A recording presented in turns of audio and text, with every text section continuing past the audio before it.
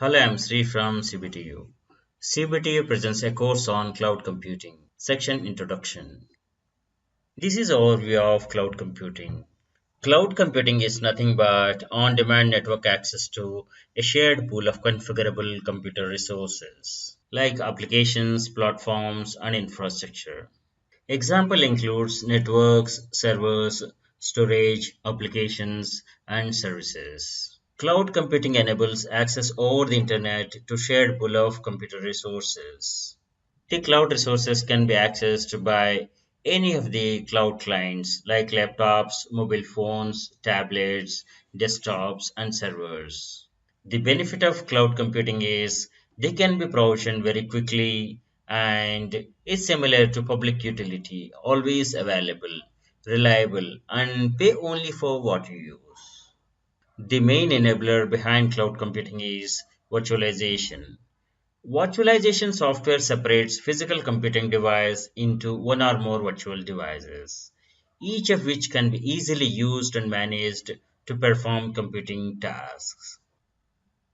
We have mainly three service models for cloud computing. At infrastructure level, we have infrastructure as service. This includes virtual machines, servers, storage, load balancers, network, etc. The next layer is at platform. It is platform as service, PaaS. This includes execution runtime, database, web server, development tools, etc. And the next level of cloud computing is at application level. It is software as service, SaaS. This includes CRM applications like Salesforce, email, virtual desktop, communication, and gaming, multiple users playing online games. All these services are accessed by cloud clients like web browser, mobile app, thin client, terminal emulators, and others. This is a base classification. And now we are coming out with service oriented architectures that says everything is a service. XaaS, XaaS. We're going to see the comparison of various service models in the coming sessions. We got trusted, proven cloud service providers. They include Microsoft Azure, Amazon Web Services, Google Cloud Platform, IBM Cloud, Rackspace, Verizon Cloud, and many others.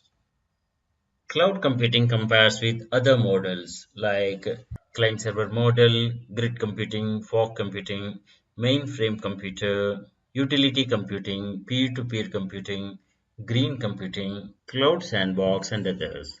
Basically, cloud computing is a client server distribution model. Clients access applications and services that are available in the cloud and accessed over the internet. Client-server model refers to any distributed applications that distinguishes between service providers and service requesters, which are clients.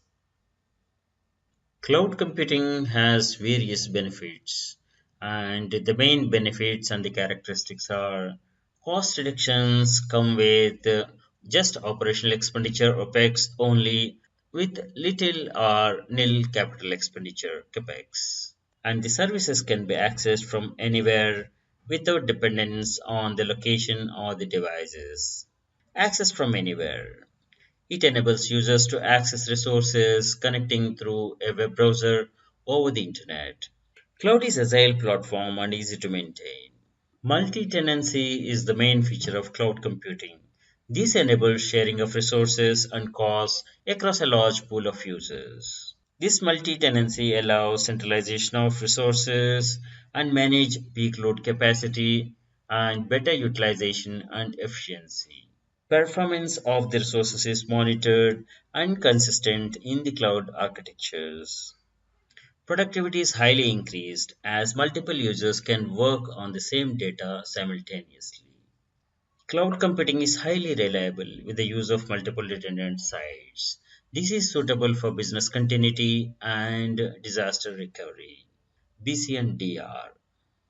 Another fantastic feature of cloud computing is scalability and elasticity. The resources can be provisioned on demand in real time.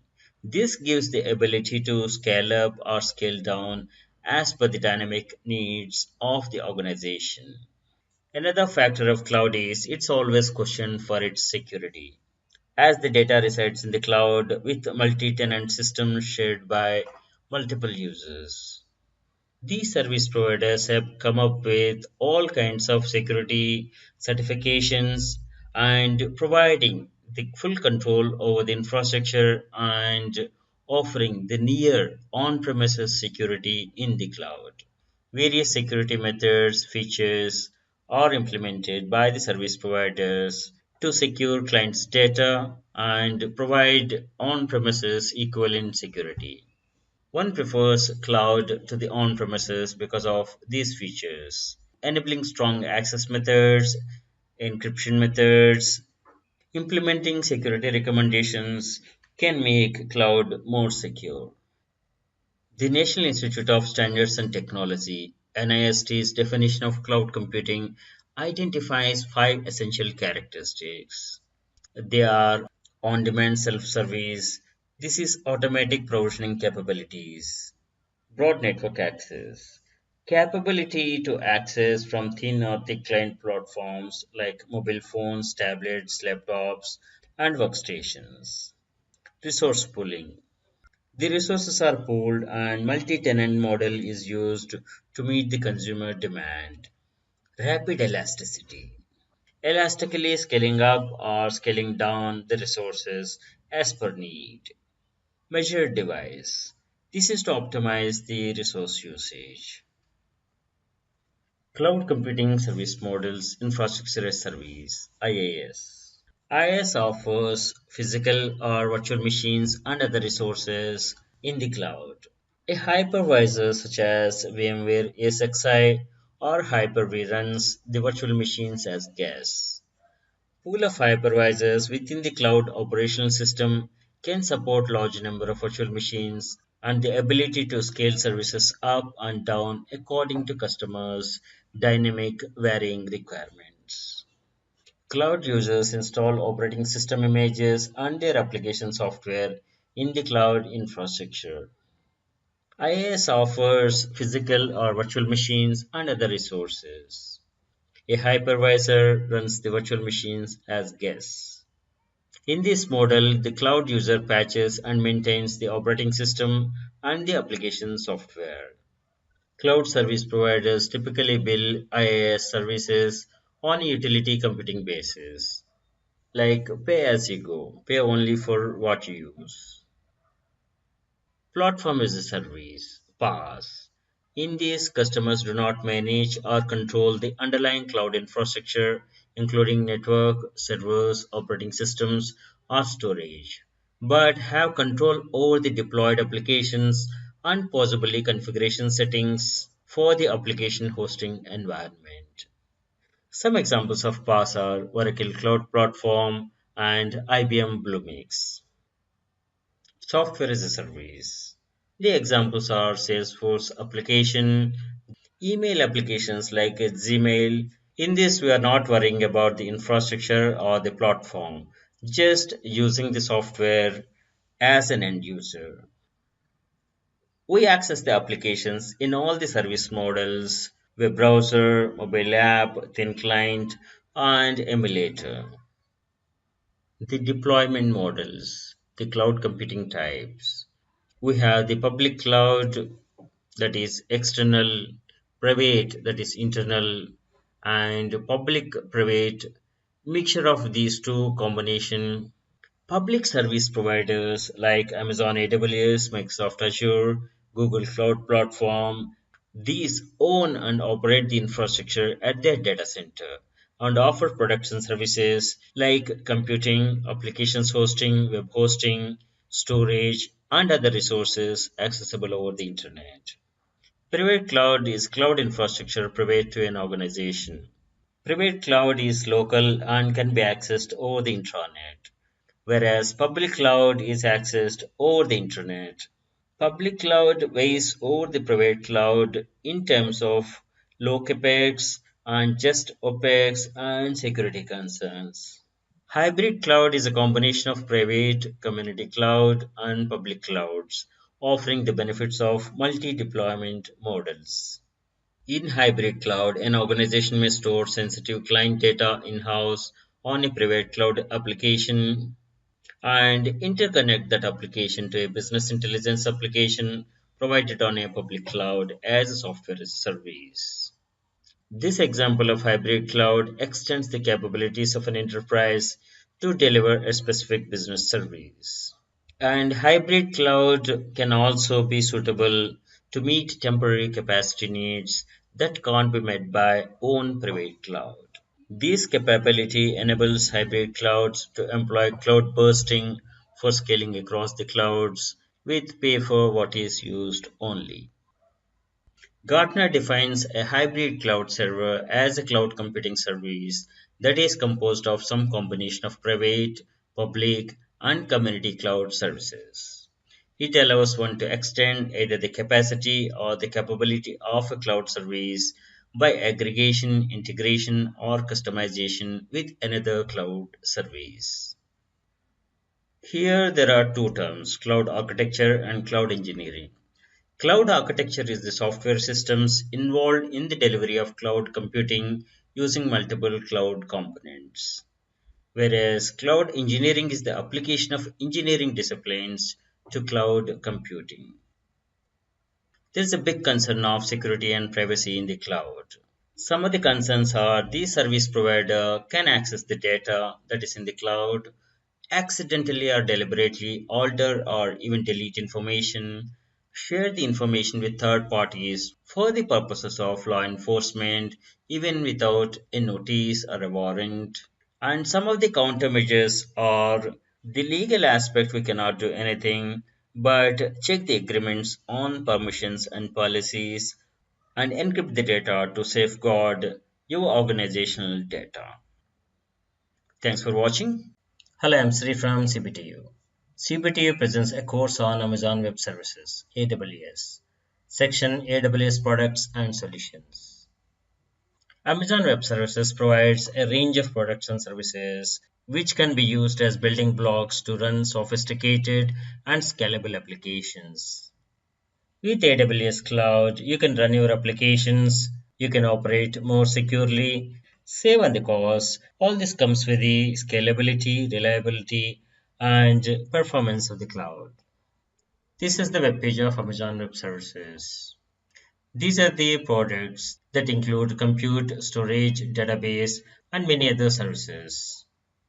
There is AWS Marketplace with thousands of software listings from independent software vendors, which can be easily deployed and run on AWS. These are the solutions. We have machine learning, analytics and data lakes, Internet of Things, and all this. Total world is switching towards cloud, and AWS has got a niche place with innovation and technology adoption. AWS is one of the top cloud service providers around the world. These are the AWS products and services: compute, storage, database, network and content delivery, and all these products for varying needs. Amazon EC2 is the virtual servers in the cloud. These are the cloud solutions by Amazon Web Services.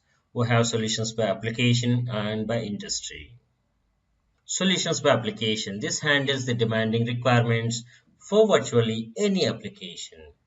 Some of the popular solutions are websites, backup and restore, archiving, DevOps, data lakes, and analytics, and other solutions. AWS is topping with 1 million monthly active customers across every industry. Solutions by industry sector. AWS has the proven capability to meet any specific business needs for scale, operation, security, and compliance.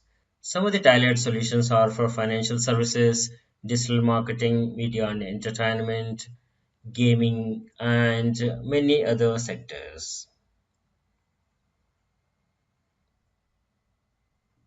This is the AWS Cloud Network. The AWS Cloud spans 55 availability zones within 18 geographical regions and one local region around the world. And it announced more coming up. Let us know about regions and zones. AWS regions provide multiple physically separated and isolated availability zones, which are connected with low latency, high throughput, and highly redundant networking. US East is the region, and these are the availability zones under US East. These availability zones offer AWS customers an easier and more effective way to design and operate applications and databases, making them more highly available, fault tolerant, and scalable than traditional single data center infrastructures or multi data center infrastructures. One of the characteristics of AWS Cloud is high availability. This high availability is achieved by having multiple availability zones and data center in every AWS region. Applications can be deployed across multiple availability zones in the same region for fault tolerance and low latency. Automatic failover happens between availability zones without interruption. Availability zones are connected to each other with fast private fiber optic networking. Applications and data is replicated across multiple data centers in the same region using availability zones. You can also choose to increase redundancy and fault tolerance further by replicating data between geographic regions. You retain complete control and ownership over the region in which your data is physically located, making it easy to meet region compliance and data residency requirements.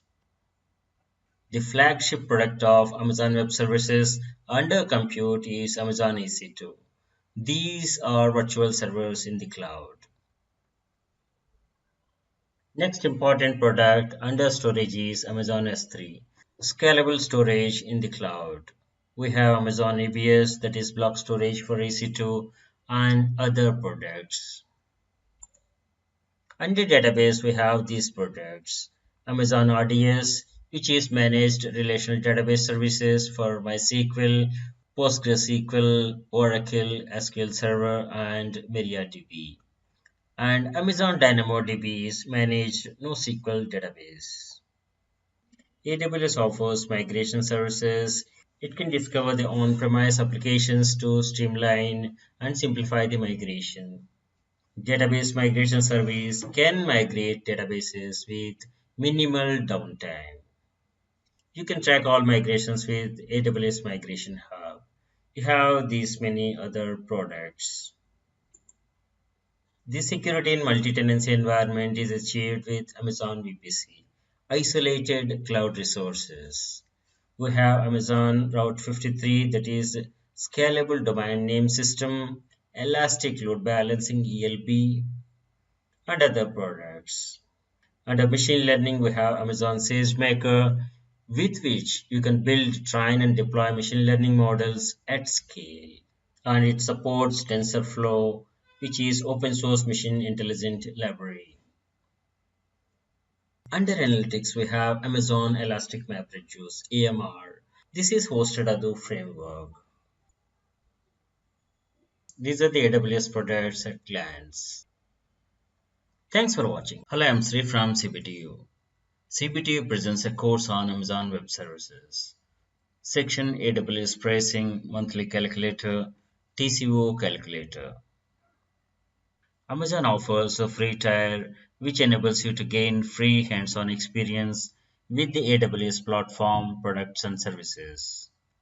The free tier offers are available to new AWS customers for 12 months period. When your 12-month free usage term expires, or if your application exceeds the free usage, you simply pay standard pay-as-you-go service rates. The free offers are Amazon EC2. You get 752 hours per month of Linux and Windows with T2.micro instance usage.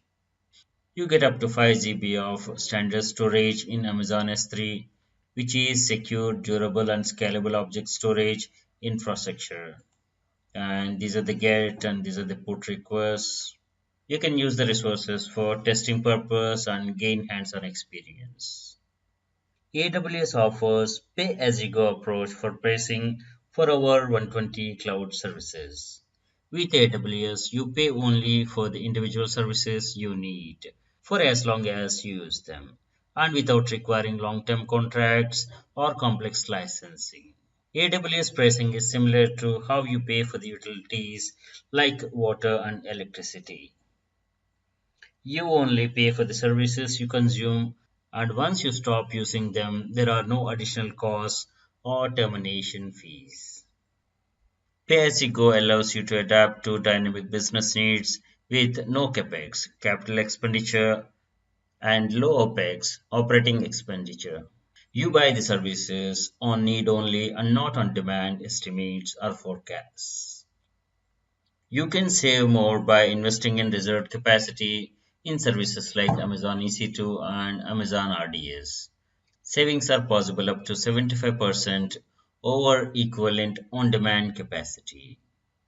When you buy reserved instances, the larger the upfront payment, the greater the discount you get. Amazon Web Services pricing. Here is the service pricing for each of the products. We're going to check with monthly calculator, which can give the estimates of all the AWS products and services which we are going to use for our application. Let us see the Amazon EC2 pricing.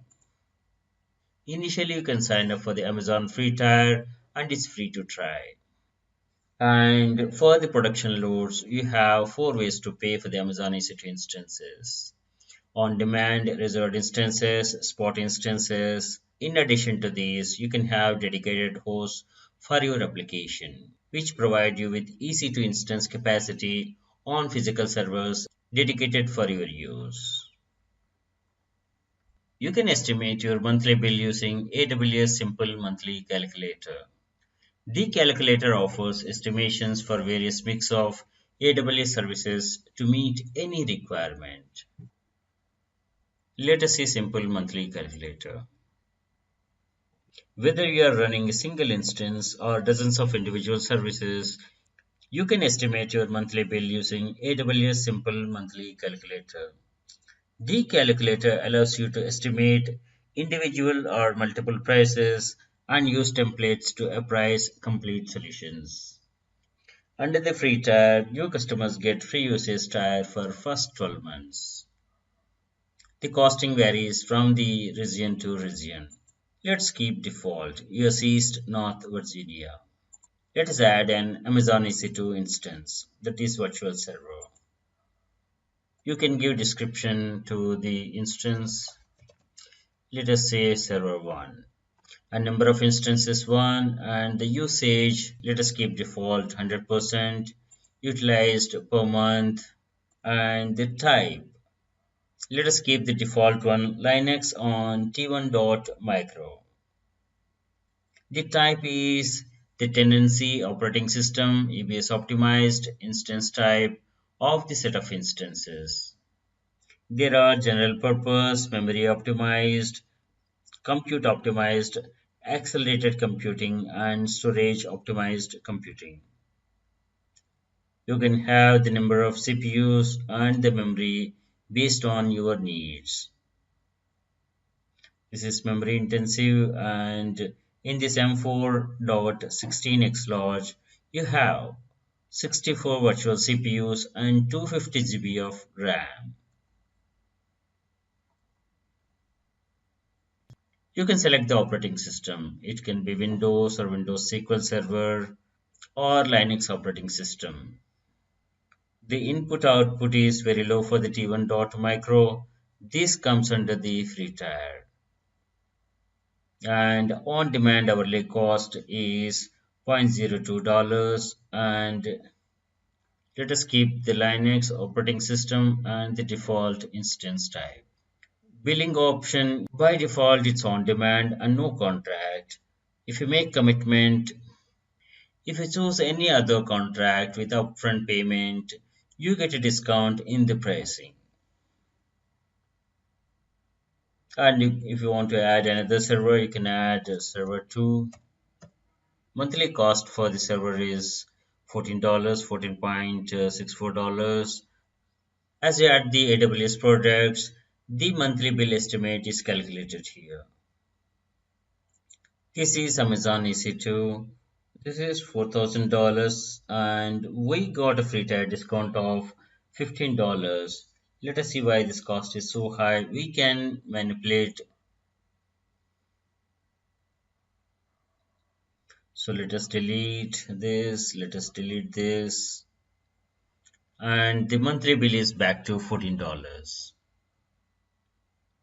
With one server with the default instance type, this is the estimate of monthly bill. And you got AWS support basic, which is free added here. You can sign up for the business support as well. This T1.micro instance is covered under the free tier and we got a discount, free tier discount. Total monthly bill is 0. You can export this estimate to CSV and you can download the report. Amazon provides some sample templates which you can use. Let us take this free website on AWS. For deploying this solution is $0 and let us click on the details. So monthly bill is 0 here. Let us see what are the production services with this template or with this solution. This template added Amazon EC2 instances, Amazon S3 service, RDS service, DynamoDB, and AWS support basic. And all these total is $68 and we got a complete discount. We got free tier discount. Free tier discount covered all the above AWS production services. The net monthly payment is 0. This is good to start and practice and gain hands-on experience. Let us click on each of these to see the details.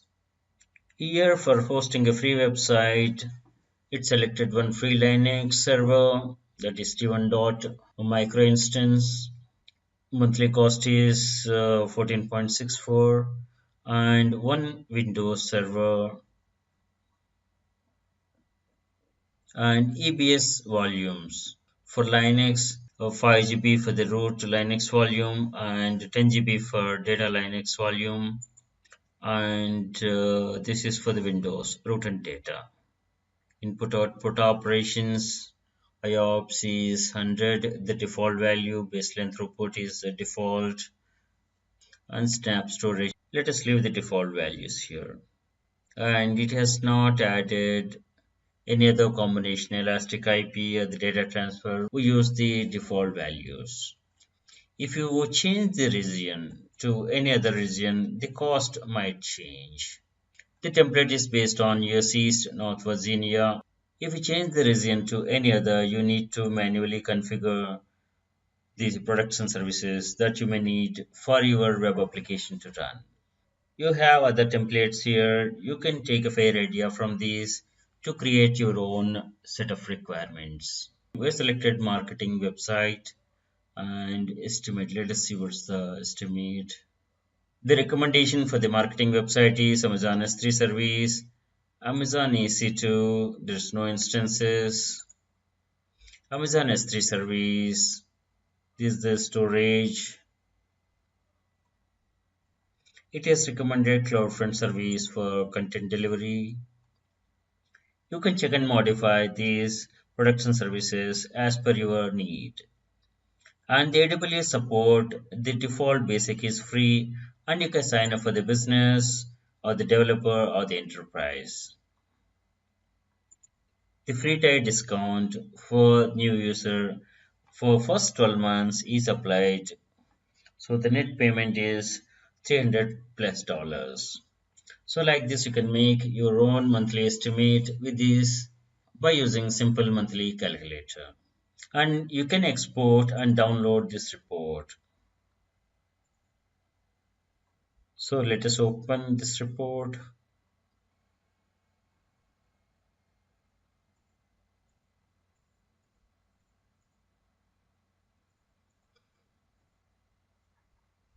So this is the report. AWS provides TCO calculator also, total cost of ownership. Compare savings from using AWS and against on-premises and colocation environments with TCO calculator for most cost-effective AWS offering. This tool takes into consideration all the costs to run a solution, including physical facilities, power, and cooling, providing a realistic end-to-end comparison of your costs. Let us go to the pricing tab and click on this TCO calculator.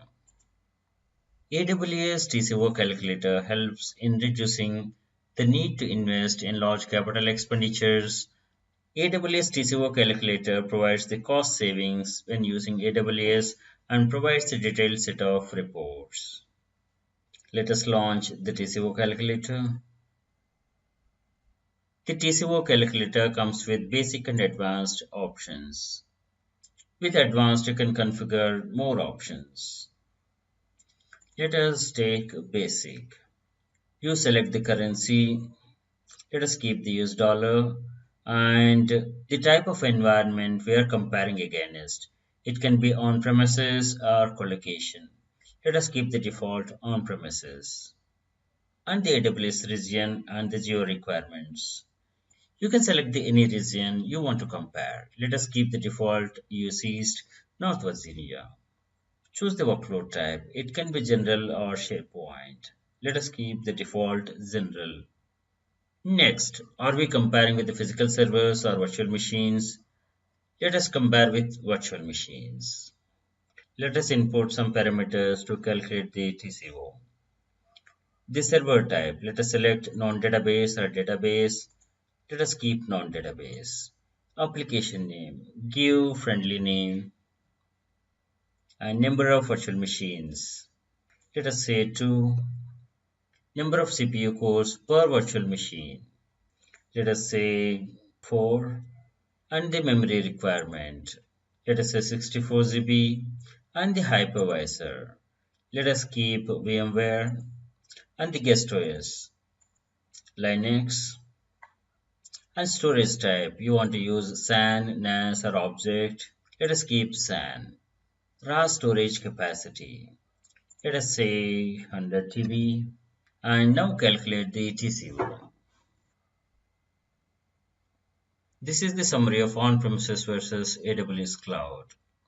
The report says we can save up to 72% a year by moving infrastructure to AWS. And the 3-year total savings could be 300,000 plus dollars. This is the cost breakdown for 3 years. Server, storage, network, IT labor. We can take a realistic scenario and it provides the best possible comparison.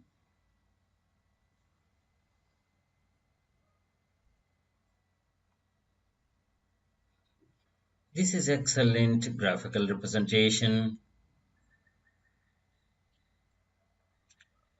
and you can explore this report.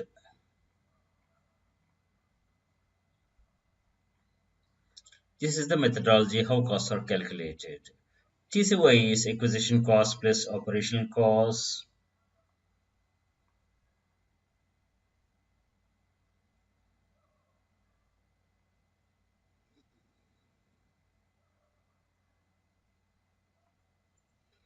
AWS makes some assumptions while calculating these costs. You can verify if these assumptions are applicable or you can tweak the report. Some general FAQ is provided here. This is excellent tool for the end user which helps in quick understanding of the infrastructure and the migration benefits and planning for the quick migration to cloud. So this is the report. You download the report. You provide the basic information and it will be delivered to you. There are many ways to pay for Amazon EC2 instances. Per second billing, on demand, spot instances, reserved instances, and dedicated hosts. With per second billing, you pay for only what you use.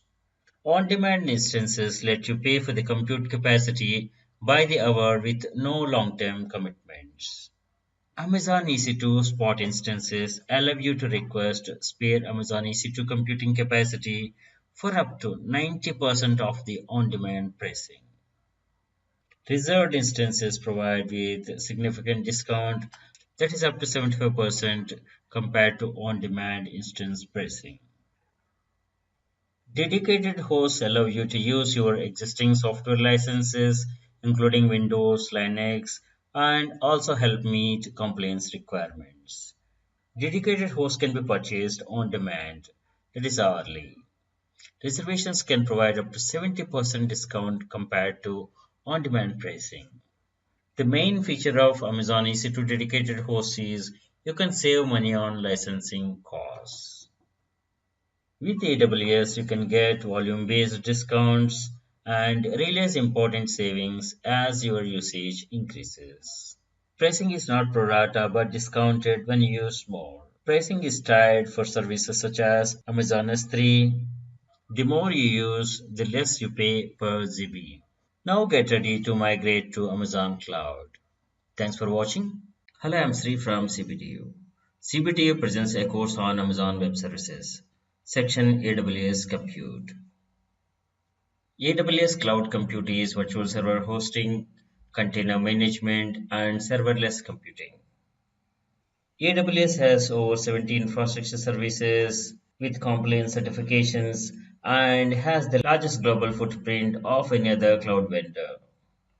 AWS provides a robust and scalable platform to help organizations of all types and sizes accelerate their operations and pace of innovation.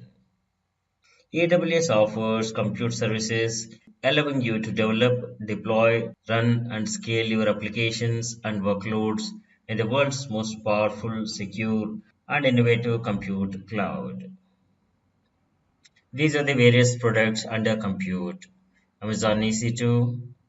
Amazon EC2 is flagship product of AWS under compute.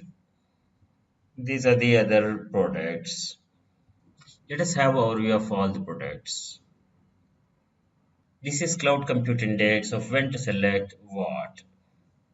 Amazon EC2 is virtual machines. Amazon Lightsail is virtual private server. Amazon ECS is container service. Amazon Lambda is for code deployment. Like this, AWS helps in choosing the right product for your requirement. Various compute products which are seen. Amazon EC2 virtual servers in the cloud. Amazon EC2 auto scaling. Scale compute capacity to meet demand. Amazon EC2 container registry. Store and retrieve Docker images. Amazon Elastic Container Service ECS. Run and manage Docker containers and others. Amazon EC2 is secure and provides resizable compute capacity in the cloud. You can always launch applications when needed without any upfront commitments. Amazon EC2 provides you with the complete control of your computing resources and lets you run on Amazon's proven computing environment. Amazon EC2 reduces the time required to obtain and boot new server instances to minutes, allowing you to quickly scale capacity, boot up and down as your computing requirements change. And all comes with pay only for what you use. Amazon EC2 auto-scaling helps you maintain application availability and allows you to dynamically scale your Amazon EC2 capacity up or down automatically according to the conditions you define. You can use Amazon EC2 auto-scaling for dynamic scaling of EC2 instances during demand spikes to maintain performance or decrease capacity during less demand to reduce costs. Amazon Elastic Container Registry. Amazon ECR is a fully managed Docker container registry that makes it easy for developers to store, manage, deploy Docker container images. Amazon ECR is integrated with Amazon Elastic Container Service (ECS). This simplifies your development to production workflows. There are no upfront fees or commitments. You pay only for the amount of data you store in repositories and data transferred to the internet. Amazon ECS, Elastic Container Service, is a highly scalable high performance container orchestration service that supports Docker containers and allows you to run and scale applications on AWS. Amazon EKS makes it easy to deploy, manage, and scale containerized applications using Kubernetes on AWS. Amazon Lightsail is a virtual server that is cost effective, fast, and reliable with an easy to use interface. AWS Batch is fully managed batch processing at any scale. AWS Batch enables developers, scientists, and engineers to easily and efficiently run hundreds and thousands of batch computing jobs on AWS. There is no additional charge for AWS Batch. You only pay for the AWS resources you create to store and run your batch jobs. AWS Elastic Beanstalk is easy to use service for deploying and scaling web applications and services developed with Java, .NET, PHP, Node.js, Python, Ruby, Go, and Docker on familiar servers such as Apple, Nginx, Passenger, and IAS.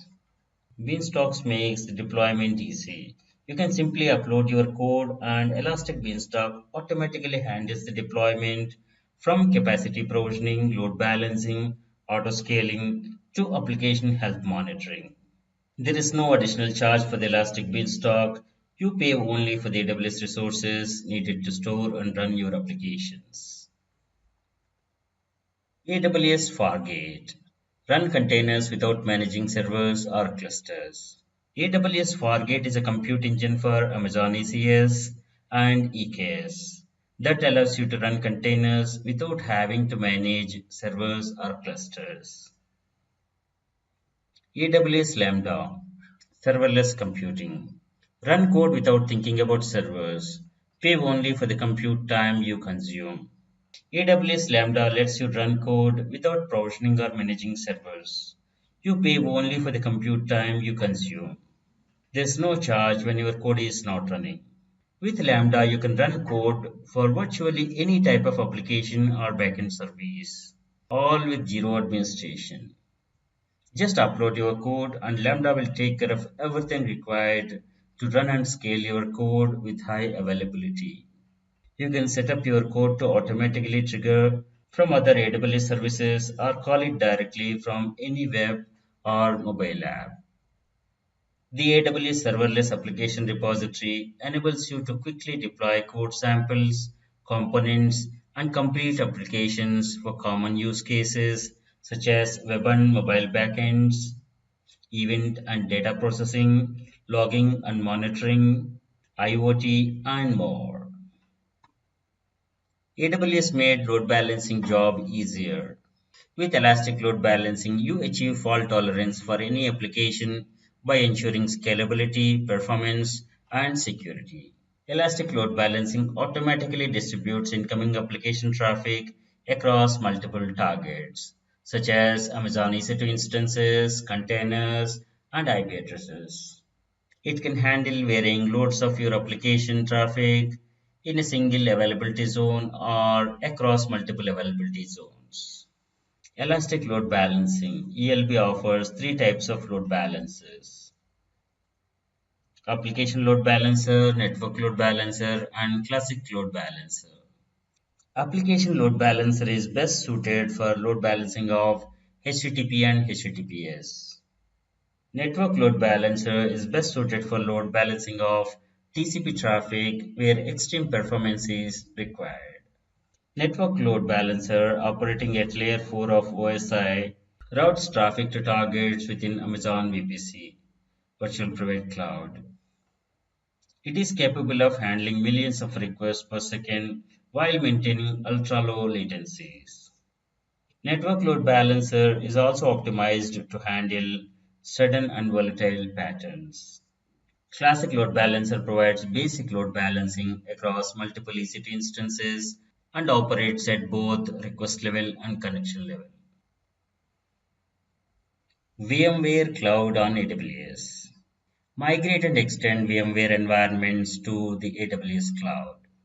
VMware Cloud on AWS is an integrated cloud offering jointly developed by AWS and VMware, delivering a highly scalable, secure, and innovative service that allows organizations to seamlessly migrate, extend their on-premises VMware environments to the AWS cloud running on Amazon EC2 bare metal infrastructure. VMware Cloud on AWS is ideal for enterprise IT infrastructure and operations. AWS product range is awesome and it's continuously working on providing the best service, best products to its customers, clients.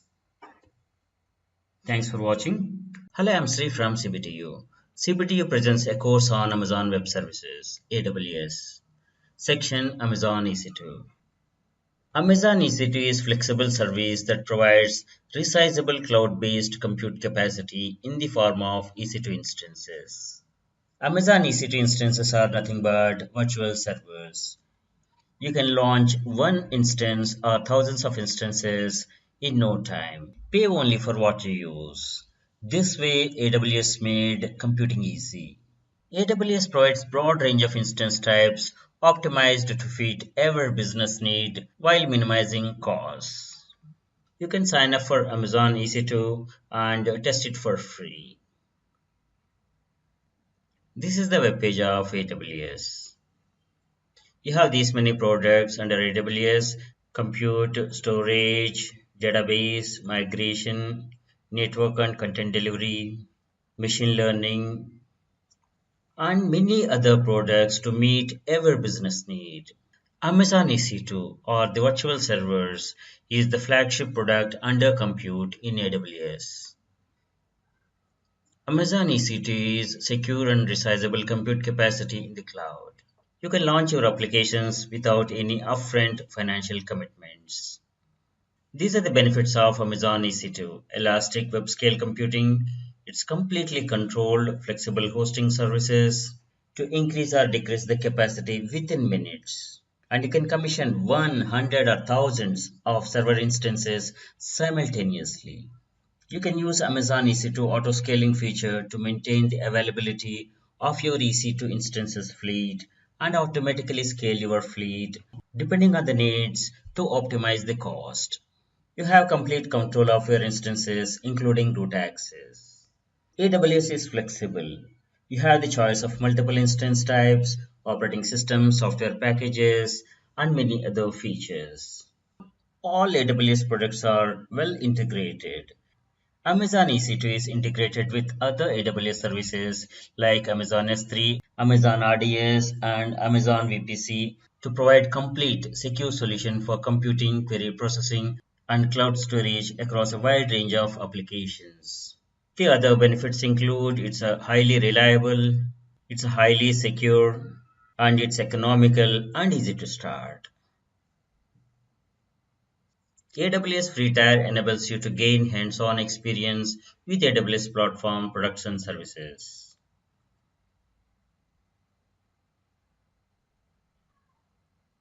It offers these many features: 750 hours of Amazon EC2, Linux T2.micro instance usage, 750 hours of Amazon EC2, Microsoft Windows Server T2.micro instance, and ELB, EBS, Amazon S3. These are the production services under AWS Free Tier. The free tier offers are available to new AWS customers and are available for 12 months duration. When the 12-month free usage duration expires or the application exceeds the tier usage, you continue using the service and you will be charged at pay-as-you-go service rates.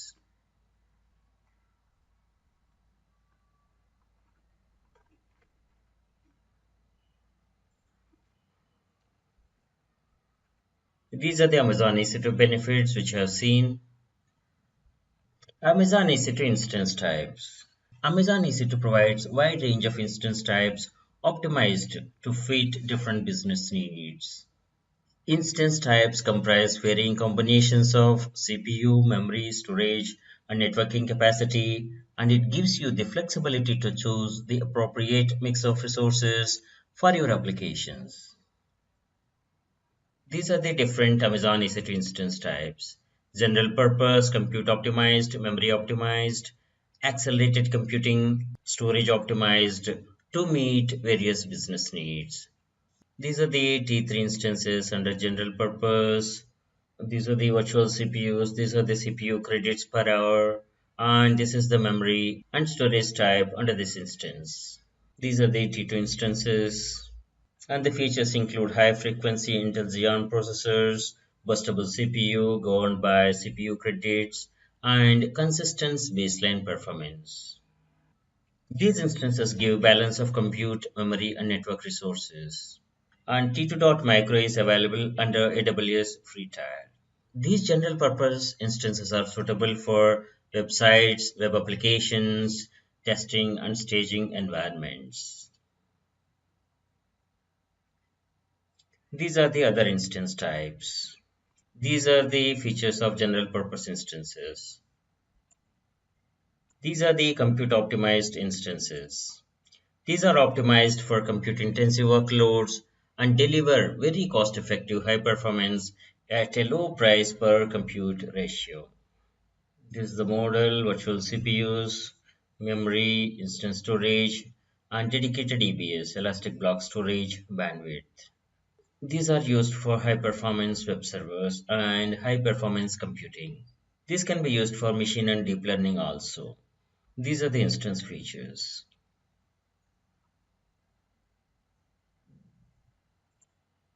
Memory optimized instances.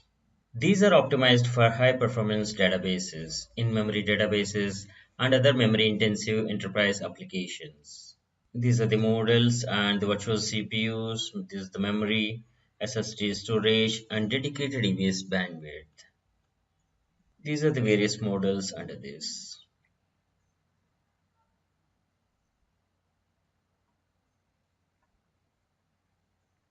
These are the instance features. Accelerated computing.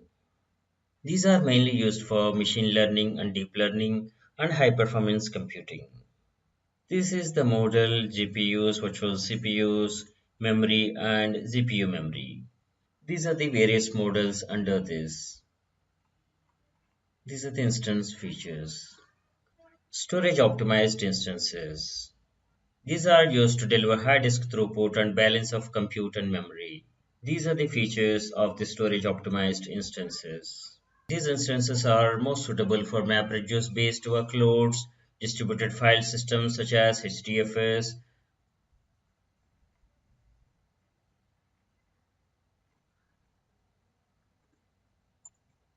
General purpose instances are T3, T2, M5, M4. Compute optimized instances are C5, C4 instances. Memory optimized instances are X1, R5, R4, Z1D. Accelerated computing P3, P2, Z3, F1. These are the latest generation of general purpose GPU instances. Storage optimized instances H1, I3, D2.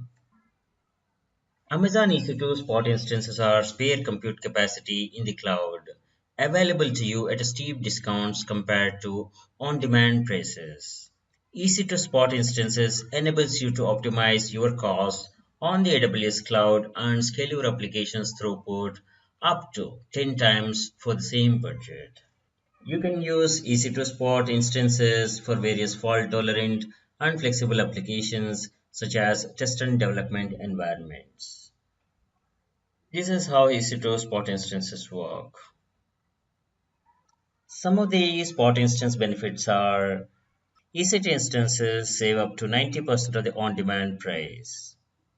You can pause and resume with new Hibernate and stop start features. Spot will automatically pause and resume your work around interruptions, so your applications can start right away where they left off. These are easy to launch as long as the capacity is available. You can speed up your job flows and generate business results faster by scaling your application. You can run your applications faster than others at a lower cost, power new business and applications, create new methods of automation and interactivity to unlock new opportunities. Amazon EC2 Spot is tightly integrated with other AWS services like Elastic MapReduce, EC2 Autoscaling, AWS Autoscaling, CloudFormation, AWS Batch, and other services. Amazon EC2 reserved instances provide a significant discount, up to 75% compared to on-demand pricing, and provide a capacity reservation when used in specific availability zone. Reserved instances save money and provide flexibility. These are the broad set of Amazon EC2 features like bare metal instances, optimized compute performance and cost, GPU compute instances, high IO instances, and many others. AWS provides huge list of operating systems. The operating system images, Amazon machine images, AMIs are pre-configured with set of features suitable to the business needs for ready use. AWS works with partners and community to provide the best operating systems AMIs available for the customer. AWS Marketplace AWS Marketplace features wide selection of commercial and free software from well-known vendors designed to run your EC2 instances. We will be exploring this AWS Marketplace in the coming sessions.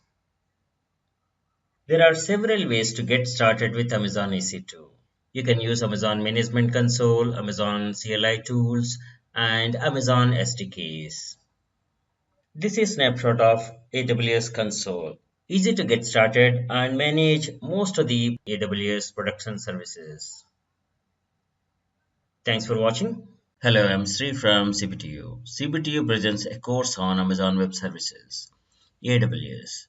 Section Amazon EC2 Management Console Dashboard. Access and manage Amazon Web Services through a simple web-based user interface.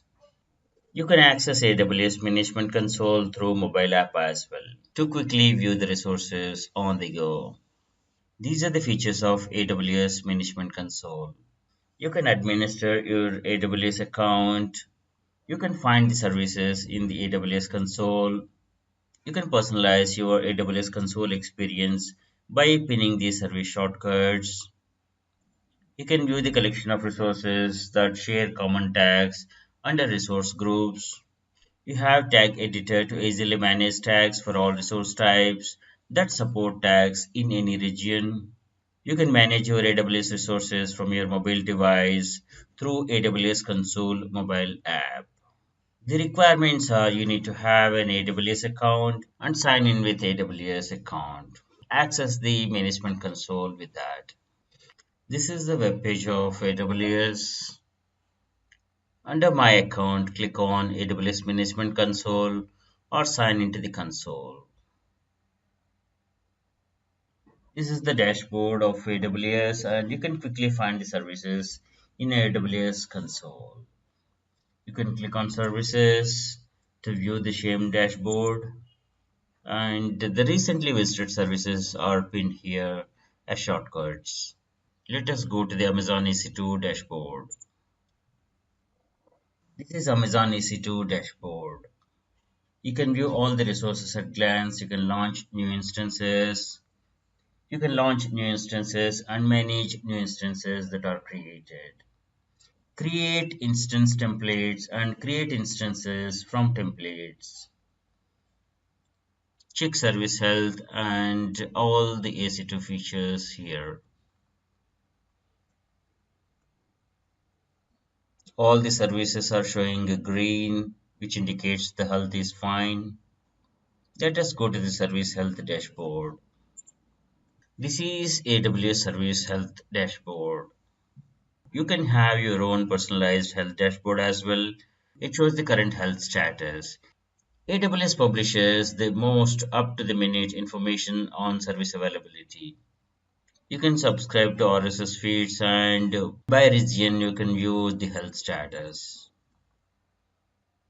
This is service status history for the last 1 week that is displayed here and you can get more information as you need.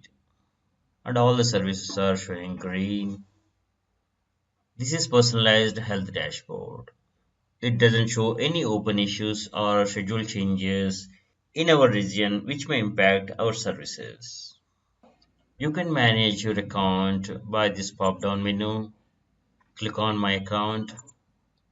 You can view the account settings, contact information, alternate contacts, and other information. There's a red button you see here. If you no longer need AWS services, you can close your account. You can view My Organization information. In an organization, there may be multiple AWS accounts created and managed by different people, different teams. You can consolidate all your AWS accounts into an organization and manage them. Click here to view the billing dashboard. This is billing and cost management console. It will show you the last month's incurred expenditure, month to date expenditure, and the forecast. Keep checking this page when you are using AWS services actively to monitor and manage the costs.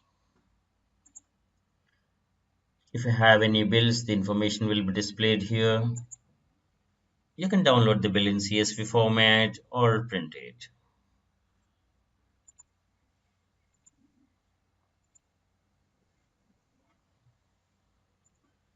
This is Cost Explorer and you can analyze your spends. You can set the AWS budget to alert you whenever AWS costs or usage exceeds or forecasted to exceed.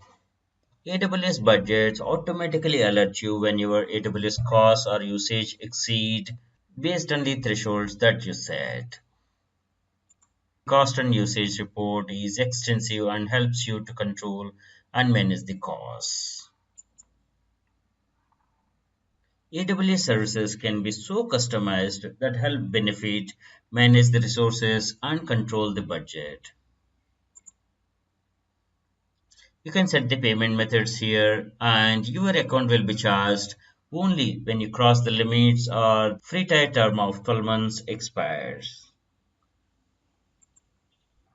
This is about the payment history that will display all the transactions. You can have consolidated billing. You can set your preferences on billing, cost management, and other alerts. You can redeem the promo codes or the AWS credits here. You can manage tax settings here. Let us click on My Security Credentials. Avoid root account for day-to-day AWS operations and create AWS IAM users with limited permissions to meet the required purpose. We'll get onto this in another session. Let us go back to Management Console, EC2. This is snapshot of Amazon EC2 dashboard. This is snapshot of AWS Service Health in US East North Virginia region. You manage your account by clicking on pop-down menu. The My Account, My Organization, My Billing Dashboard, and Security Credentials can be managed from here. This is overall Service Health Dashboard, which you have seen. These are different regions and the availability zones. Right now, US West Oregon is selected. You can create your instance in any region and availability zone. You can see all the EC2 resources here. Any running instances, dedicated hosts, volumes, key pairs, elastic IPs, security groups, and others. You can create an Amazon EC2 instance from here. You can create from template as well. Right now we don't have any templates and we are going to create one using this launch templates. EC2 dashboard itself, it will show the service health and scheduled events for our region, that is US West region. Here it's all green and service health status is good. And you can see the complete service health dashboard for all the regions and the zones here, which you have seen already.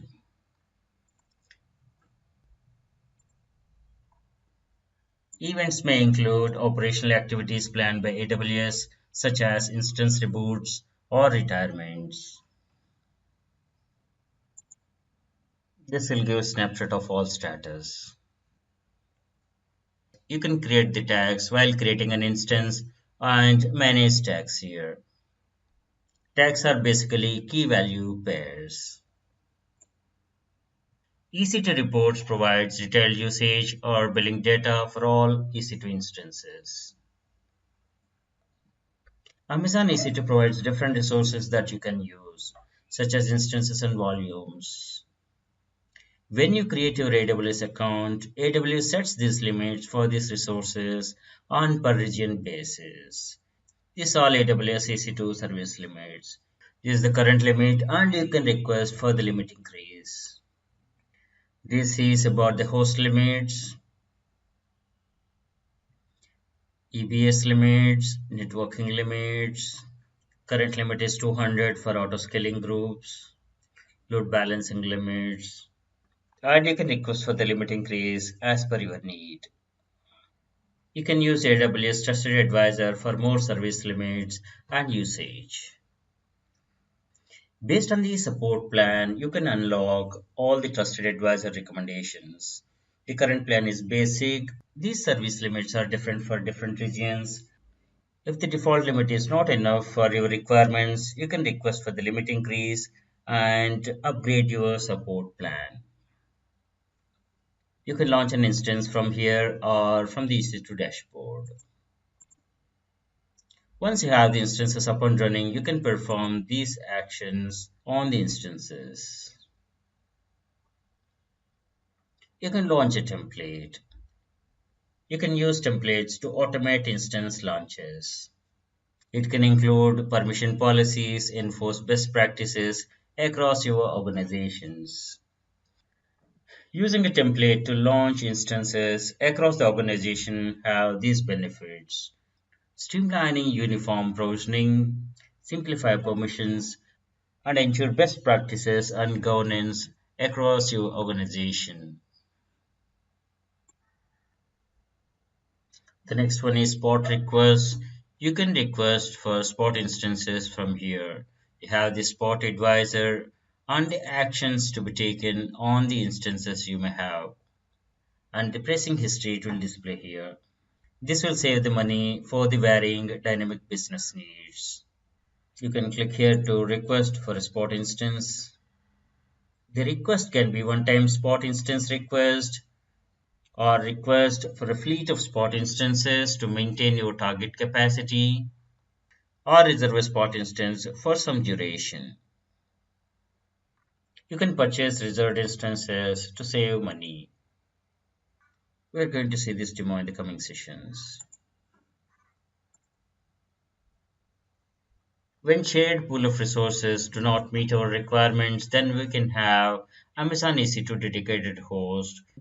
An Amazon EC2 dedicated host is a physical server with EC2 instance capacity dedicated for your use. With Amazon EC2 dedicated host, you can minimize software licensing costs with bring your own license by all scenario. Scheduled instances. Scheduled instances allow you to reserve Amazon EC2 instances on a recurring schedule. Amazon Machine Images AMIs. You can use the default offerings or purchase customized commercial software from AWS Marketplace. We're going to see this EBS, network and security, load balancing, auto scaling, systems manager services, systems manager resources in the demos. This is support center. If you have any issue, you can use this support center to create a case and get it resolved. The current support plan is basic for me and it can be changed. We can change this to any other support plan to meet our needs. AWS support provides access to billing, account assistance, technical support, and guidance. You have basic plan, developer, business, and enterprise. These are the various features of each plan. This is the support pricing. Basic is free. The business support is $100 per month, and for the enterprise, it's around 15K per month. You can change the plan anytime. You can create a case. You can create a case regarding billing or service limit increase or technical support. Technical support is not available under basic support plan. You can select the service, let us say billing, and you can select the category, these many options, let us say charge inquiry. For the service and the category selected, some standard FAQs are available. In most of the cases, they will resolve your issues. Check all the FAQs. If they do not resolve your issue, then you create a case. Let us say high charges. You may provide the description and you can add attachments, screenshots, or documents. You have two contact methods, web, that is by the email, and the team will respond in standard time frame, and the phone. And you can specify the region, phone number, and you can submit the query. And the AWS will call back and will resolve the issue. You can view all the case histories here.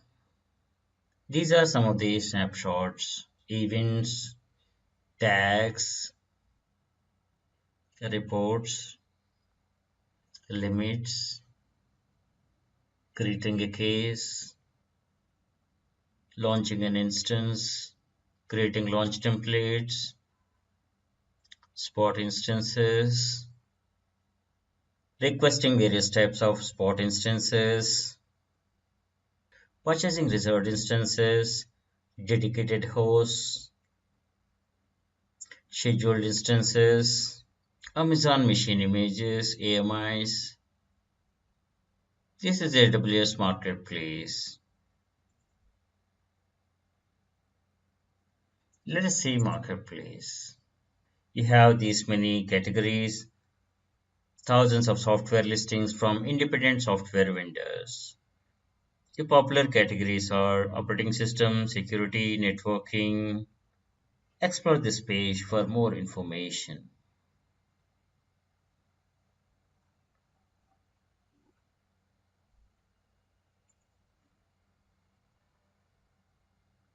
View all the categories.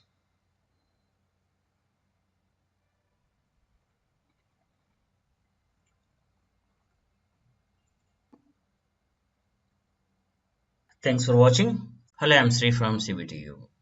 CBTU presents a course on Amazon Web Services. Section Amazon EC2 Launch Linux Virtual Machine. Amazon EC2 or the virtual server instances are secure and provide resizable compute capacity in the cloud. You can launch applications without upfront financial commitments.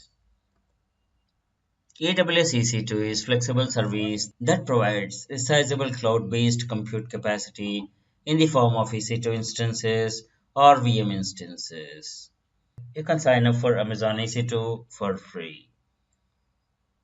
Let's get started. Let us launch a Linux virtual machine. As a prerequisite, sign up for the free AWS account first. Once you sign up, sign into your AWS account using your account credentials. To sign in using IAM user credentials, choose this sign into a different account link and provide your credentials. This is a snapshot of Amazon EC2 dashboard where you can see all the resources at glance. You can launch Amazon EC2 instance or the virtual server from here. We can create instances from templates which help in quick launching of instances. Using AWS Management Console, we are launching Linux EC2 instance. You click on the launch instance and configure your EC2 instance. Choose instance type, add storage, tags, and configure security group. Create a key pair, create instance, and connect to the instance. As the last step, don't forget to terminate instances when you don't need them any longer. Let's get started. Let us sign into the console. You can search for the AWS service you are looking by typing here. or by clicking the services pop-down menu, which lists all the AWS production services. Okay, let us select EC2. And right now we are in US West region and Oregon availability zone. So let us keep it default. And let us click on Launch Instance. This is a wizard with simple 7 steps for launching Amazon EC2 instance or virtual server instance. We are in step 1 for choosing AMI. AMI is a template that contains software configuration, operating system, application server, and pre-built applications. AMI is required to launch your instance. You can choose the AMIs provided by the AWS or the user community or the AWS marketplace. You can bring your own AMIs also. You notice that some AMIs are marked as free tier eligible. While practicing, don't forget to select the AMI which is free tier eligible so that you won't incur any costs for practice. Let us select this Amazon Linux. Amazon machine images use one of the two types of virtualization. Para-virtual, that is PV, or hardware virtual machine, HVM. The main difference between PV and HVM AMIs are the way in which they boot and whether they can take the advantage of special hardware extensions such as CPU, network, and storage for better performance. Here the virtualization type is HVM. ENA is Elastic Network Adapter, and that's enabled here. The root device volume contains the image used to boot the instance. Here the root device type is CBS, Elastic Block Storage. And you can select one of these AMIs, or you can have your own AMIs, or use AWS Marketplace for customized feature-rich AMIs. You can buy the software from trusted vendors like SAP, Zen, Microsoft, Juniper, Trend Micro, and many others. These are the featured softwares, popular softwares, and categorized like this. You can choose the one which meets the business needs. And you can also select community provided AMIs. Let us select this free tier eligible Amazon Linux. Amazon EC2 provides wide range of instance types optimized to fit different business needs. The different instance types have different combinations of CPU, memory, storage, and networking capacity, and gives the flexibility to choose appropriate mix of resources for applications. We are in step 2, choose an instance type. Here it displays all instance types, and we can select if you want GPU graphics, these are the instances, and if you want memory optimized, these are the instances. Let us select micro instances. Let us select the instances which are free tier eligible so that while practicing you won't incur any charges. These micro instances are eligible for AWS free usage tier for the first 12 months. And let us select this general purpose T2.micro, which contains one virtual CPU and 1 GB memory, and the instance storage is ABS, and the network performance is low to moderate, and IPv6 support yes for this. Okay, with other default settings, you can review and launch from here itself or configure all these steps. The next one is configure instance details. Configure the instance to suit your requirements. You can launch the number of instances, how many instances you want. Do you want to launch an auto-scaling group? What are the purchase options? You can request for the spot instances now itself. On the network, you can use the default VPC, virtual private cloud, or create new VPC. You can use the default subnet or create a new subnet. And public IP. Auto assigning is enabled. By default, it's enabled and keep it default. Adding instance to placement group is for greater redundancy and higher network throughput. Let it be default. IAM role. By default, none, and you can create IAM roles for enforcing various security needs.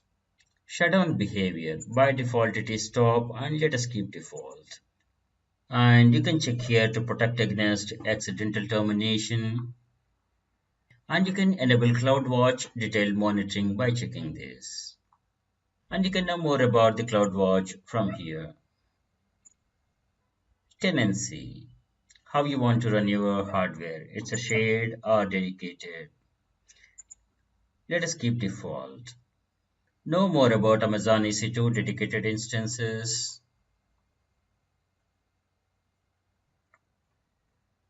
Let it be default shared. We have selected T2 micro instance type, which is free tier eligible. If we select unlimited option, then additional charges are applied. Let us check the advanced details. You can configure the startup scripts using these advanced details. Let us go to the next step. Step 4. Add storage. This is the default storage that is configured, volume type, and this is device, and this is snapshot, size is 8 GB, volume type ZP2 general purpose SSD. Let us keep default. IOPS, minimum and the burstable IOPS. And throughput. Throughput is not available as this is not performance oriented but for testing purpose. By default, this is checked to delete the storage on termination and the data is not encrypted. Let us keep this default options. And if you want to add a new volume, you can add from here. Amazon EBS is block level storage volume that persists independently from the life of EC2 instance. You can stop and start your instance at a later time as well. And the device type you can select and snapshot, and the size, volume type, and the IOPS. By default, this volume is not deleted on termination. This is persistent storage. And if you want, you can encrypt this volume. Let us delete this and go with default storage. Free tier eligible customers can get up to 30 GB of ABS, general purpose SSD or magnetic storage. Next step is adding tags. A tag is a key value pair that can be applied to volumes, instances, or both. Let us add tag. Let us say name, server 1, and add another tag, owner, admin 1, purpose, demo. Like this, you can create the tags. Let us go to the next step, configure security group. A security group is a set of firewall rules that control the traffic for your instance. You can add rules to allow specific IP address or the specific traffic to reach your instance. This is existing default VPC security group. Inbound rules applied are permit all traffic, all protocols, all port ranges. This is open and insecure. We need to configure inbound rules to permit authorized access only. Let us create a new security group. So let's give a name demo SG1 and let this be there, and the type. You can configure the protocols here. It's a Linux instance we are creating, and let us take SSH TCP protocol and the port 22. From source, we can customize the access or apply anywhere, or you can specify an IP address.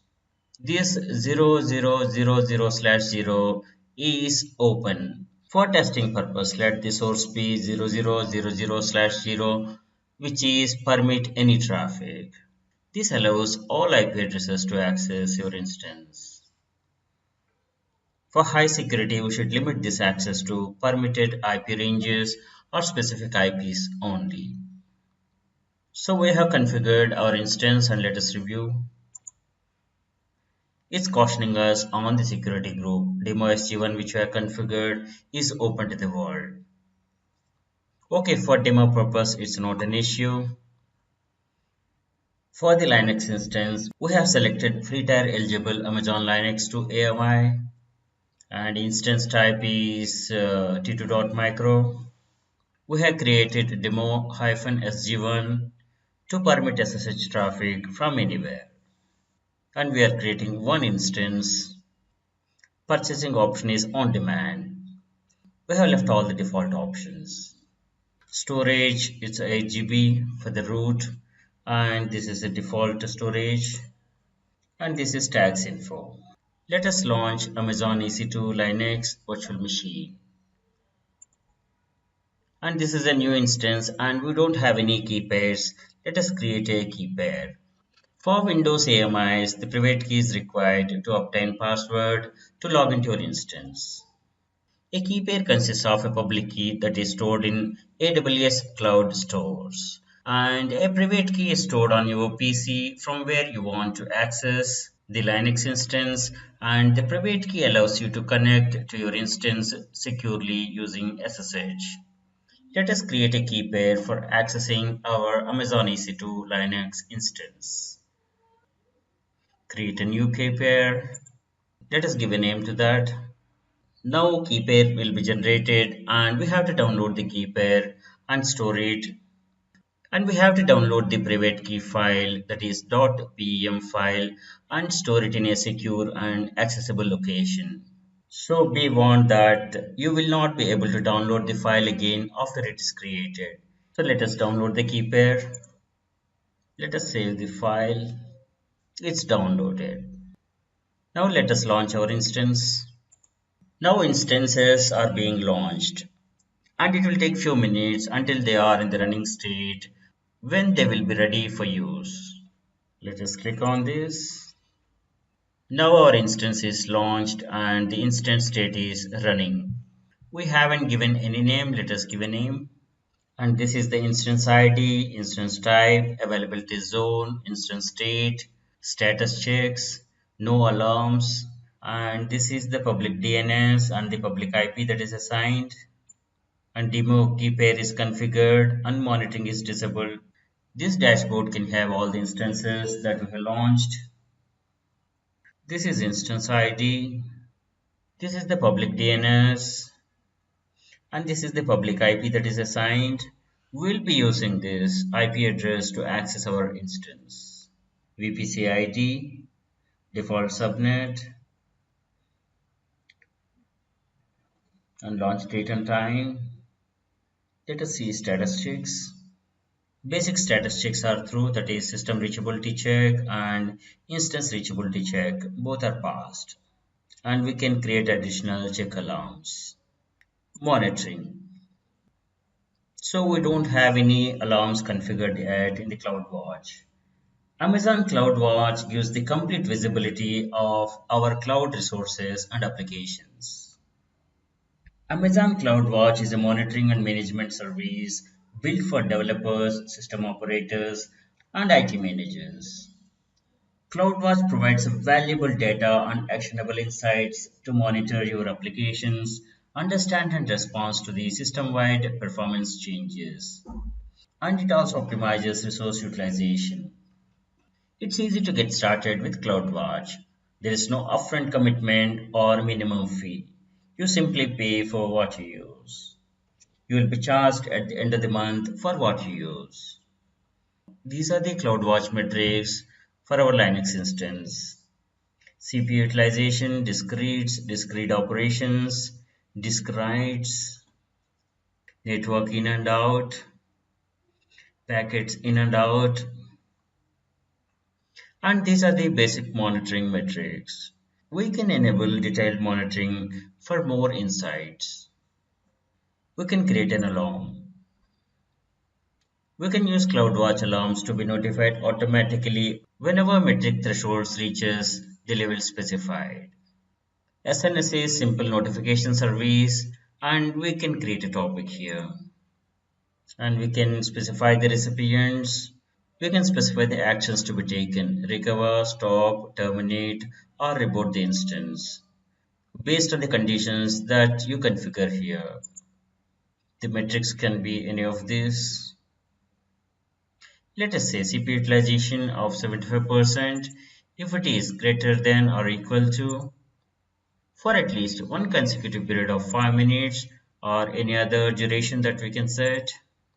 You can give a name, friendly name to this alarm. You can create an alarm.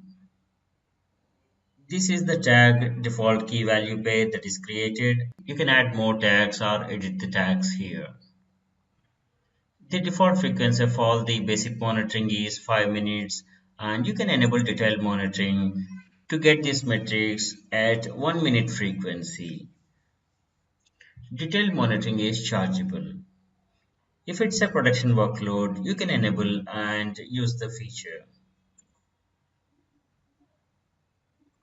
Please watch next session on how to access and use newly launched Amazon EC2 Linux VM. Thanks for watching. Hello, I'm Sri from CBTU. CBTU presents a course on Amazon Web Services. Section Amazon EC2 Accessing a Linux VM. If you are new to AWS, sign up for a free account. Free usage tier allows you to launch and run micro instances for a year for free. You will be charged only when your free tier usage exceeds or the 12-month duration expires. Launching an Amazon EC2 instance is a 7-step simple process. Let us sign into the console. Select EC2 under Compute, or you can search for the AWS services. Select EC2. This is Amazon EC2 dashboard. Our default region is US West, Oregon Availability Zone. Let us click on Launch Instance. This is Amazon EC2 Launch Wizard with 7 steps. We are in step 1. In the previous session, we have seen how to create an Amazon EC2 instance. Let us quickly create Amazon Linux EC2 instance. Let us select Amazon Linux 2 AMI, which is free tier eligible. You have the options to select from your own AMIs or from the marketplace or from the community AMIs. Let us select this. Step 2. Choose an instance type. Let us select general purpose T2.micro, which is free tier eligible, which has 1 virtual CPU, 1 GB RAM, and performance is low to moderate. Let us click next. So let us create one instance and let us leave all other options default. Default VPC, default subnet, auto assign public IP. Let us click next. Step 4. Add storage.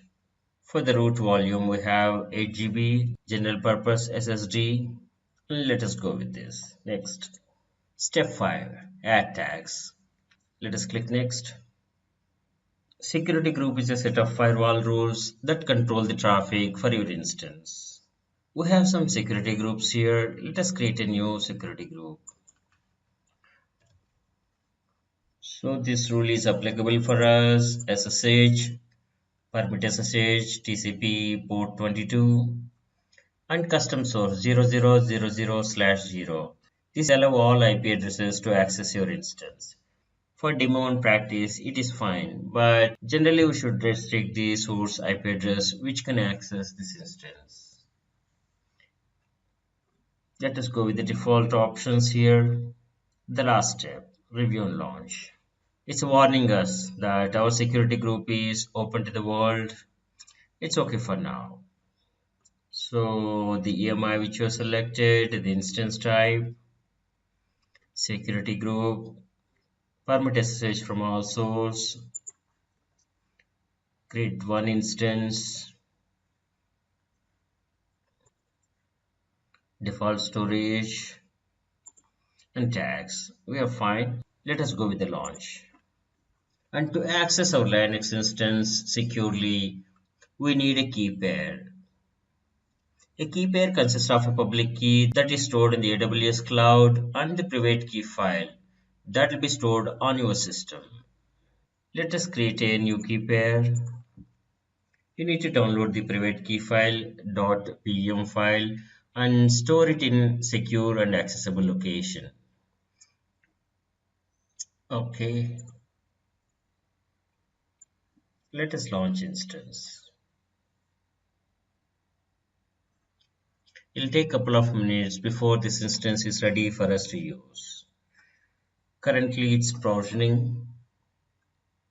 Yes, our instance is ready and we have not named it yet. Let us name. This is instance ID, instance is running, type. This is the key pair and the public DNS and the public IP that is assigned. These are the CloudWatch metrics and the basic monitoring is available for CPU utilization, disk reads, disk writes, network in and out, network packet in and out. Detailed monitoring can be enabled and it gives metrics at 1 minute frequency. It is chargeable and for the production workloads, this may be considered. We can configure the CloudWatch alarms.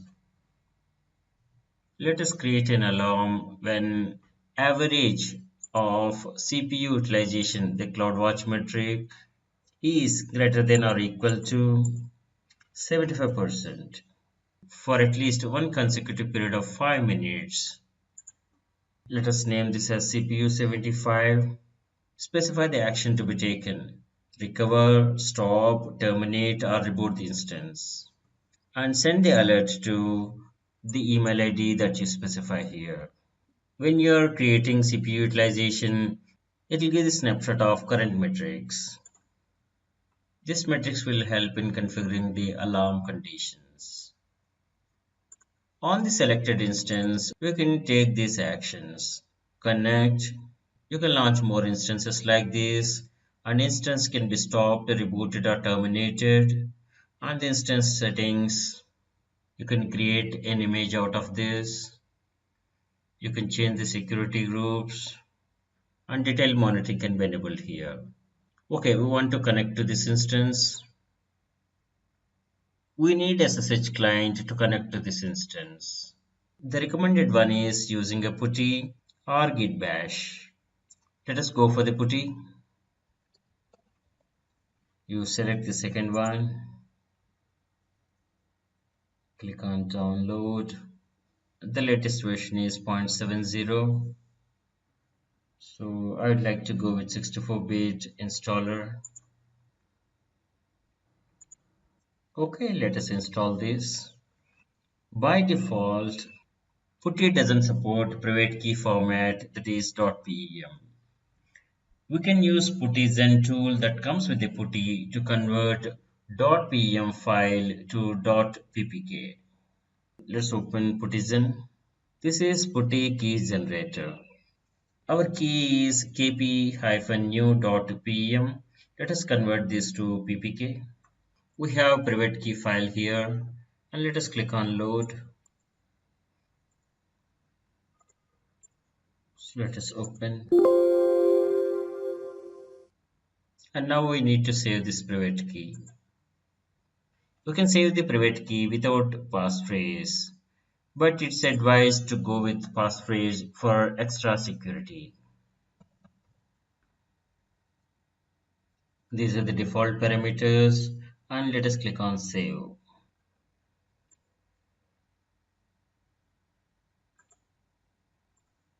Let us give the same name. It will save as a ppk file. Okay, we are done. For more security, change the permissions of the private key. Now let us connect to our instance. Let us copy the public DNS that is assigned to our instance. This is the host name, port 22. To log into this instance using the key pair, let us go to the SSH auth. Let us browse for the private key file. Let us connect. Let us enter the passphrase that we have inputted while creating the private key. Now we securely connect it to our instance. Okay, now let us connect with the git bash. We need to specify the path to the PEM file. We have copied this file to the demo folder in C. Let us connect. Let us trust this host and click yes. We have successfully launched Amazon EC2 Linux instance and connected to it. Now we are back to our presentation. These are some of the screenshots. The step 1, choosing an Amazon machine image. And the last step, review instance launch. We have created a keypad to securely connect to our Linux instance. Popular SSH clients for Windows are PuTTY and Git for Windows. Search by PuTTY in Google and download the PuTTY installer for Windows. This is Amazon EC2 dashboard. Click connect to connect to the instance. So these are the instructions how to connect with the SSH client. To connect to our instance using PuTTY, we have downloaded the installer and installed the PuTTY. We got PuTTY and PuTTyzen for generating private key. PuTTY doesn't support private key format, that is .pem generated by the Amazon EC2. That is the reason we use PuTTyzen tool that comes with PuTTY to convert .pem file to .ppk format. Open the PuTTY key generator, click on load and open the .pem file. Now add passphrase for extra security. Now click on save private key. This will save as .ppk file. Open PuTTY and in the host name you enter ec2-user and the public DNS which was assigned to our instance and the port 22 SSH. And to use the private key, let us select SSH auth and browse for the ppk file. This is PuTTY connection screen. Connecting to Linux instance using PuTTY. Download page for the Git. Install Git. You have the option to use the Git from Git bash or Git from the Windows command prompt. Choose HTTPS transport backend. Select use OpenSSL library. Terminal emulator. Use Minty. Done. Connect to the EC2 instance with git bash, ssh space -i and the path of pem file space ec2-user at the public DNS that is assigned to our instance. We are connected. As a final step, when our testing is done or our purpose is achieved, terminate your instance. This is to avoid incurring any further charges. Let us select the instance, click on Actions, Instance State and Terminate. On the storage volume, it's giving a warning. You click on Yes to terminate. It takes a couple of minutes to shut down and terminate the instance. Thanks for watching. Hello, I'm Sri from CBTU.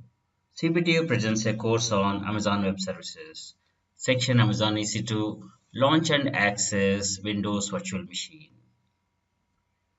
Amazon EC2 is flagship product of AWS under compute.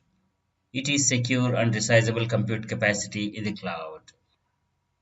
EC2 is a flexible service that provides resizable cloud-based compute capacity in the form of EC2 instances. Let us sign up for a free account and log into your account. This is EC2 dashboard and we can launch instances from here. This is snapshot of Amazon EC2 resources in US West region, Oregon availability zone. Let us create an instance by clicking on this. Under free usage tier, we can launch and run micro instances for a year for free. This is a launching wizard with 7 steps. We can launch AWS EC2 instance in 7 simple steps. Step 1. Choose an Amazon machine image. Amazon machine image or the AMI is a template that contains the software configuration, operating system, application layer, and applications required to launch your instance. You can use the AMIs provided by the AWS or your own AMIs or buy from AWS Marketplace or use the community provided AMIs. You notice that some AMIs are marked as free tier eligible. When you are practicing AWS production services, be sure to select free tier eligible AMI so that you will not incur any unnecessary charges. If you have our own AMIs, they will be displayed here if we don't have any. Marketplace. You can buy the customized software that runs in the AWS cloud. You can buy the software to meet specific needs from many vendors. These are the community AMIs. Okay, let us go back to quick start. Let us select Microsoft Windows Server 2016 base. This is free tier eligible and the root device type is EBS. Virtualization type is HVM hardware virtual machine and the other option being PV, Para Virtual. ENA, Elastic Network Adapter, this is enabled and let us select this. Now we are in step 2, choose an instance type. Amazon EC2 provides a wide selection of instance types optimized to fit different business needs. Instances are virtual servers that can run your applications. The different type of instances have CPU, memory, storage, and networking capacity to give you the flexibility to choose the appropriate to select the right specification for your applications. We have general purpose, compute optimized, memory optimized, and these many instance types. This is general purpose instance type. Instance type is T2.micro, free tier eligible. This comes with one virtual CPU and EBS elastic block storage. Network performance is low to moderate. And let us go with this. If you have any other business needs, you can select any other instances that you may need. Free tier eligible, then you are going to incur the cost. Let us select this. This is step 3, configure instance details. Now we can directly review and launch with the default settings or we can configure the instance details.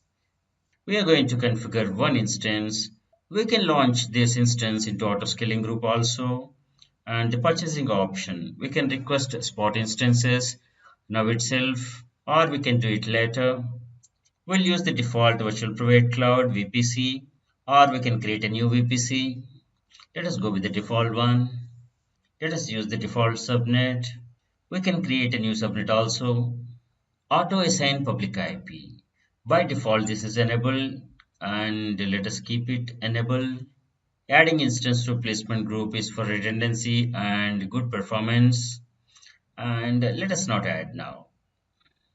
Domain join directory. We don't have any directory and we can create a new directory if you want.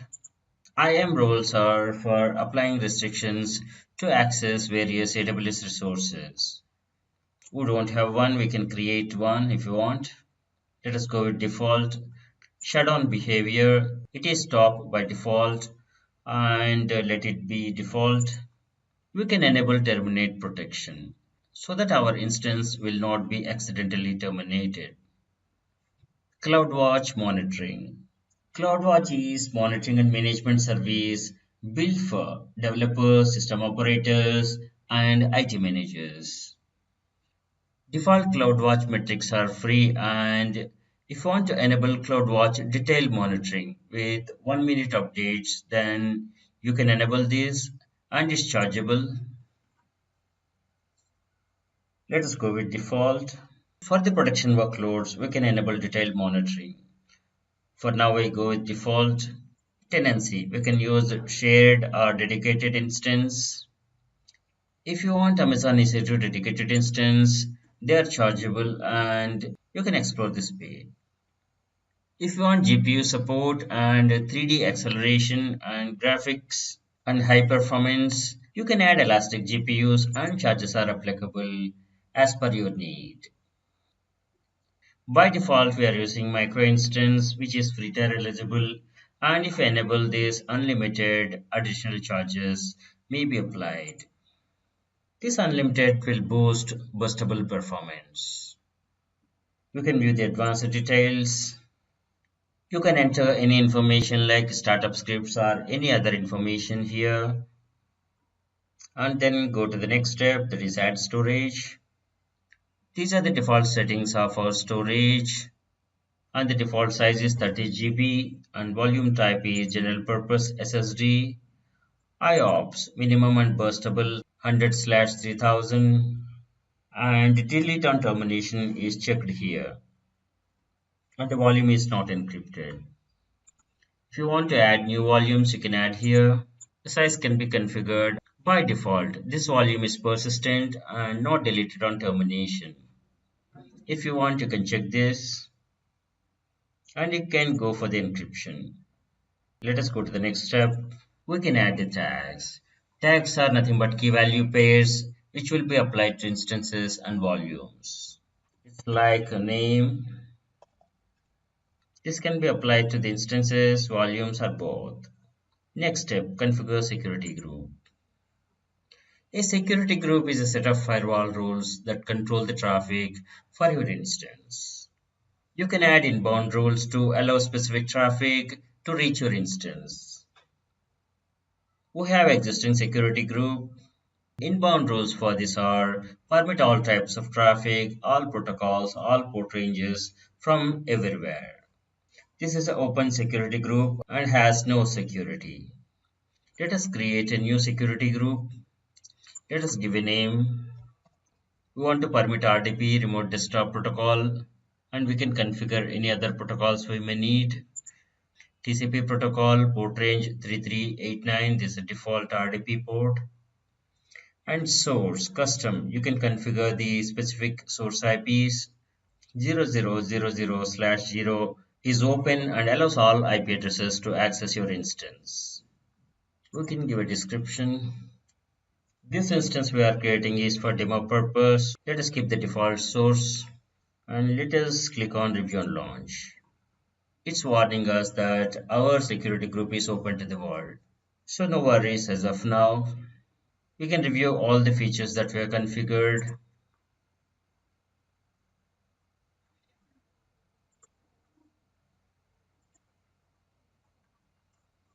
So let us click on launch, the last step.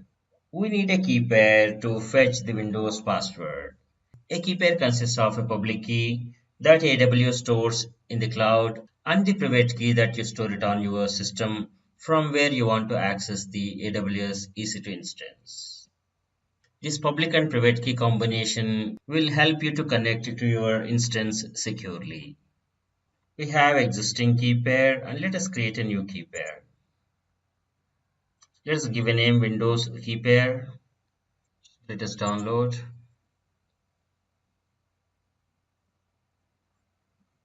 Store this .pem file in secure and accessible location. Let us click on Launch Instances.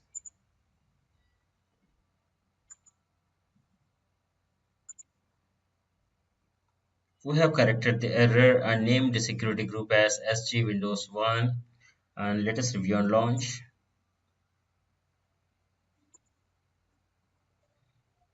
Let us use Windows key pair which was generated. Acknowledge. Yeah, it's creating. Yes, the instances are now being launched. It will take a few minutes to get it into the running state when we can use. It is still processing. Let us pause for a while and come back. By the time it will be in the running state. This is newly launched instance and it is in the running state. So we have not named it. Let us name it as Win16. And this is instance ID, instance type, availability zone, and status checks is still initializing. This is the public DNS and the public IP address that is assigned, that is auto assigned. These are the configuration parameters of our instance. This is public DNS, public IP. Status checks. So let us come back and check this till it's initializing. So let us connect to our instance. We need to fetch the Windows password. For that, click here. We need to wait for some more time to retrieve the auto-generated password. Let us pause for a moment and come back after some time. Statistics are green and the two checks are system reachability and instance reachability. Both are passed. Monitoring. This screen will display the CloudWatch metrics. It's showing the data for last hour. We don't have any data. We can watch this basic monitoring after some time. By default, basic monitoring is available to us, and if you want detailed monitoring, we can enable it. It will provide the metrics at 1 minute frequency and it's chargeable. For the production workloads, you may go for it. Let us cancel. Let us fetch Windows password to connect to the Windows EC2 instance. We use remote desktop connection to connect to the Windows instance. To auto-generate the Windows password, we'll use the key pair. Let us use the Windows key pair, which is associated with the instance where it is created.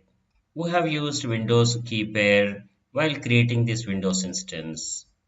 Now we are going to find the key pair path. Let us use the windows-keypair.pm file. Let us decrypt the password. The password is decrypted and we have the password here. Let us copy the password. This is the public DNS. This is the public DNS. This is the public DNS to which we are going to connect. And the username is administrator and this is the password that is decrypted.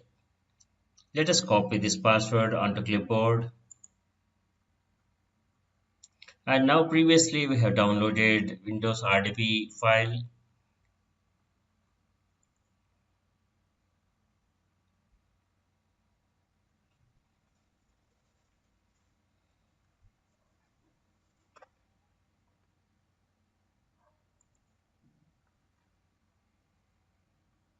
Now let us download the remote desktop file.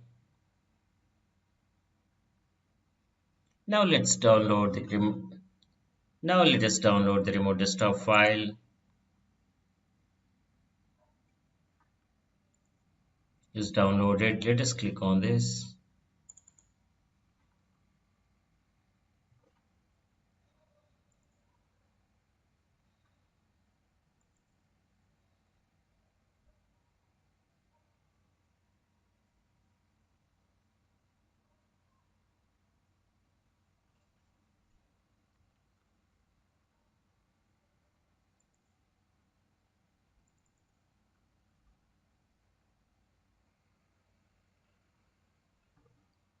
Let us apply the password that we have copied.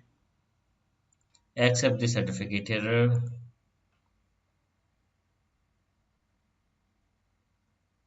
Now it's connecting.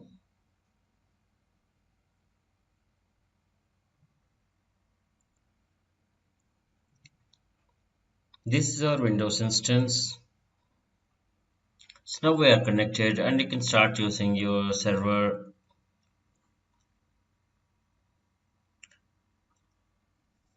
This is our Windows server that is configured just. Now we got into the remote server. So in shortest possible time, you got your Windows server set up. In less than a few minutes, we have our Windows server in the cloud on AWS and ready for use. You can start configuring the server and applications. This is the power of Amazon EC2. Let us close this instance.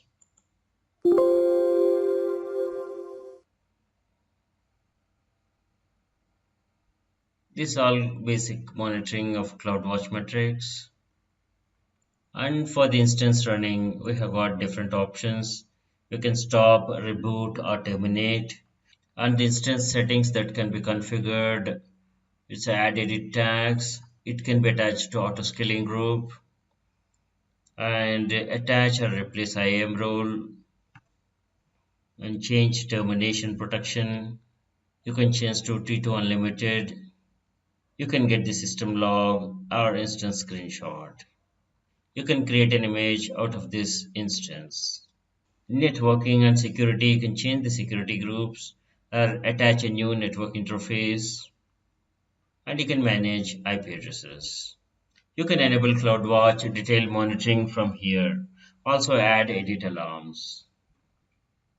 These are some of the screenshots which we have captured. Step 1. Choose an Amazon machine image. Step 2. Choose instance type. Step 3. Configure instance details. Step 4. Add storage. Step 5. Add tags. Step 6. Configure security group. Step 7. The last one. Review instance launch. We have created a key pair to generate Windows EC2 instance administrator password. We fetched the password and downloaded remote desktop file to connect to the instance.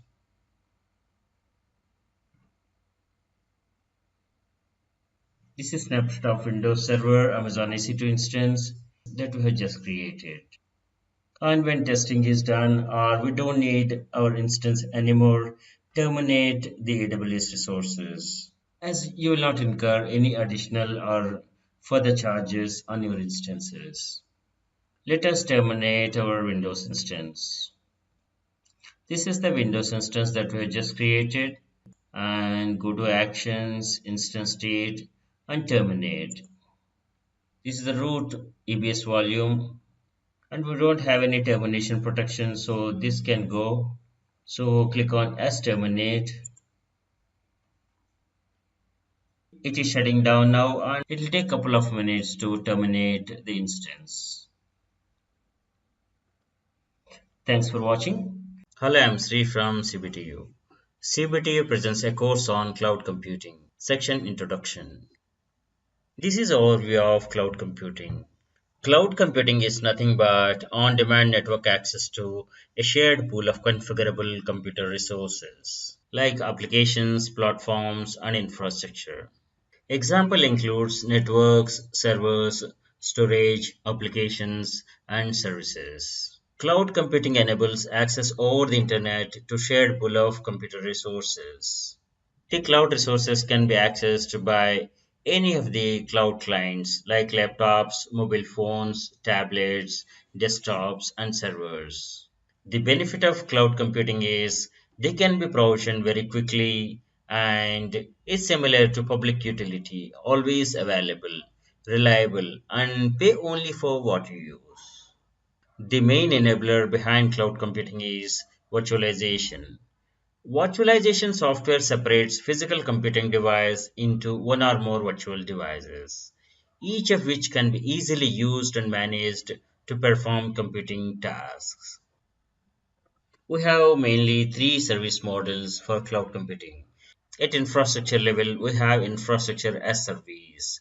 This includes virtual machines, servers, storage, load balancers, network, etc. The next layer is at platform. It is platform as service, PaaS. This includes execution runtime, database, web server, development tools, etc. And the next level of cloud computing is at application level. It is software as service, SaaS. This includes CRM applications like Salesforce, email, virtual desktop, communication, and gaming, multiple users playing online games.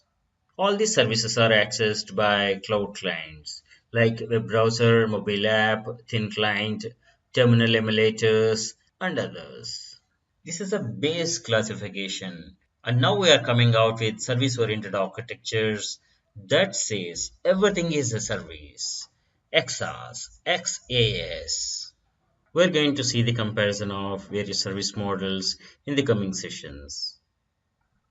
We got trusted, proven cloud service providers, They include Microsoft Azure, Amazon Web Services, Google Cloud Platform, IBM Cloud, Rackspace, Verizon Cloud, and many others. Cloud computing compares with other models like client-server model, grid computing, fog computing, mainframe computer, utility computing, peer-to-peer computing, green computing, cloud sandbox, and others. Basically, cloud computing is a client-server distribution model. Clients access applications and services that are available in the cloud and accessed over the internet. Client-server model refers to any distributed applications that distinguishes between service providers and service requesters, which are clients. Cloud computing has various benefits, and the main benefits and the characteristics are cost reductions come with just operational expenditure OPEX only with little or nil capital expenditure CAPEX. And the services can be accessed from anywhere without dependence on the location or the devices. Access from anywhere. It enables users to access resources connecting through a web browser over the internet. Cloud is agile platform and easy to maintain. Multi-tenancy is the main feature of cloud computing. This enables sharing of resources and costs across a large pool of users. This multi-tenancy allows centralization of resources and manage peak load capacity and better utilization and efficiency. Performance of the resources is monitored and consistent in the cloud architectures.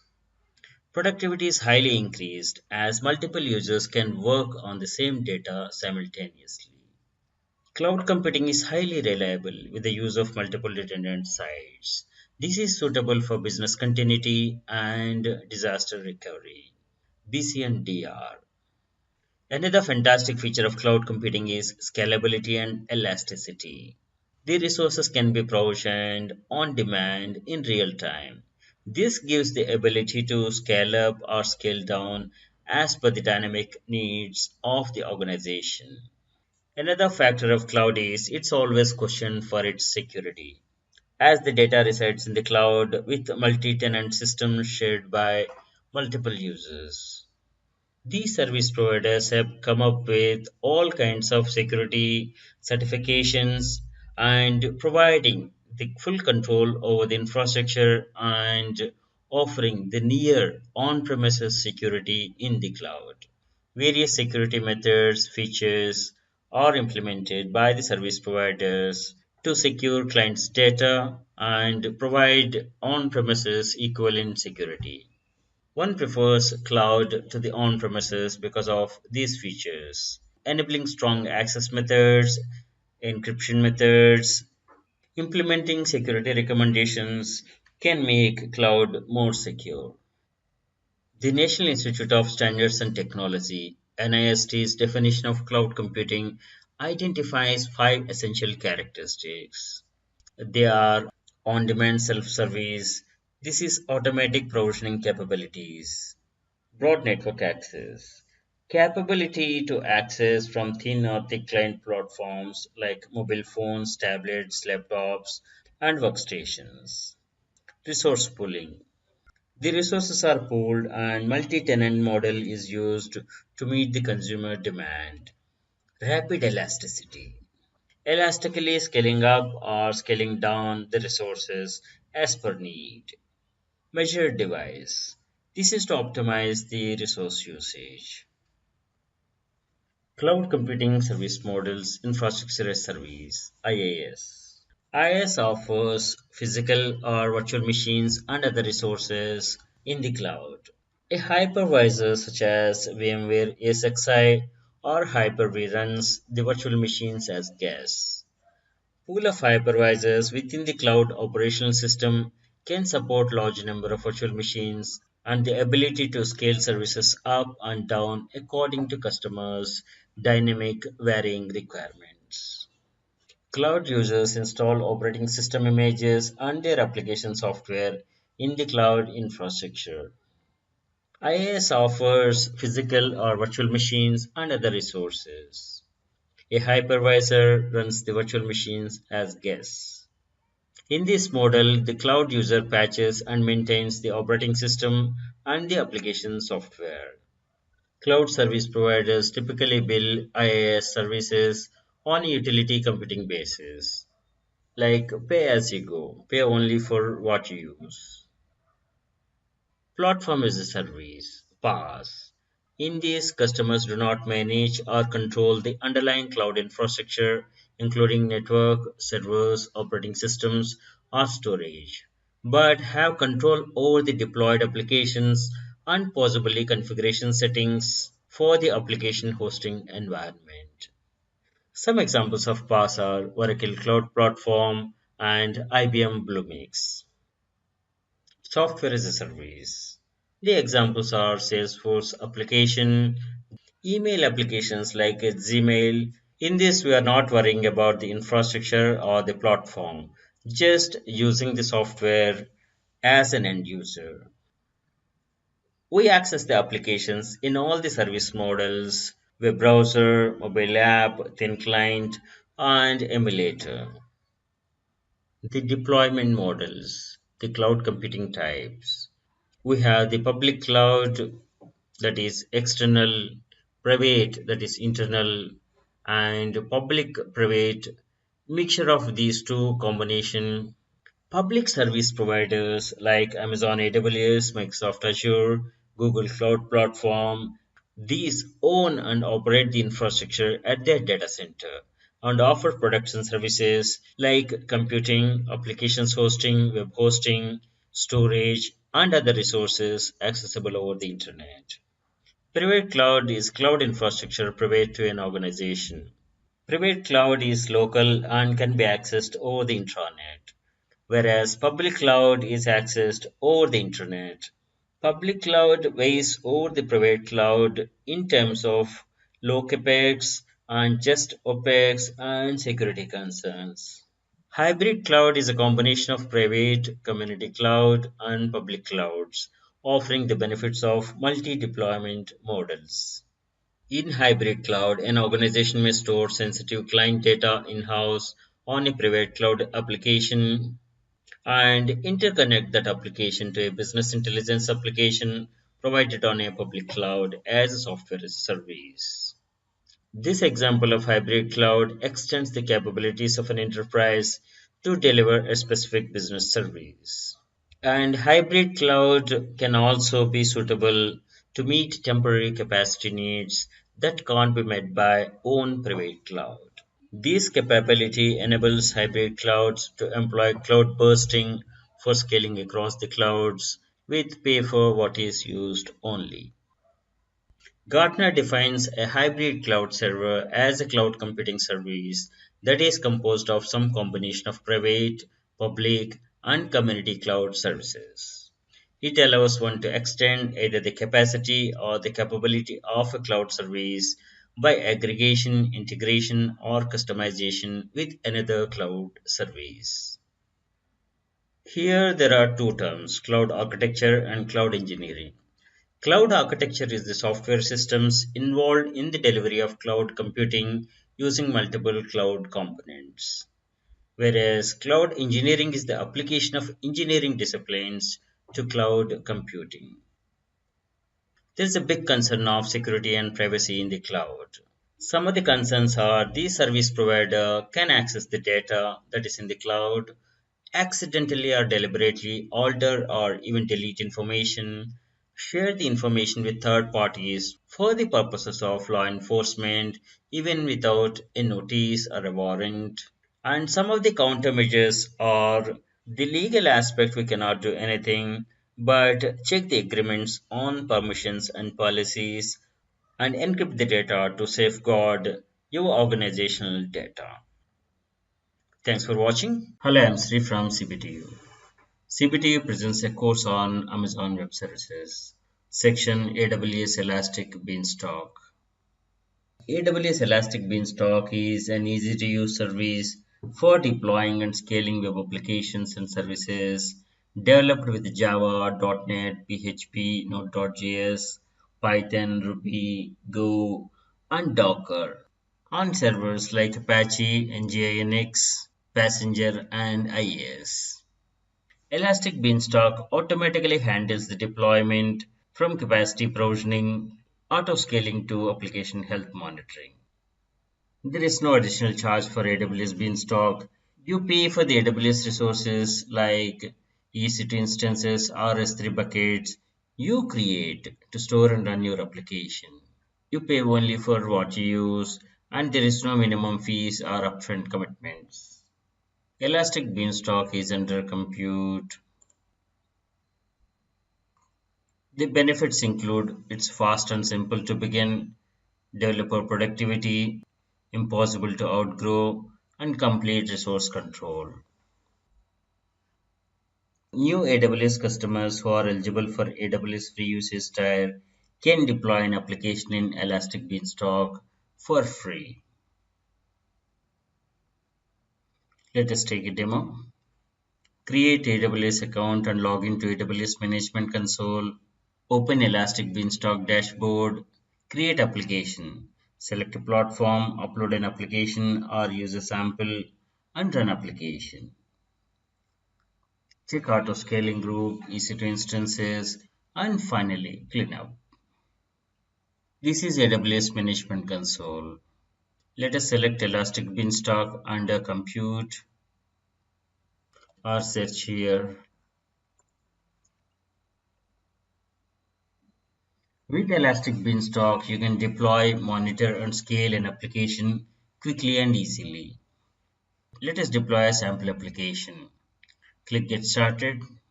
Deploy sample application in simple and easy steps. Select a platform, upload an application or use a sample and run it.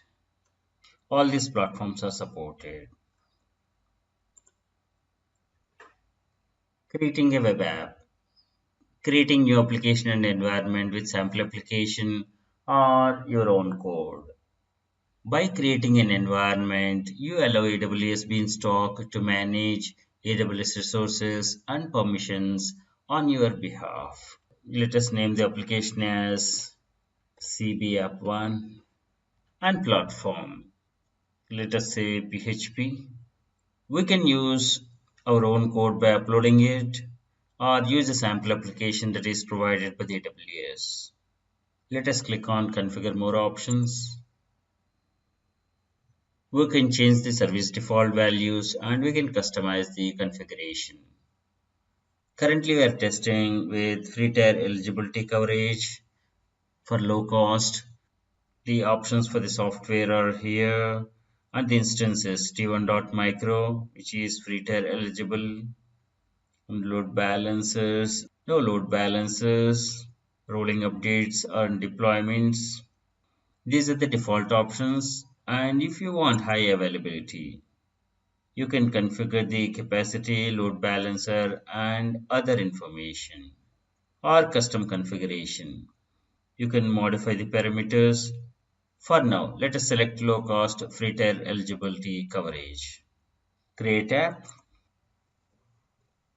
Creating environment for our app. It will take a couple of minutes. So creating CB app environment, creating our app, and it's showing the progress. Created Elastic IP. App is created. Health is green and okay. This is the application running version and platform is PHP and successfully launched environment. For the selected app, we can apply these actions. Load configuration, save configuration, restart app servers, rebuild environment, and terminate the environment when it is no longer needed. Let us go to dashboard. Let us select all applications. Sample application is successfully launched. Let us click on the app. Let us see configuration. You can modify the configuration as needed. These are logs. This is the URL of the app and let us launch it. Congratulations! Our AWS Elastic Beanstalk PHP application is running on dedicated environment in the AWS cloud. Let us close this. Let us see configuration. EB launched one EC2 instance type t1.micro, and these are the other parameters. You can modify as needed. Let us go to EC2 dashboard and see the instances. This is EC2 dashboard and one instance is running. Okay, it launched one elastic IP address.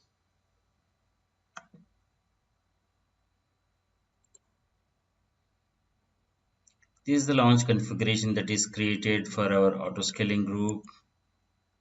This is the auto-scaling group that is created, and the activity history is one EC2 instance is launched and no scaling policies. This is the instance ID. Monitoring is not enabled for auto-scaling metrics, and we can enable group metrics collection. Notifications to be sent to this SNS topic, and on the conditions whenever instances launch, terminate, or fail to launch or fail to terminate. Tags. Default key value pairs tags are created, and scheduled actions none. Lifecycle hooks none. This application is highly available with auto scaling. This is EC2 dashboard, and let us delete the instance and see. Let us open the application. This is our application, and let us open this. Click on the URL to open the application. This is EC2 dashboard, and let us delete this instance and see what happens. Terminate. Click yes. So let us go to auto scaling group.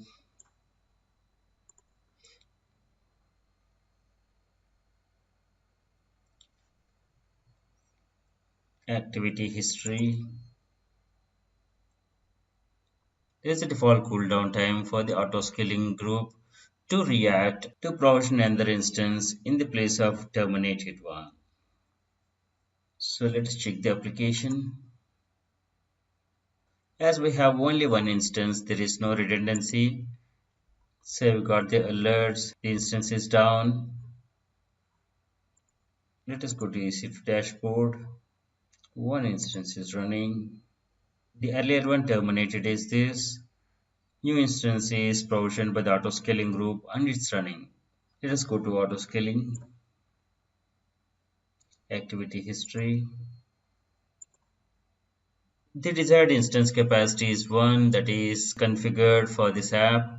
In place of terminated EC2 instance, new EC2 instance is launched. Let us check the app dashboard. Let us refresh the page. This is up again.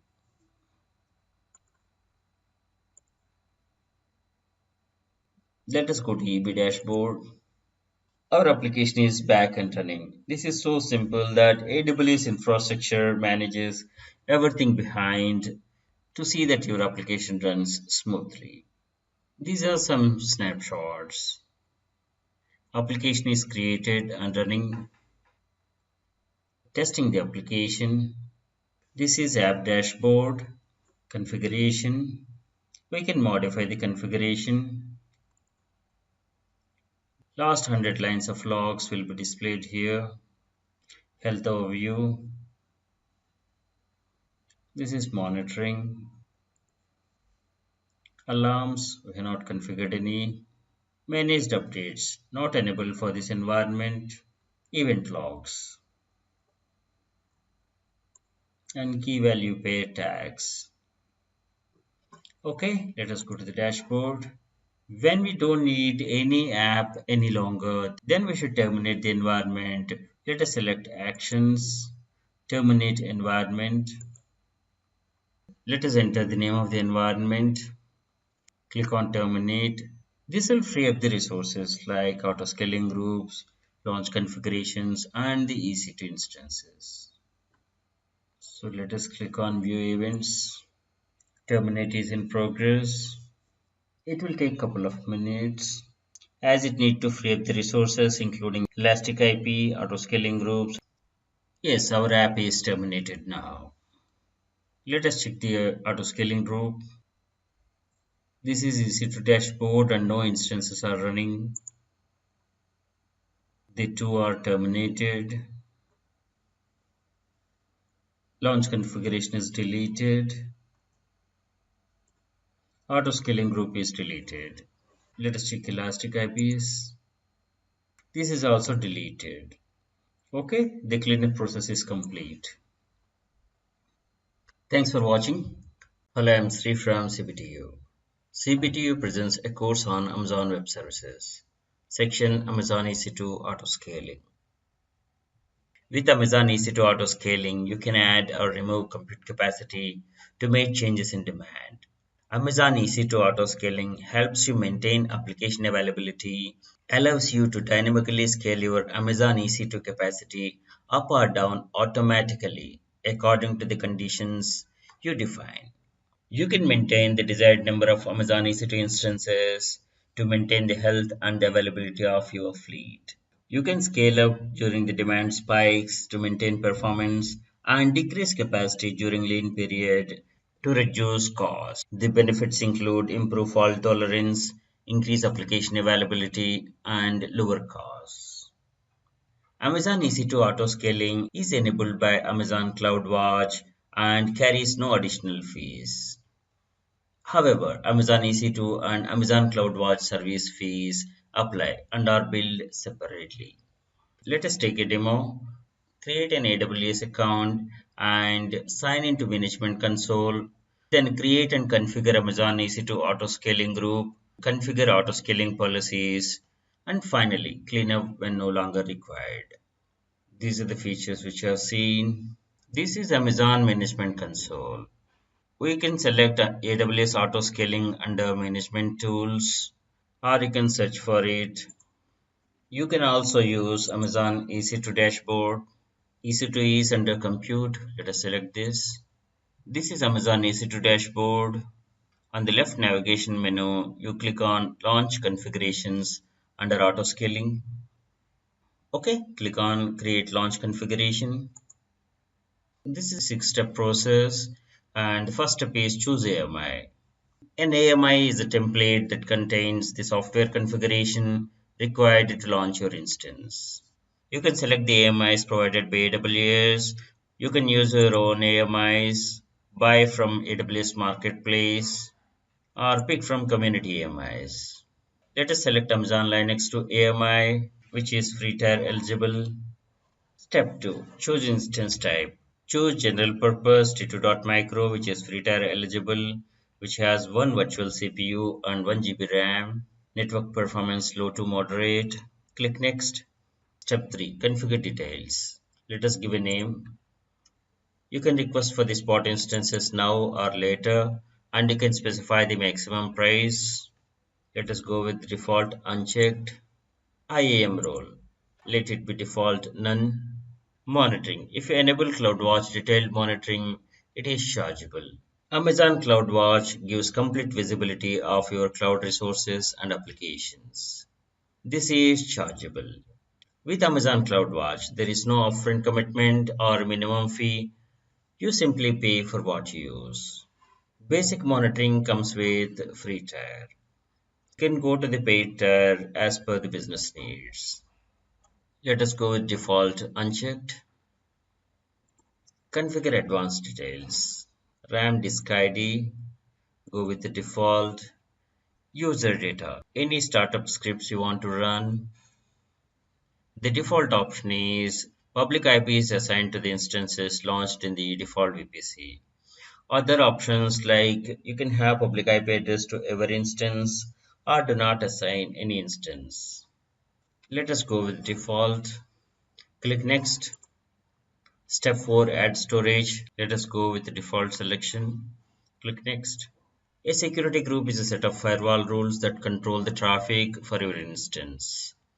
We can create a new group or use an existing security group. Let us create a new security group. This rule is fine for us. TCP, port 22, SSH, Access from anywhere is fine for now. Let us click review. It's warning us that security group is open and insecure. It's okay for now. So these are the options which are selected. Let us create launch configuration. For accessing the AWS instances, we need a key pair. We can choose from the existing key pair or create a new key pair. Select existing key pair, acknowledge, create launch configuration. Now, next step is create an auto scaling group using this launch configuration. This is a 5-step process. We're in step 1, configure auto scaling group details. Let us give a name. Group size are the desired capacities, the number of instances this group must have at any time. Let us go with 2 instances. VPC is Amazon Virtual Private Cloud. We can use the existing VPC or create a new one. We can go with existing one. Let us use this. For the subnet, you can use the existing subnets or create a new subnet. Let us go with existing subnets. And each instance in this auto-scaling group will be assigned a public IP address. Advanced details. We can attach load balancer to this auto-scaling group. Health check grace period is the time it will wait to check the health status. Default 300 seconds. Detail monitoring is not enabled for this. It's okay. This is to protect instances from termination and the default service linked IAM role. Let us go with defaults. Click next to configure scaling policies. This is optional and we'll go with the default option. Keep this group at its initial size. Click next. You can configure auto scaling group to send notifications like launching of an instance, termination of an instance, fail to launch or fail to terminate. You can create a new topic, the email address where you want to receive these alerts. These notifications can be sent to only confirmed email addresses. Let us go with default. Let us go to the next step. Configure tags. Tag is a key value pair that can be used to identify this group. Leave it blank for now. Click review. These are the features that we have configured. No scaling policies, notifications no, tags no. Group size is 2, minimum size, maximum size 2. Let us create auto scaling group. Auto scaling group is successfully created. Let us view our auto scaling groups. This is launch configuration that we have created. This is the auto scaling group that is created. Let us see activity history. So 2 EC2 instances are created. These instances are created as per the desired capacity that we have set. Okay, let us see the instances. So we have 2 instances. The 2 instances are up and running. Let us name them.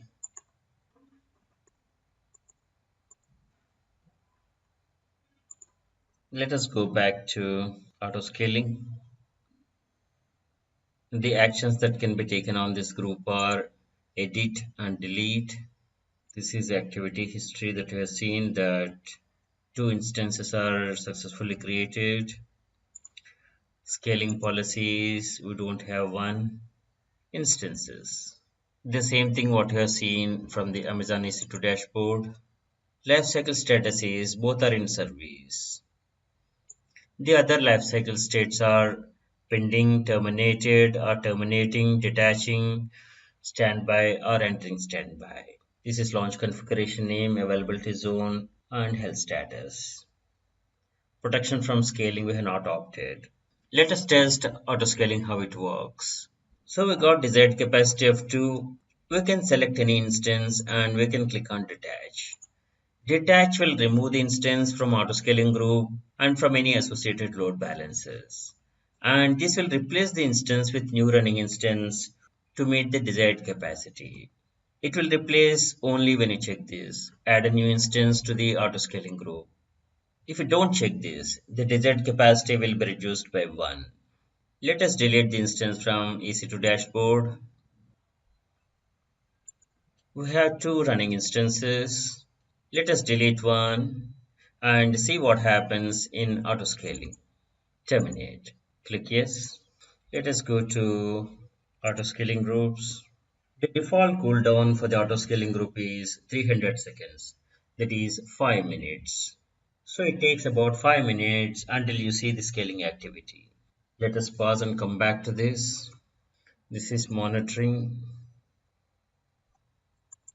notifications, tags, schedule actions. We can schedule an action to meet the dynamic capacity by configuring minimum and maximum and desired capacity and recurrence status and when to start. You can create one. You can create lifestyle hooks. This is to perform custom actions like instance launch or instance terminate. Action abandon or continue. Let us check the instances still in service. Go back to EC2 dashboard.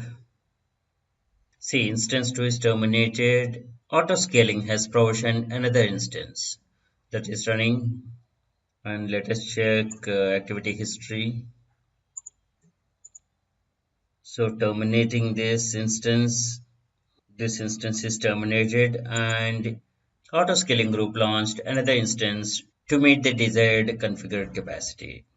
When you have more number of instances, you can check status, which are successful, in progress, and others.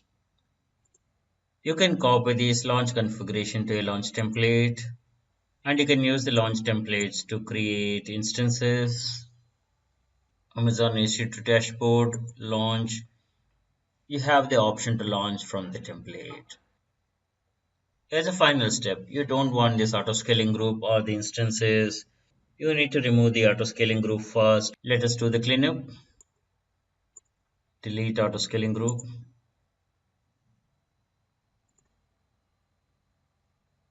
It will take a couple of minutes. Auto scaling pricing, launch instance, launch configurations and auto scaling groups. Create launch configuration in 6 steps. Auto scaling group is deleted. Let us delete launch configuration as well.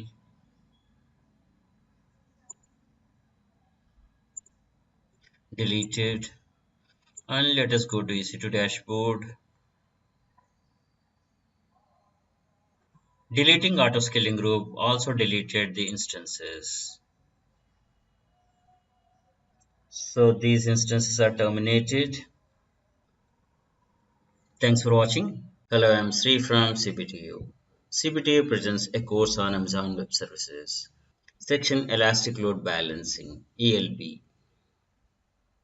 You achieve fault tolerance for any application by ensuring scalability, performance, and security with AWS Elastic Load Balancing. You select Elastic Load Balancing under Compute. ELB automatically distributes incoming application traffic across multiple targets, such as Amazon EC2 instances, containers, and IP addresses. It can handle the varying load of your application traffic in a single availability zone or across multiple availability zones. AWS offers 3 types of load balancers: application load balancer, network load balancer, and classic load balancer. All these feature high availability, automatic scaling, and robust security, which is necessary to make your application fault tolerant. Application Load Balancer is best suited for load balancing of HTTP and HTTPS traffic. Network Load Balancer is best suited for load balancing of TCP traffic. Classic Load Balancer provides basic load balancing. ELB makes applications highly available, secure, elastic, flexible, robust monitoring and auditing. These are use cases. Elastic load balancer can detect unhealthy targets, stop sending traffic to them, and then distribute the load across the remaining healthy targets. Security is achieved with Amazon VPC. You can have OSI Layer 4 network load balancer or Layer 7 application load balancer. These are the comparison features of all the three load balancers. Pricing. With ELB, you only pay for what you use. This is the pricing of ELB by region. Let us take a demo. Create an AWS account and sign into the console. This is AWS Management Console. Load balancer can be configured from Amazon EC2. Let us select EC2. We can also create load balancer with APIs or AWS CLI. You can use Amazon Elastic Load Balancing with Amazon EC2 auto scaling to build highly available and fault tolerant applications. On the left menu, let us select Load Balancers. Create Load Balancer. So let us select Application Load Balancer. This is a simple 6-step process. We are in step 1, Configure Load Balancer. Let us give a name to our load balancer. This name must be unique in a AWS account. Select the scheme, Internet facing, to route the request from clients over the internet to the targets. You select internal when you want to use it in your intranet. Let us go with internet facing. Select the IP address type. It can be IPv4 or dual stack, which is IPv4 and version 6, IPv6. Listener. A listener is a process that checks for connection requests using the protocol and the port you configure. You can add additional listener. HTTPS. Next, availability zones. Specify the availability zone to enable for our load balancer. The load balancer can route the traffic to the targets in the availability zones that are specified here. You can specify one subnet per availability zone and at least two availability zones to increase the availability of your load balancer. Let us select these two. Click Next. Step 2. Configure security settings. We have selected HTTPS protocol as well. So we need to select the certificate information as well. For now, let us deselect HTTPS. We're in step 2, configure security settings. It's warning us that our load balancer is not using any secure listener. HTTPS protocol is secure. So for now, let us go with the default HTTP. Click Next. Step 3, configure security groups. A security group is a set of firewall rules that control the traffic to your load balancer. You can select from the existing group or create a new one. Let us create a new one.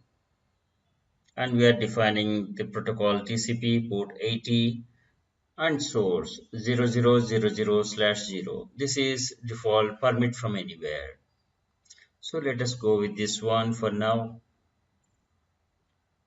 Step 4, configure routing. Load balancer routes the request to the targets in the target group using the protocol and the port we specify. Let us give a name, protocol 80, and the target type. It can be instances or the IP address. Let us go with instance and perform health checks on the targets using these health check settings. So protocol is HTTP and path is root. Let us say advanced health check settings. Port, traffic port.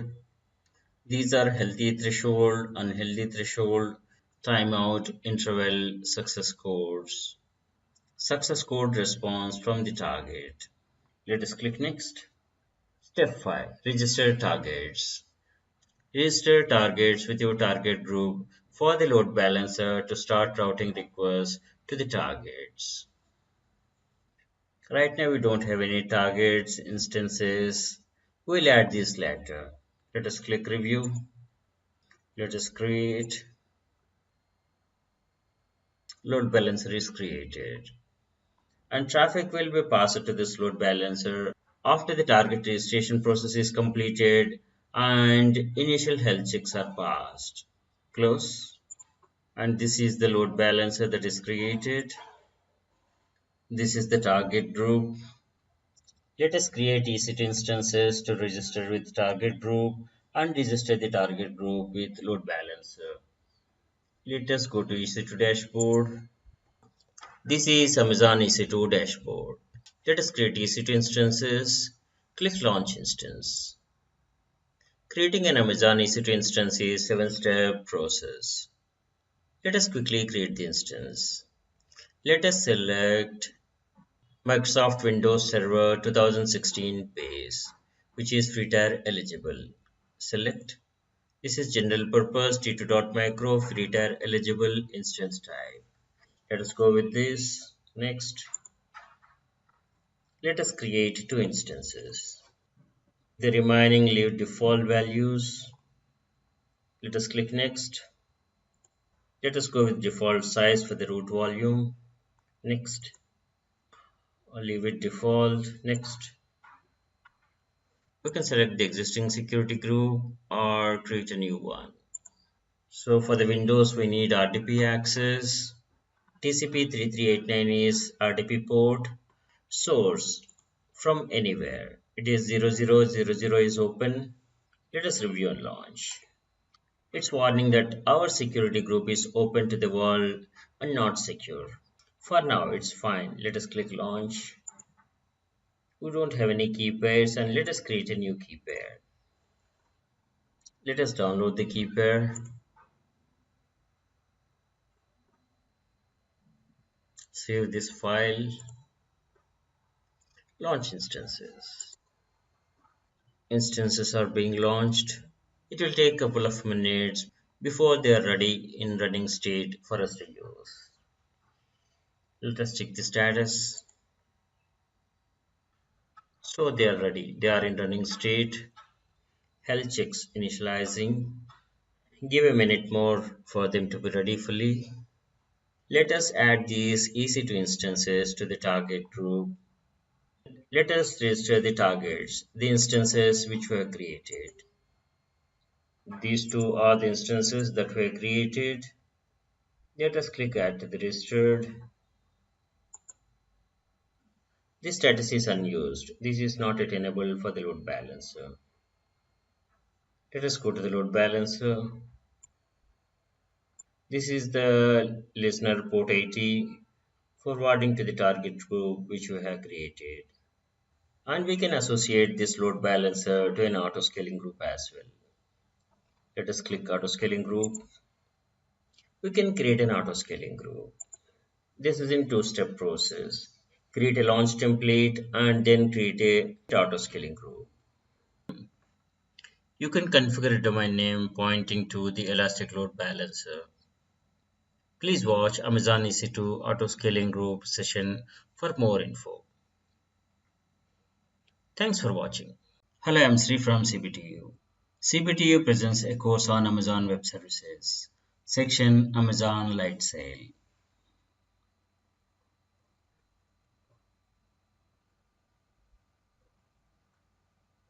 Amazon Light Sale is under compute. Light Sale is a virtual server that is cost-effective, fast and reliable with an easy-to-use interface. You can try Light Sale for free for 1 month. So these are the plans. Plans start from $3.5 a month. You can launch a virtual private server in just a few clicks.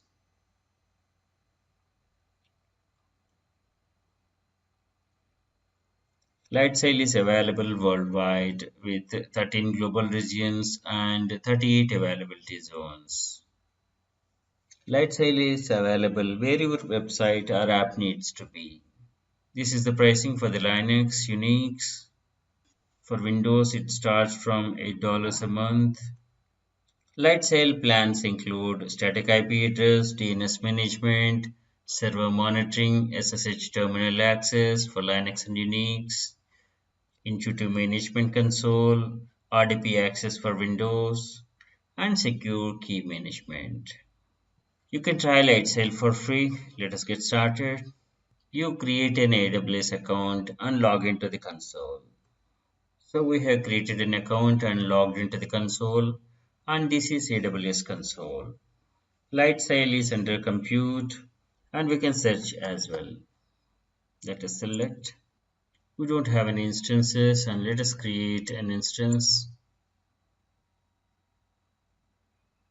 Instance location is automatically picked. We can change the region and availability zone. Pick the instance image. Let us select the platform, Linux. We can select a blueprint with customized software, or we can select OS only. Let us select Amazon Linux. Amazon Linux AMI is supported and maintained Linux image provided by Amazon Web Services for use on Amazon EC2. Optionally, you can add a long script. We can use default SSH key pair or create a new SSH key pair for connecting to our instance. Finally, select the instance plan. The first month free. Let us go with this. This is 3.5 USD. Comes with 512 MB RAM, 1 virtual CPU, 20 GB SSD storage, and 512 GB transfer. So these are the other plans. Let us name our instance. This is auto-generated name. Let us keep it. It is provisioning. Yeah, it's ready.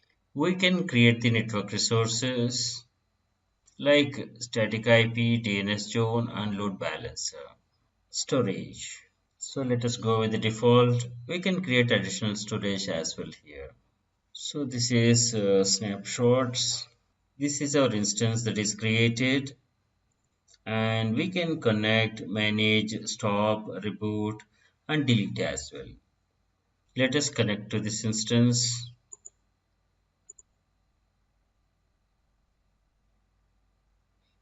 We are connected. We are connected through AWS CLI.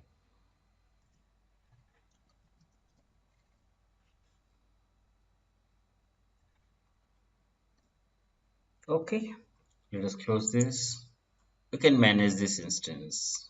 We can stop or reboot, connect using SSH,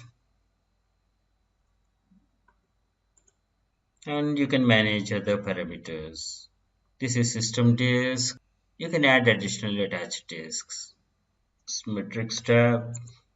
Firewall rules are permitting SSH and HTTP. Load balancers.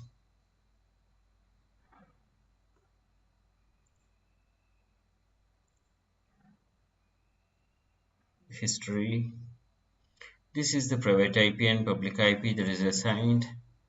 This is a simple deployment of instance in AWS Cloud Platform. Let us check Amazon EC2 dashboard.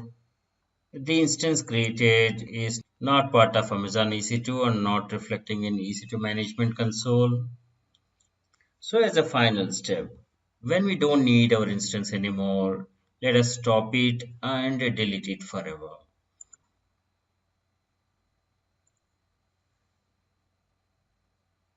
So let us click delete. It's a warning. Okay, we clicked on stopping, so we need to wait for a few minutes. Our instance is stopped. So let us click delete instance. This is a warning. Click yes, delete. It's deleted. These are some snapshots. Instance creation. Instance running. Thanks for watching. Hello, I'm Sri from CBTU. CBTU presents a course on Amazon Web Services, section AWS Lambda. AWS Lambda is serverless computing. You run code without thinking about servers. Pay only for the compute time you consume. Pay only for what you use. AWS Lambda lets you run code without provisioning or managing servers. With Lambda, you can run code for virtually any type of application or backend service. Just upload your code and Lambda will take care of everything required to run and scale your code with high availability. AWS Lambda is under compute. AWS Lambda is under compute. You don't need to manage any servers. Enjoy the benefit of auto scaling. You don't pay anything when your code is not running. You upload your code to AWS Lambda and set up your code to trigger from HTTP endpoints or in-app activity. AWS Lambda runs your code only when it is triggered.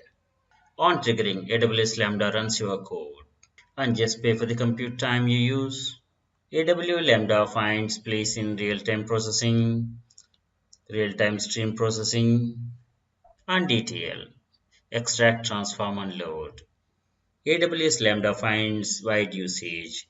It can automatically run code in response to multiple events such as HTTP requests via Amazon API Gateway, modification to S3 objects, table updates in DynamoDB, and state transitions in AWS step functions. These are the key product features, and let us see pricing. The Lambda free tier includes 1 million free requests per month and 400,000 GB seconds of compute time per month. Let us take a demo of AWS Lambda. This is AWS Management Console. Select Lambda under AWS Compute. This is the dashboard of AWS Lambda. So AWS Lambda is running a code without provisioning or managing servers. Let us create a hello world Lambda function and then invoke the Lambda function using a simple event data. Let us create a function or choose a pre-configured template as a blueprint for your Lambda function. There are many from which you can choose to meet your business needs. And we have another option, that is to find and deploy the serverless applications published by AWS and AWS partners and other developers. You can choose from many which suits your business needs. Let us go to blueprints. Let us select Hello World sample application. So have these many. Let us select Hello World Python. Click configure. So we need to configure the basic information like name and the roles, and this is the function code. Let us give a name. We can choose from the existing roles. So these are the roles we have. Let us select this. We can modify this code later after the creation of the function. Let us click create function.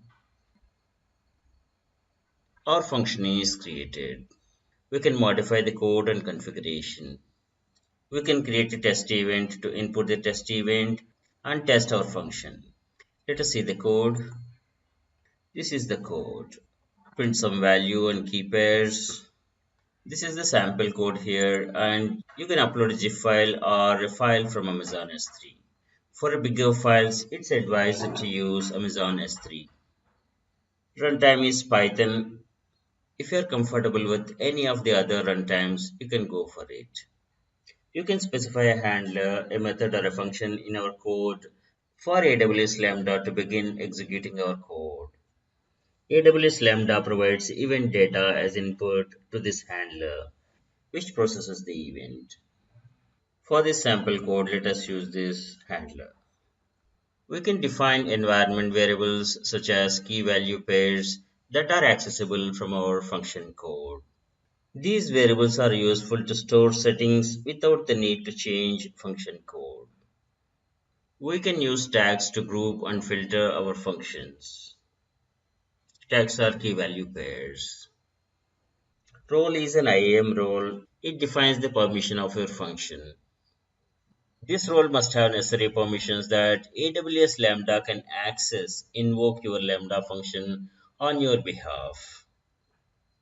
You can choose an existing role or create a new role or create a new role from templates or custom role. Let us go with existing role. Let it be default memory and the timeout options. So let us go with no VPC or select the default VPC. For this test function, we can go with no VPC, leave debugging and error handling, default, dead letter queue, DLQ resource, leave default none. Let us go with the default unreserved account concurrency, auditing and complaints using AWS CloudTrail logging.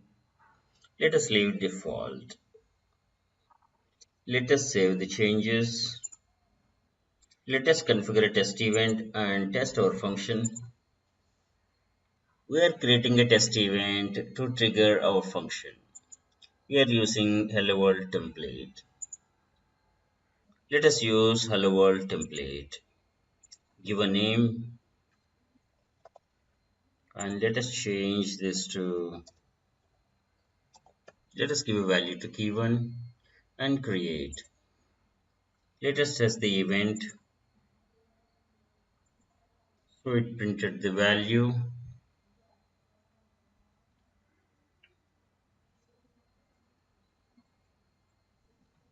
Summary, log output, logs generated. We can monitor our function.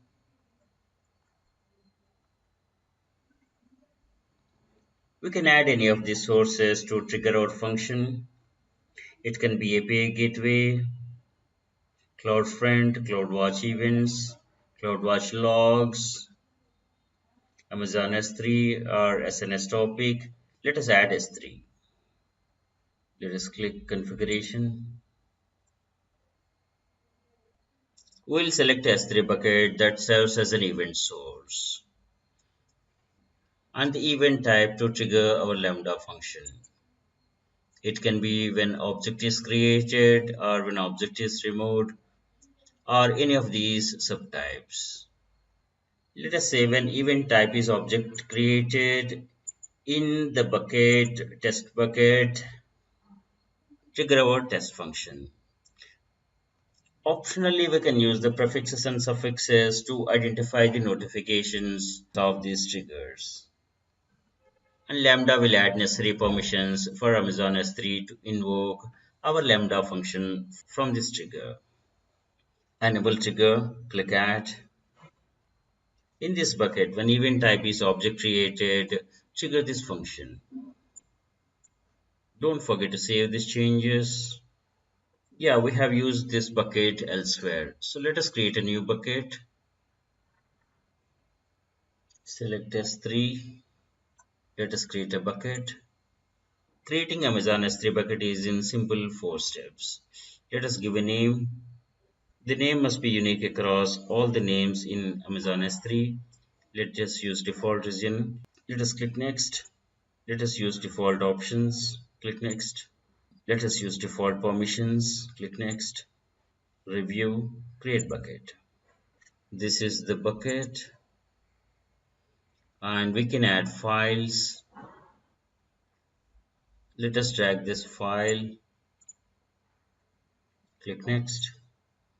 Default permissions. Default properties. Review. Upload.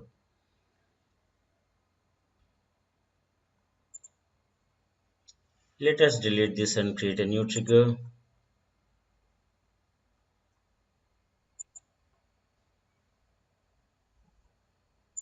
Let us select the bucket which we have created and the event type object created, and you can apply optionally prefixes and suffixes to identify notifications from these triggers, and let us click add. Let us save. It's saved. Like this, you can use any of these sources to trigger our Lambda function. Monitoring our function. AWS Lambda monitors our functions and reports the metrics through Amazon CloudWatch. Amazon Lambda tracks the number of requests, latency per request, Metrics are invocations, number of requests, duration, errors and availability, throttles, and these. We can view the related logs in the CloudWatch.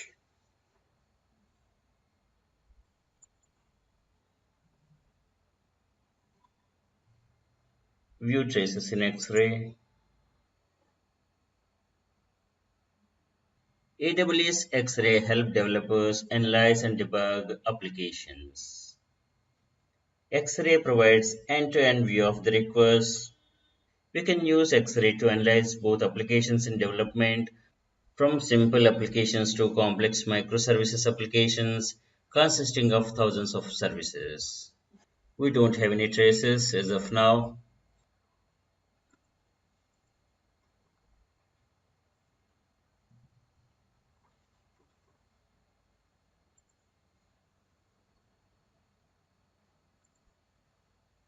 With AWS Lambda, you pay only for what you use.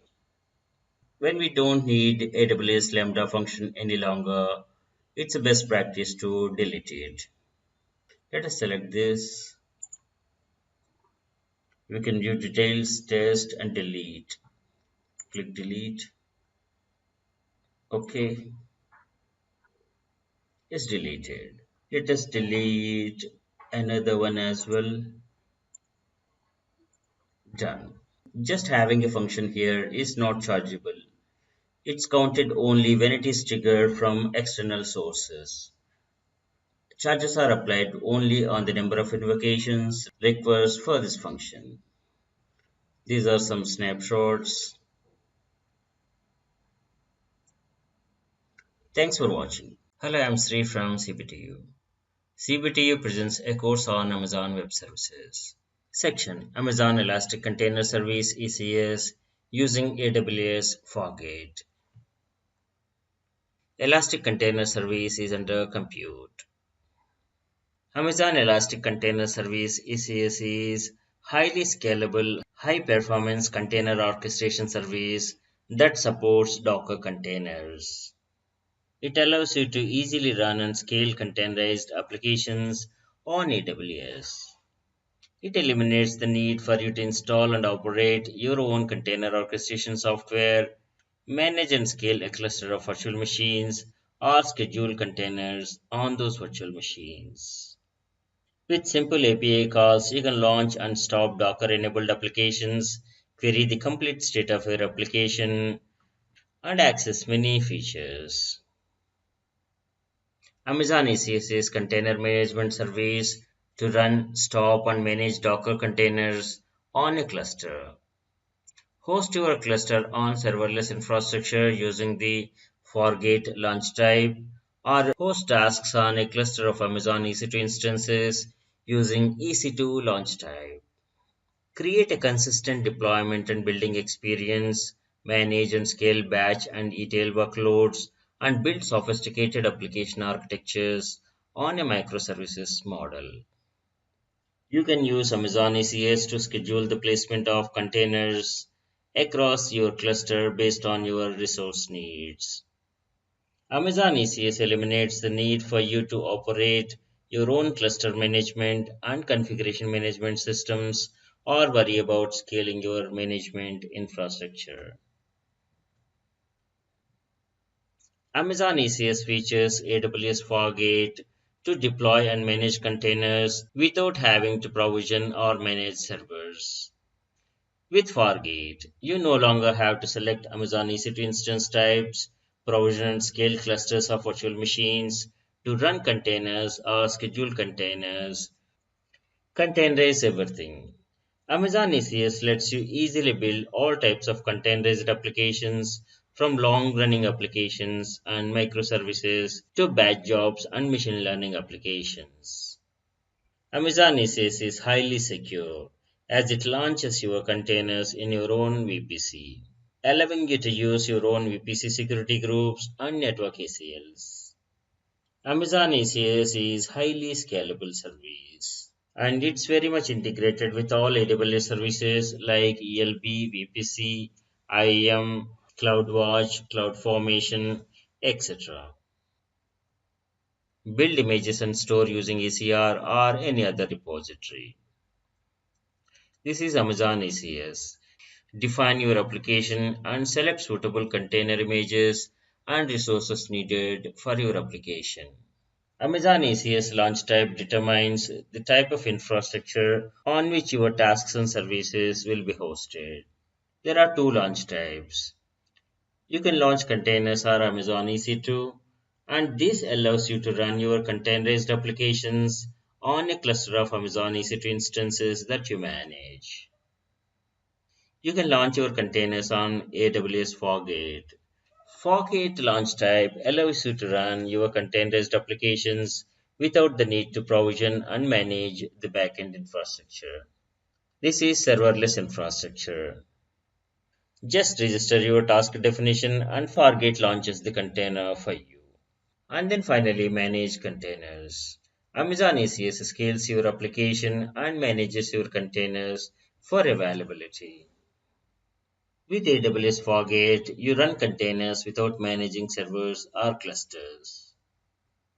AWS Fargate is a compute engine for Amazon ECS and EKS that allows you to run containers without having to manage servers or clusters. This is one of the two launch types, the other being EC2 launch type. So the workflow is build a container image, define the images for the Amazon ECS, select AWS Fargate launch type, which manages all of the underlying container infrastructure, and launch containers. AWS Fargate runs your containers for you, and you manage containers for application scalability and availability. AWS Fargate on Amazon ECS. Use AWS Fargate with Amazon ECS to run containers without having to manage servers or clusters of EC2. This is AWS Management Console. Let us select Elastic Container Service under Compute. Let us get started. You can run containers at scale. It's a flexible container placement and very well integrated and extensible service. Let us get started. Let us take a demo of Amazon ECS using Fargate. Amazon ECS architecture. It contains containers, task definitions, task scheduling, clusters, container agent, ECS objects, and their relation to each other. We define the container here and the task definitions and the services and this as a whole cluster. To deploy applications on Amazon ECS, your application must be ready to run in containers. A Docker container is a standardized unit of software development containing everything that your software application needs to run code, runtime, system tools, system libraries, etc. Containers are created from a read-only template called an image. Images are typically built from Docker file, a plain text file that specifies all the components that are included in the container.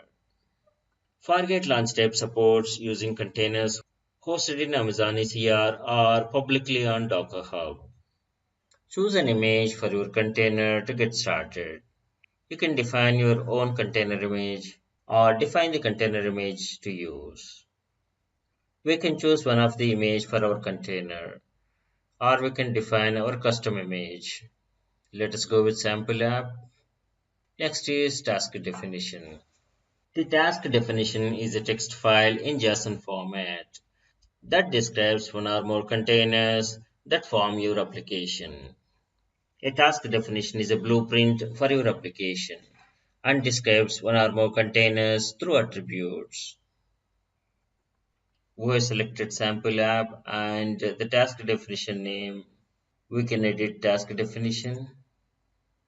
This is task definition name and the network mode AWS VPC. Network mode Docker networking mode AWS VPC. Task execution role. Let us go with this role. Compatibilities. That is launch type. Now in this case it is Fargate. Task size allows you to size the task level and optionally set container specific CPU and memory sizes.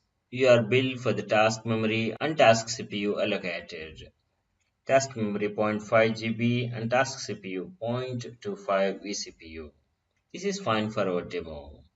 Let us save.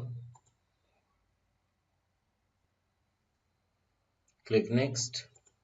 Now in this demo we are launching a sample web application using containers. Next step is define your service.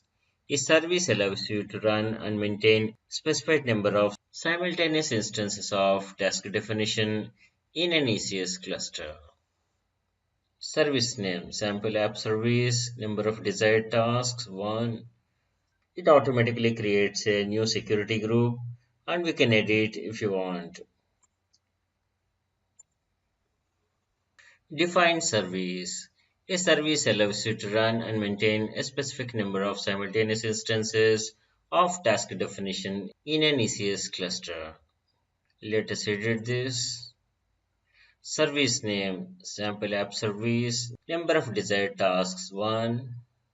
A security group is created to allow all public traffic to your service on the port specified in container. Let us go with the default options and port 80. Next is elastic load balancing. Optionally, you can select ELB, elastic load balancing. ELB distributes incoming traffic across tasks running in your service. Default option is none, and if you select ALB, the options are load balancer listener port 80 and protocol HTTP. Click advanced. I'll check path is port 80, that is root. For now, let us go with none. Save. Click next. Now the final step, configure your cluster. The infrastructure in a Fargate cluster is fully managed by AWS. Your containers run without managing and configuring individual Amazon EC2 instances. Cluster name, let us go with this. VPC ID, automatically create new, and subnets, automatically create new. Let us go with the defaults. Click next. Let us review the configuration. Click create. AWS resources are being provisioned and may take a couple of minutes. 9 of 9 services are complete. Let us view the service. This is cluster info. This is the service name and this is task definition. This is the task and it's running. Metrics. We have created our container just, so it will take a couple of minutes before these metrics appear here. And you can schedule tasks as well. This is the Amazon ECS cluster created using Fargate. This is the detailed view of resources on our cluster. Running task count 1 Fargate. In another session, we'll be doing EC2 launch type. This is the sample service. This is the task.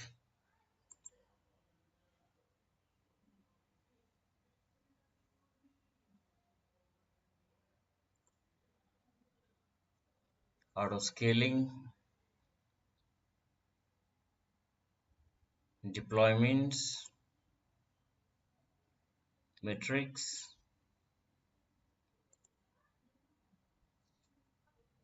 Logs. This is the task definition.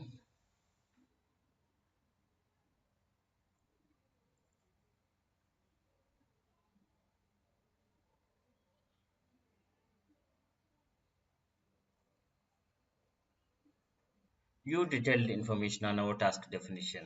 You can modify the task definition and make a new revision. Amazon Elastic Container Registry is a fully managed Docker container registry that makes it easy for developers to store, manage, and deploy Docker container images. Amazon Elastic Container Service Pricing. There are two launch types for Amazon ACS that we have seen. One is Fargate launch type model and another is EC2 launch type model. With Fargate, you pay for the amount of virtual CPU and memory resources that your containerized application requires. This is Fargate pricing. Per vCPU per hour 0.05 and per GB per hour $0.0127. Pricing is per second with a 1 minute minimum. And the second one is EC2 launch type model. There is no additional charge for EC2 launch type. You pay for the AWS resources like EC2 instances or EBS volumes you create to store and run your applications. You only pay for what you use, and there are no minimum fees and no upfront commitments. Okay, this is our cluster. When you don't need the service anymore, you free up the resources to save on the billing. Let us delete the cluster. Yes, we want to delete. It will take a couple of minutes. Let us come back to this after a while. Amazon EC2 pricing, Amazon ECS architecture, Amazon ECS dashboard, getting started wizard. Yes, cluster is deleted. Let us delete this as well. Let us deregister this.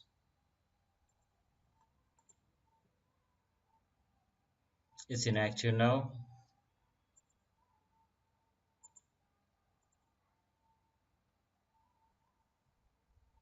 Thanks for watching. Hello, I'm Sri from CPTU. CPTU presents a course on Amazon Web Services. Section Storage. S3, EBS, EFS, Glacier, Snow Family, and Storage Gateway. Cloud storage is a critical component of cloud computing, holding the information used by the applications. Big data analytics, data warehouses, IoT, databases, and backup and archive applications all rely on the data storage architecture. Cloud storage is more reliable, scalable, and secure than traditional on-premises storage systems. AWS offers complete range of cloud storage services to support both application and archival compliance requirements. Various products under AWS storage are Amazon S3, EBS, EFS, Glacier, and Snow Family, and Storage Gateway. These are the various products under storage. Let us have overview of all the products and services. Amazon S3 is the flagship storage product of AWS. AWS S3 offers a range of storage classes designed for different use cases. Amazon S3 is object storage built to store and retrieve any amount of data from anywhere. It is designed to deliver 11 nines of durability and stores data for millions of applications used by market leaders in every industry. S3 provides comprehensive security and compliance capabilities. Amazon S3 offers a range of storage classes designed for different use cases. These include general purpose Amazon S3 standard, infrequent access, S3 one zone infrequent access, and archive class, that is Amazon Glacier. Amazon S3 standard offers high durability, availability, and performance object storage for frequently accessed data. It delivers low latency and high throughput.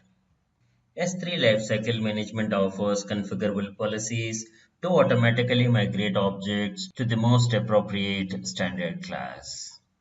S3 Standard IA Infrequent Access. This storage class is for the data that is accessed less frequently, but requires rapid access when needed. It offers the same features as S3 standard. There is a retrieval fee per GB is associated with this. This class is used for long-term storage, backups, and as a data store for disaster recovery. S3 lifecycle policies are applicable to automatically transition objects between storage classes without any application changes. S3 one zone IA stores data in a single availability zone. Because of this, this costs 20% less than storing it on S3 standard IA. This is a low-cost option for infrequently accessed data and do not require the availability and resilience. Amazon Glacier is the final archival destination for the data. Amazon Glacier is secure, durable, and extremely low-cost storage service for data archiving. It is economical than on-prem solutions. Amazon Glacier further provides three options for access to archives, from few minutes to several hours. Amazon Glacier supports S3 lifecycle policies for automatic migration between S3 and Amazon Glacier storage classes.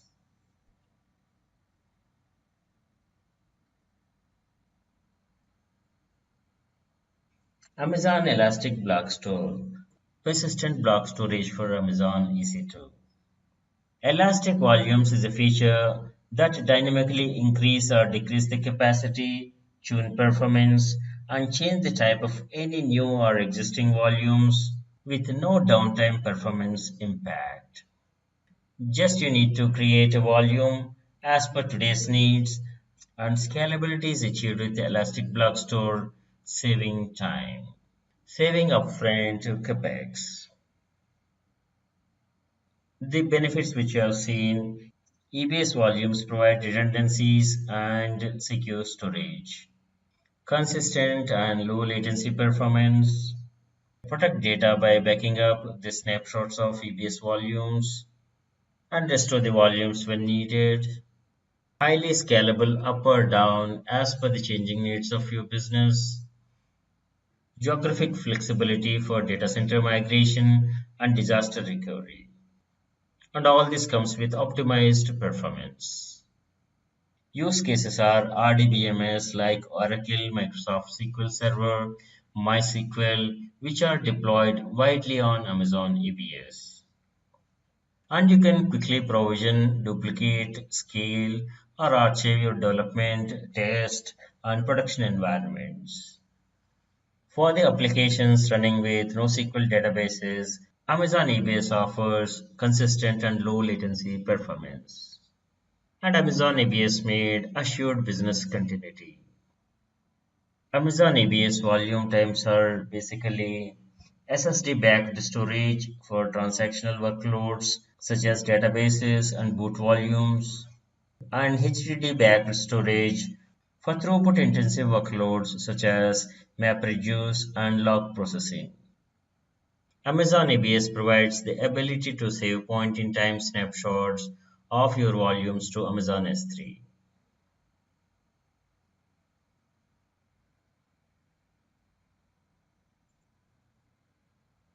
Let us sign into the console, Amazon S3. This is Amazon S3 dashboard.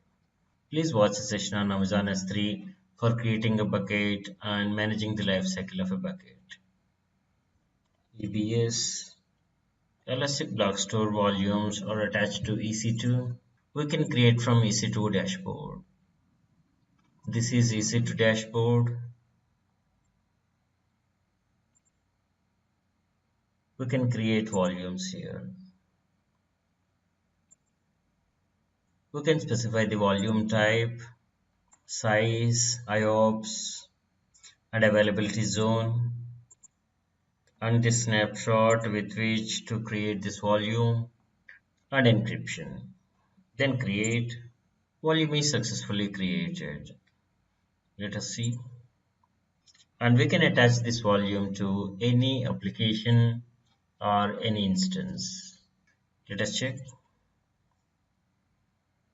Let us select Linux, Amazon Linux CMI. Let us go with T2.micro. Next. For the AMI selected, EBS size of minimum 8 GB for the root volume is suggested here. Free tier eligible customers can get up to 30 GB of EBS, general purpose SSD or magnetic storage. Let us see how much. If you select Windows AMI, let us see what EBS volume is recommended for the Windows. Click Next. Next. It is recommending 30 GB of EBS volume for the root here. The next one is Elastic File System, EFS. Amazon EFS provides simple, scalable, elastic file storage for use with AWS cloud services and on-prem resources. This is pricing. And under free tier, you can use up to 5 GB per month for free. These are some snapshots.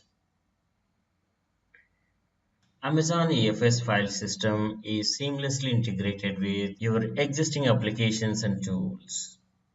Multiple Amazon EC2 instances and applications can access an Amazon EFS file system at the same time. Mount Amazon EFS file systems on your on-premises data center servers to migrate datasets to EFS or backup your on-premises data to EFS. These are the Amazon EFS benefits. These are the Amazon EFS use cases. Amazon EFS finds place in mission-critical applications and enterprise applications. This is AWS console. Let us search by EFS. This is Amazon Elastic File System dashboard. Create Amazon file system to store your files in the Amazon cloud. The file system dynamically scales up or down as per the business need, and you pay only for what you use. You can easily read and write files from Amazon EFS file system. And you can easily manage your file system using Amazon EFS console, CLI, and SDK. Let us create Amazon EFS file system. It is in simple 3 steps. We can use the default VPC. Amazon EFS file system is accessed by EC2 instances in one of your VPCs. And instances connect to your file system by using mount targets you create. And these are the mount targets. Let us keep default. Click Next. These are the optional settings: adding tags, performance mode, throughput, enable encryption of data at rest. Next step, review and create. These are the options which you have selected. Let us create. So we have created a file system, and this is ready for mounting in Amazon EC2 instance. And you can use this file system for accessing from Amazon EC2 instance or from on-premises server or Amazon DC connection. On the selected EFS, these are the actions that can be taken. EFS file sync provides a fast and simple way of synchronizing data from existing on-premises servers into Amazon EFS file systems. Please watch Amazon AFS demo session.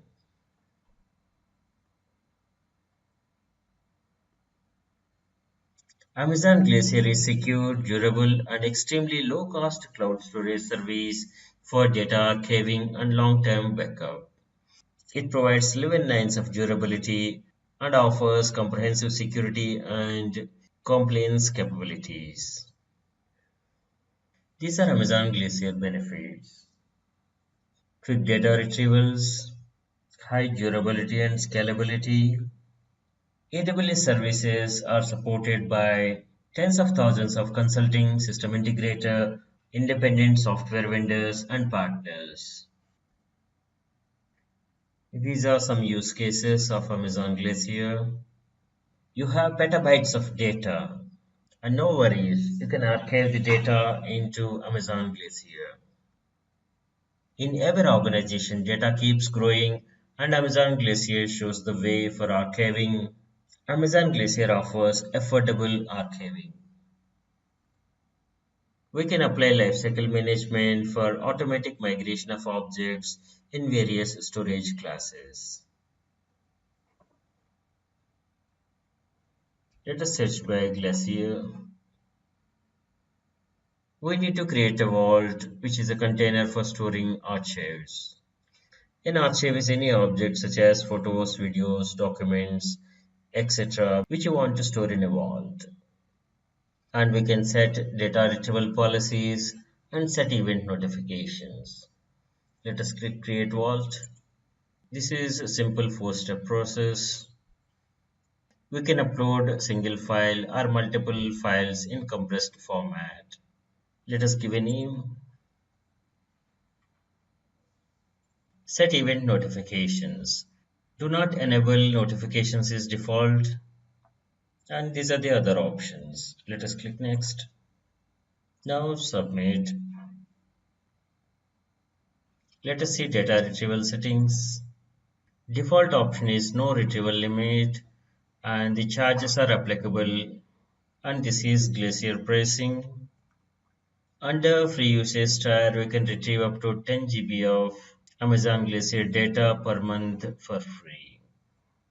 Storage pricing per GB per month, retrieval pricing per GB, retrieval request pricing per 1000 requests, provisioned expedited retrieval costs, data transfer pricing per GB, and you can use simple monthly calculator for assessing the costs. Free tier retrieval cost is free but subjected to conditions and the limits. Expedited retrieval requests are served by the provision capacity.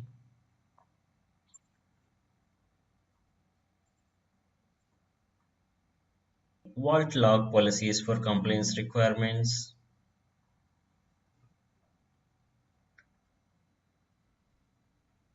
Amazon Snow family comprises Snowball, Snowball Edge, and Snowmobile.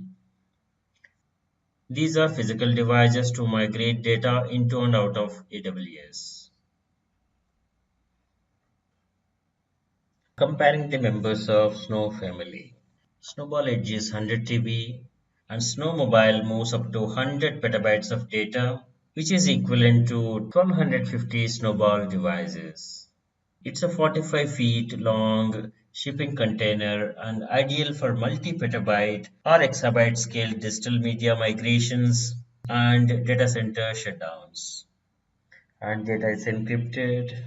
Max job length is 90 days to 360 days. Next product in the storage is Storage Gateway.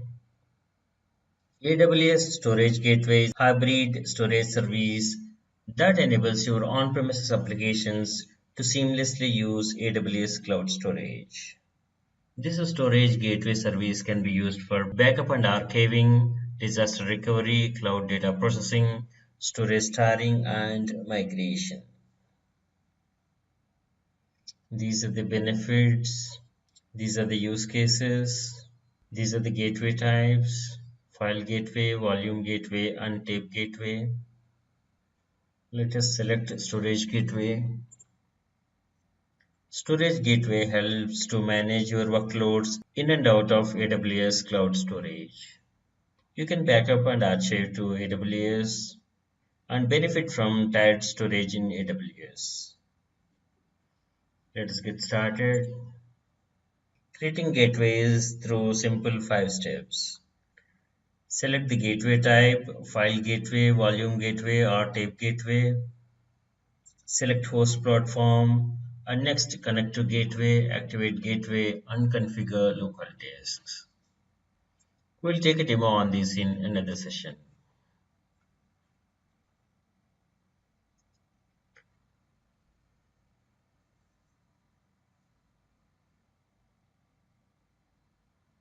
We have seen various AWS cloud storage products. Here is the suggestion or recommendation when to use what. Thanks for watching. Hello, I'm Sri from CBTU.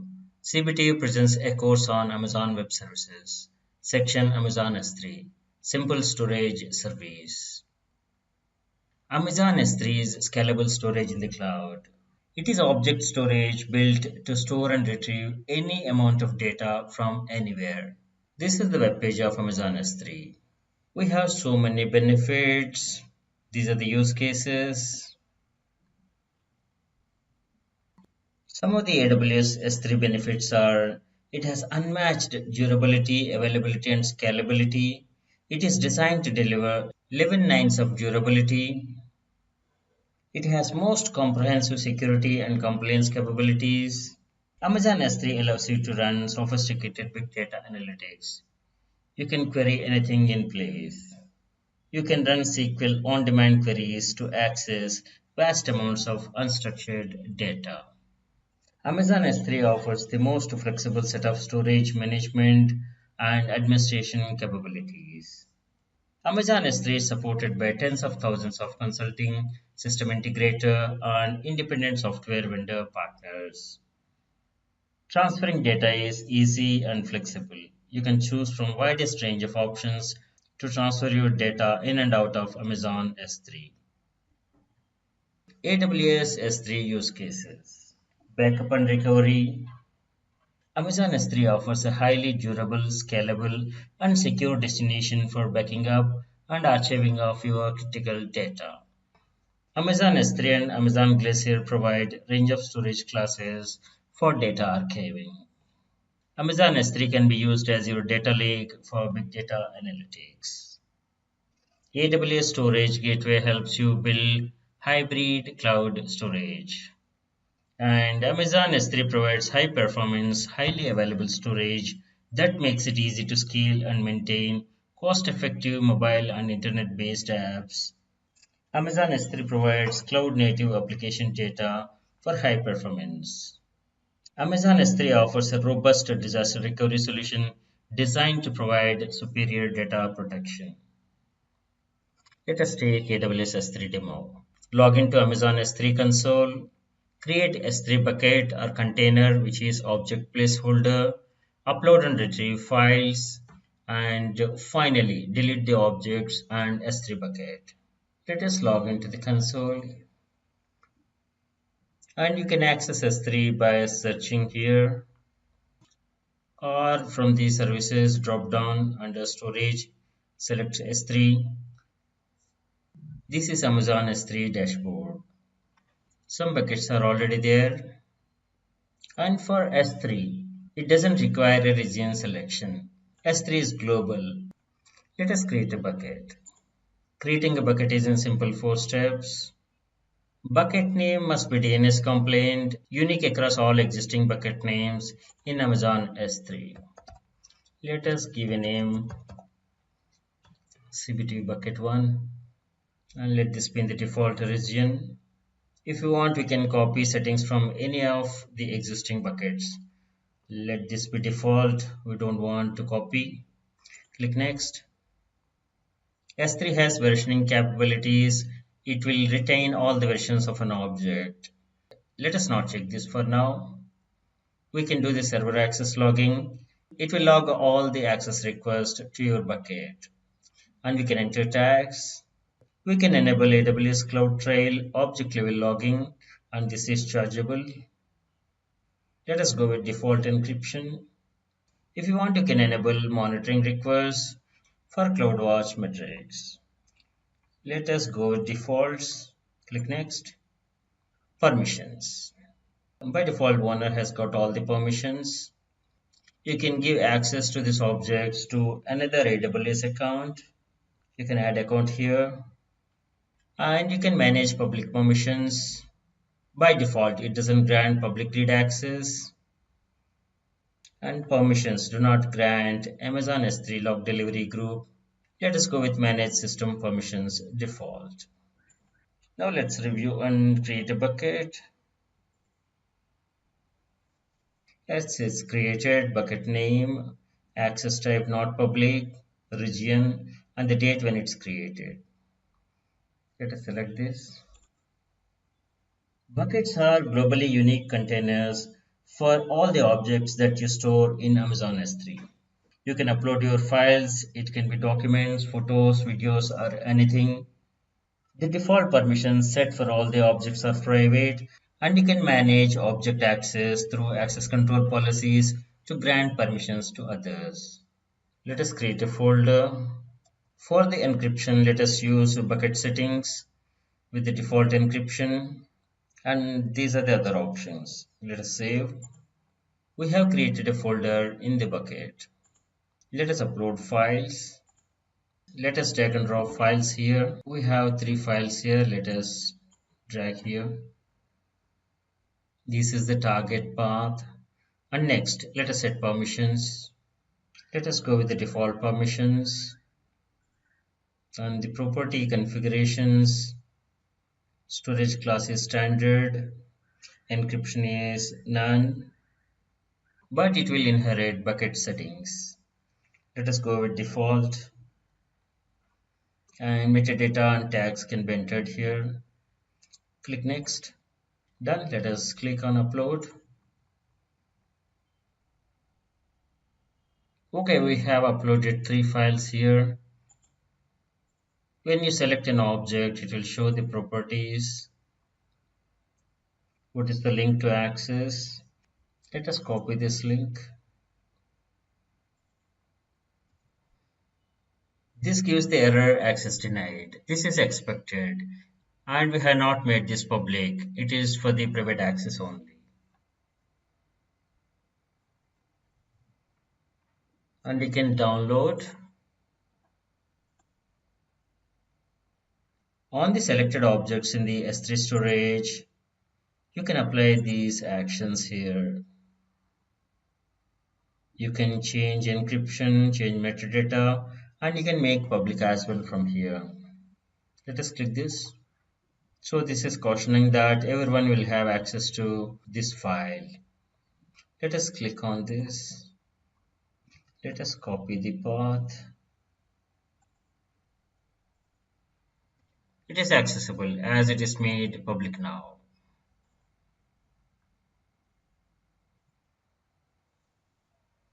These are the properties of the bucket. We can keep multiple versions of an object in the same bucket by versioning. You can set up access logs. We can host a static website which doesn't need any dynamic content, database, or require server-side technologies. And we can do object level logging as well. All these are disabled and we can enable as per our need. These are the advanced settings.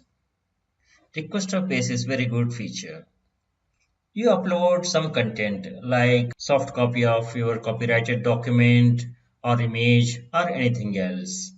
And when you share the link with the requester, then requester will pay for the request and the data transfer.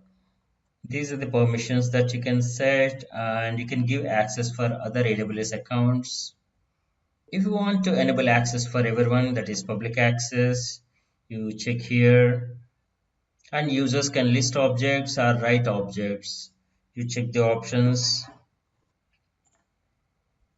Log delivery. This is access control list, ACLs. Bucket policies. And you can create your JSON based access policy.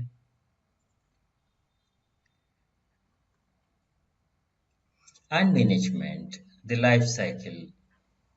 When you add the objects to S3, you can set the rules to manage your objects. You can automatically transition the objects to tied storage, to the standard infrequent access, or to the Amazon Glacier storage class for archiving purpose. You can configure the policies to automatically expire the objects based on the data retention needs of your organization. You can configure the cross-region replication, storage analytics, the various metrics,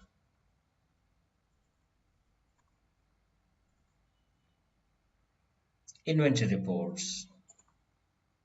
You can create a lifecycle rule. Let us configure transition for previous versions. Configure expiration after 365 days and other features you can review.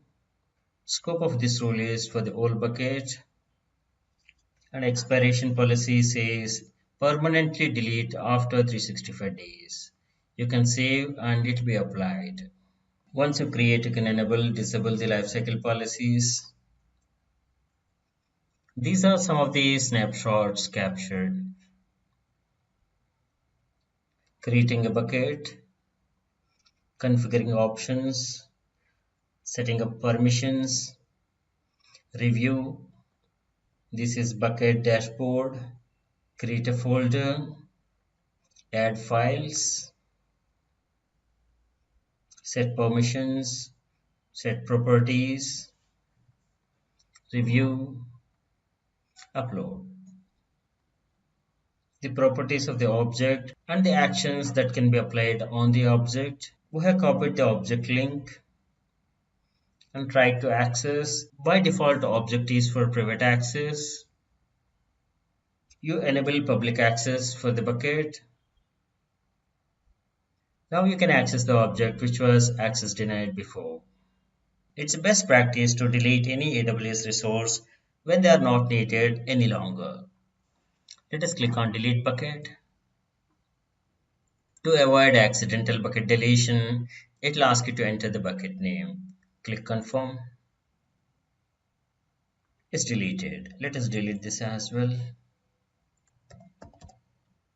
It's done. Thanks for watching.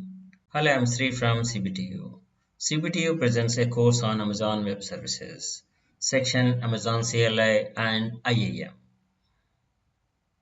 Amazon CLI is a unified tool to manage your AWS services.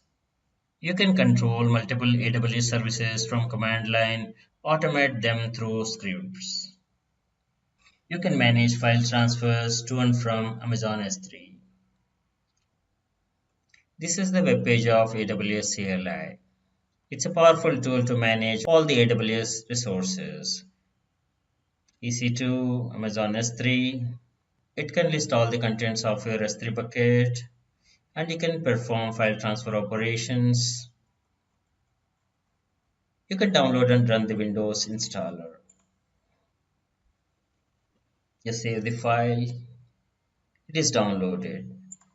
AWS CLI is open source tool built on top of AWS SDK for Python that provides with minimal configuration. You can start using all of the functionality provided by the AWS Management Console from the AWS CLI. On the Windows, you can run the commands in either PowerShell or the Windows command processor. This is the command prompt. We have installed AWS CLI and that works from the command prompt. We can access AWS from here. We need to configure AWS CLI to work with the AWS resources. We need AWS IAM account to access AWS resources from CLI. Let us create an IAM user to access AWS resources from here. You can access IAM from the recently visited services or from security, identity and compliance or from services by selecting IAM under security, identity and compliance. We have some users here. This is the dashboard of identity and access management. So let us create a user and we have two access types. One is programmatic access. This enables an access ID and secret access key for the AWS API, CLI, SDK and other development tool. And the second one is for management console access. The user can have one or the both. You can configure the console password, let it be auto-generated. Require password reset on first sign in. So this is a good security feature. For now, let us disable this. Let us click next. We can add this user to a group and let us attach existing policies directly to this user. Let us attach administrator access and click next. Let us review. The username is this, access type, both programmatic and management console access. Let us click on create user. Yes, the user is created and we got access key ID. This is required to configure AWS CLI. And you can click on sending these instructions to the user. This is one-time configuration. It is showing a different key ID. So let us copy this and access key. Default region, let it be default. Output format, let it be default. Let us display the buckets.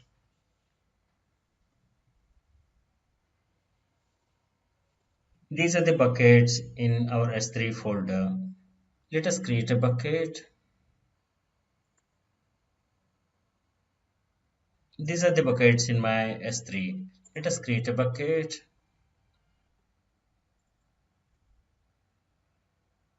Let us go with the defaults. Let us list the buckets again. We have listed the bucket here. Let us upload a few files to this. Let us upload a file to this bucket. Next, let us go with default permissions.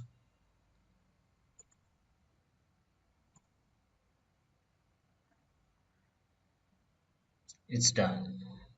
Let us list the objects in our bucket. Okay. You can upload the files to AWS S3 and you can download from there as well. Let us upload a file to AWS S3. Amazon S3 CP. We have a file. Oh, it's a PNG file.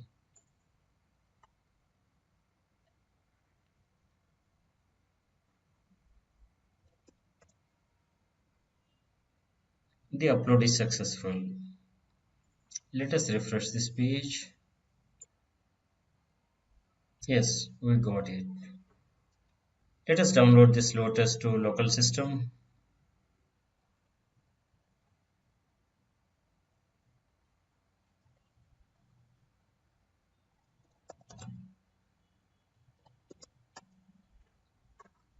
So now the command is AWS S3 copy from S3 CBT bucket and the object and the local path. The local path is demo. Let's enter. Yes, it's downloaded. Okay. These are some of the snapshots. This is the link for CLI, the links for the installers, and the reference commands for the CLI. You can list, display, upload, and you can perform lot many options through CLI.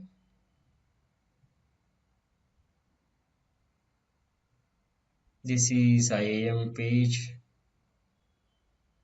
AWS lists best practices to help IT professionals and developers manage access to AWS resources.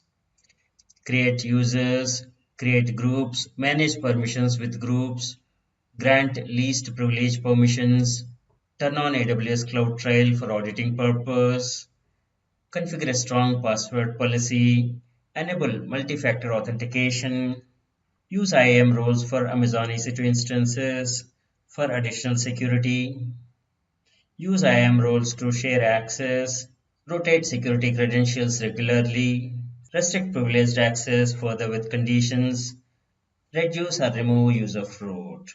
These are the best practices. When you create IAM users, by default, it will provide the sign-in link like this. You can customize the link like this with a friendly name always. Let us go to IAM. This is customized sign-in page. and we have already customized, so it's asking whether we should delete. Click yes. Now back to this link. We can customize this. Click CBTU, new, create. This will be the user-friendly sign-in link for the IAM users. This is security status snapshot. You can use account ID or alias, IAM username, password to log into the console. This is for adding IAM users, creating a group, adding users to the group.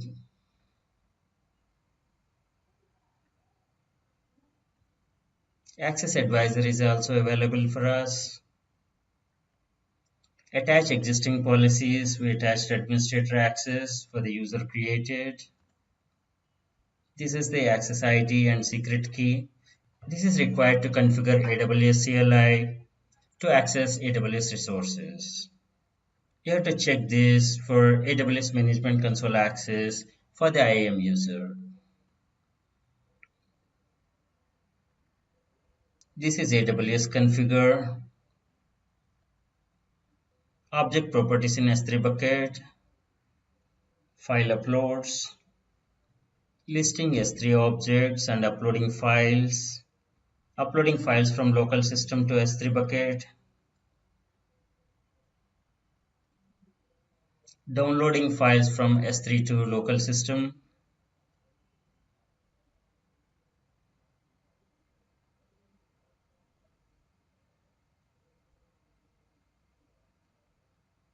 adding user for the management console, changing the password on first time login, and this is the console for the IAM user. Thanks for watching. Hello, I'm Sri from CBTU.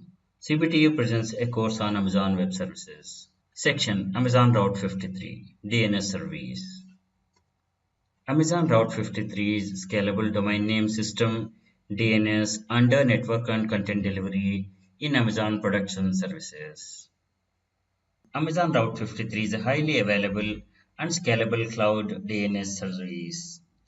DNS system translates domain names to numeric IP addresses that can be found and routed over the internet. Amazon Route 53 connects user requests to infrastructure running in AWS such as Amazon EC2 instances, Elastic Load Balancer, or Amazon S3 buckets. Amazon Route 53 can be used to configure DNS health checks to route traffic to any healthy endpoint.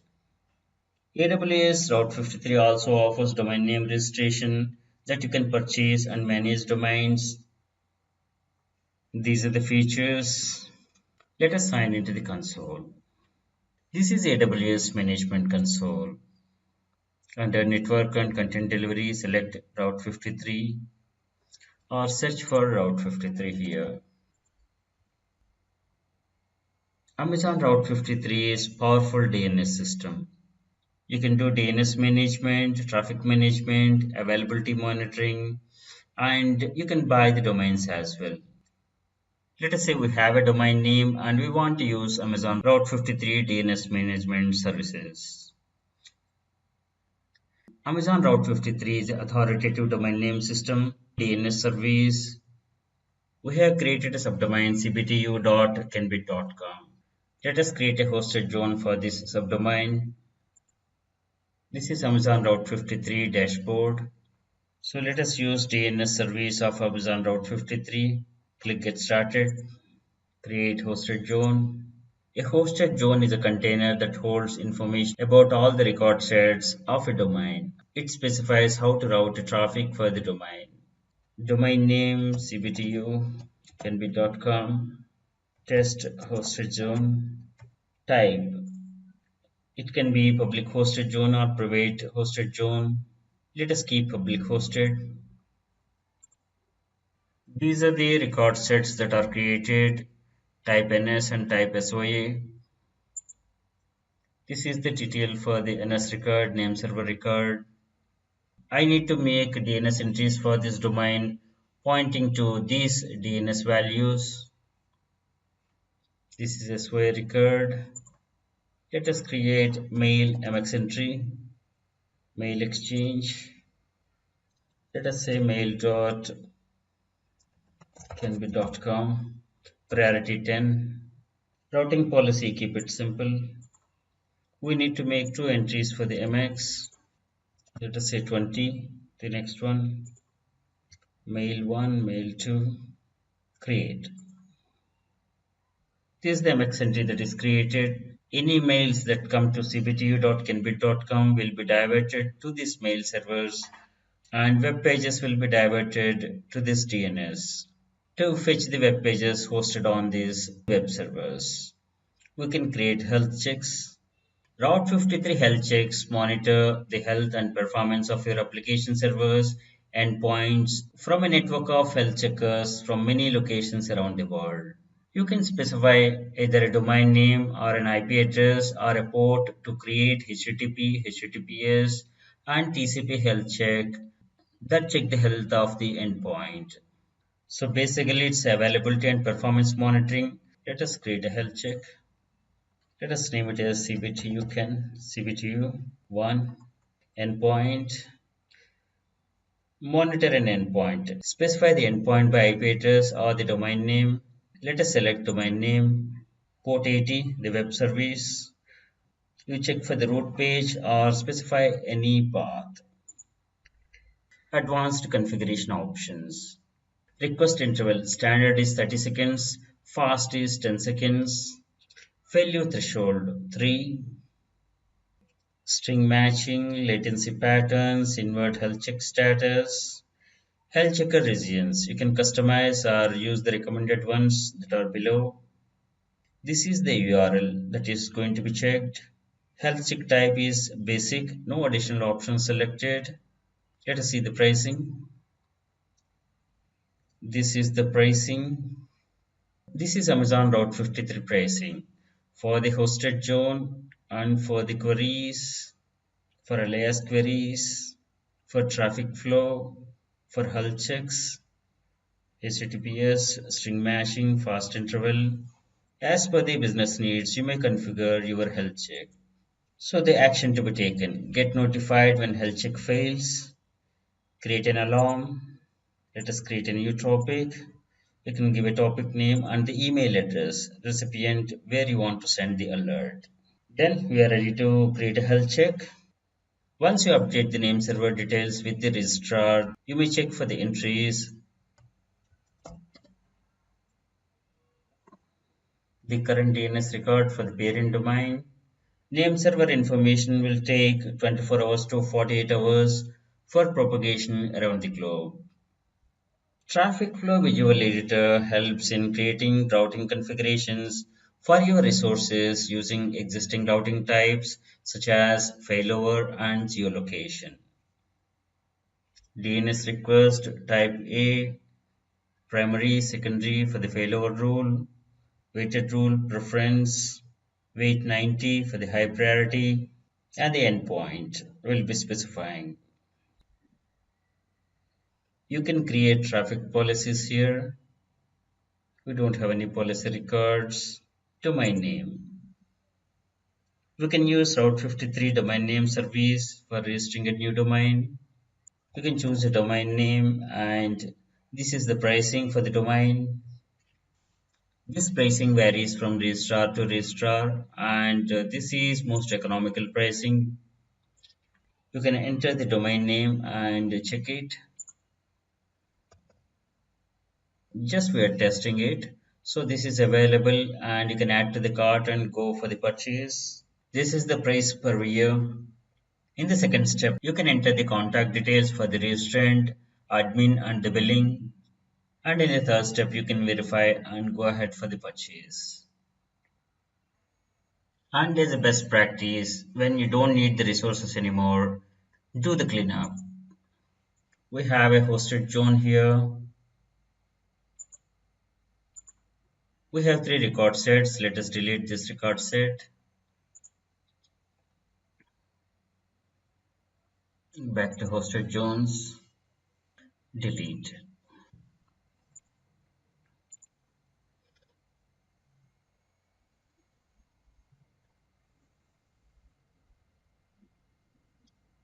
Amazon Route 53 pricing is pay only for what you use and there's no minimum fee. Estimate your monthly billing using AWS Simple Monthly Calculator. Thanks for watching.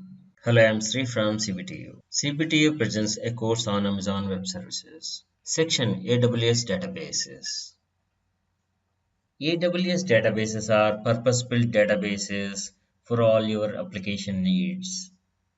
The applications may need databases to store terabytes to petabytes of new types of data, provide access to data with low latency, process millions of requests per second, and scale to support millions of users anywhere in the world.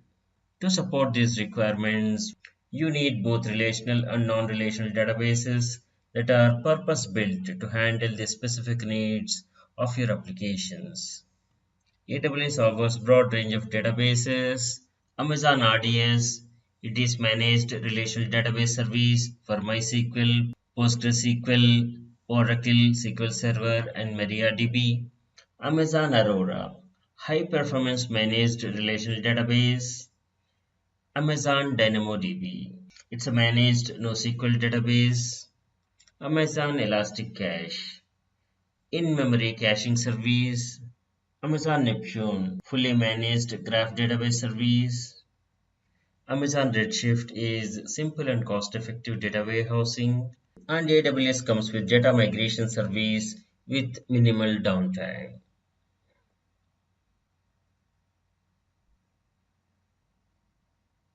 AWS offers fully managed database services, which includes relational databases for transactional applications and non-relational databases for internet-scale applications, a data warehouse for analytics, an in-memory cache store for caching and real-time workloads, and a graph database for building applications with highly connected data. AWS Data Migration Service is simple and cost-effective. Amazon Aurora is a MySQL and PostgreSQL compatible relational database built for the cloud. Aurora performance and availability of commercial-grade databases at one-tenth of the cost. Aurora features a distributed, fault-tolerant, self-healing storage system that auto-scales up to 64 TB per database instance. Aurora delivers high performance and availability. If you are currently using Amazon RDS for MySQL, migrating to Aurora is a simple cakewalk.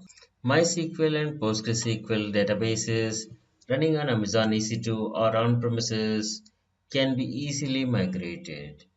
AWS Schema Conversion tool simplifies migration from any database to Amazon Aurora. You can migrate from these databases to Amazon RDS for MySQL or Amazon Aurora and these databases. The AWS Schema Conversion tool can help migrate your database to the database platform of your choice. You can use this wizard, which has 5 simple steps for data migration project. Source can be any of these database and configure all the parameters and you can run the database migration project. Amazon Relational Database Service, Amazon RDS, is easy to set up, operate, and scale a relational database in the cloud. It provides cost-efficient and resizable capacity with automation of administration tasks. Amazon RDS is available on several database instance types, optimized for memory, performance, or I/O, provides familiar database engines to choose from, including Amazon Aurora, PostgreSQL, MySQL, MariaDB, Oracle, and Microsoft SQL Server. It's easy to migrate and replicate existing databases to Amazon RDS using AWS Database Migration Service. Amazon DynamoDB is non-relational database for applications that need performance at any scale. It is fully managed, multi-region, multi-master database that provides consistent, low latency. DynamoDB includes many features to help developers create a globally scalable data store for modern applications that require highly responsive data access. Amazon Elastic Cache offers fully managed Redis and memcached. Amazon Elastic Cache is a popular choice for gaming, ad tech, financial services, healthcare, and IoT apps. The Amazon Elastic Cache engines are Elastic Cache for Redis, Elastic Cache for memcached. Amazon Neptune is a fast, reliable, fully managed graph database service that makes it easy to build and run applications with highly connected datasets. Neptune efficiently stores and navigates highly connected data. Its query processing engine is optimized for leading graph query languages. Neptune is secure with support for encryption at rest. Amazon Redshift is a fast, scalable data warehouse that makes it simple and cost effective to analyze all your data across your data warehouse. Redshift delivers 10 times faster performance than any other data warehouses by using machine learning, massively parallel query processing, and columnar storage on high performance disk. You can set up and deploy new data warehouse in minutes and run queries across petabytes of data in your Redshift data warehouse. This is the Redshift dashboard and you can launch a cluster from here. AWS Data Migration Service helps you migrate databases to AWS quickly and securely. The source database remains fully operational during migration, minimizing downtime to applications that rely on the database. AWS Database Migration Service can migrate your data to and from most widely used commercial and open source databases. This is setup wizard of AWS Database Migration Service. DMS tasks require at least a source, a target, and replication instance. Data is replicated from a source to a target database by a task running on replication instance. AWS Schema Conversion Tool (SCT) is a standalone application that provides a project-based user interface. SCT is available for almost all the platforms. AWS Schema Conversion Tool supports Oracle Database to Amazon Aurora, MySQL, PostgreSQL, and MariaDB. Oracle Data Warehouse can be migrated to Amazon Redshift.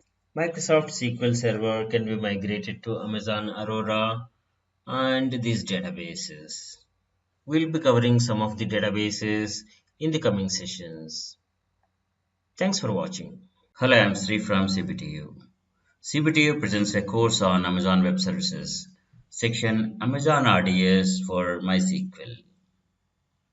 Amazon RDS is fully managed relational database service. We have these databases under Amazon RDS, and Amazon Redshift is a data warehouse, and these are non-relational databases. Amazon DynamoDB, which is based on key value pairs, and we have other databases here.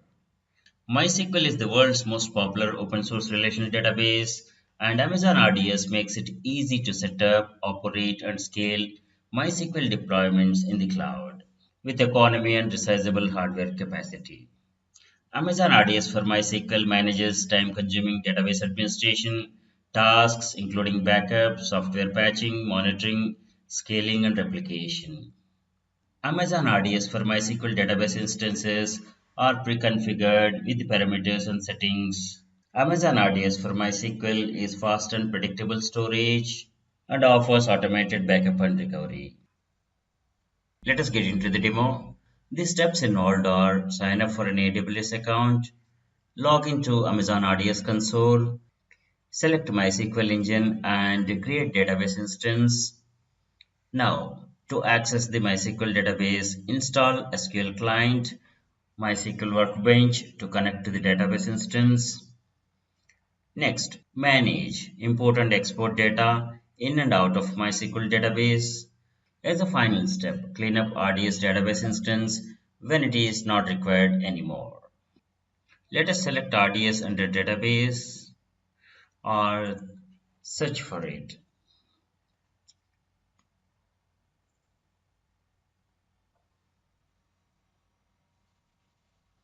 This is Amazon RDS dashboard. This will show all the RDS resources at glance. Let us create a database. We have different engine options. Amazon Aurora is MySQL and PostgreSQL compatible relational database built for the cloud.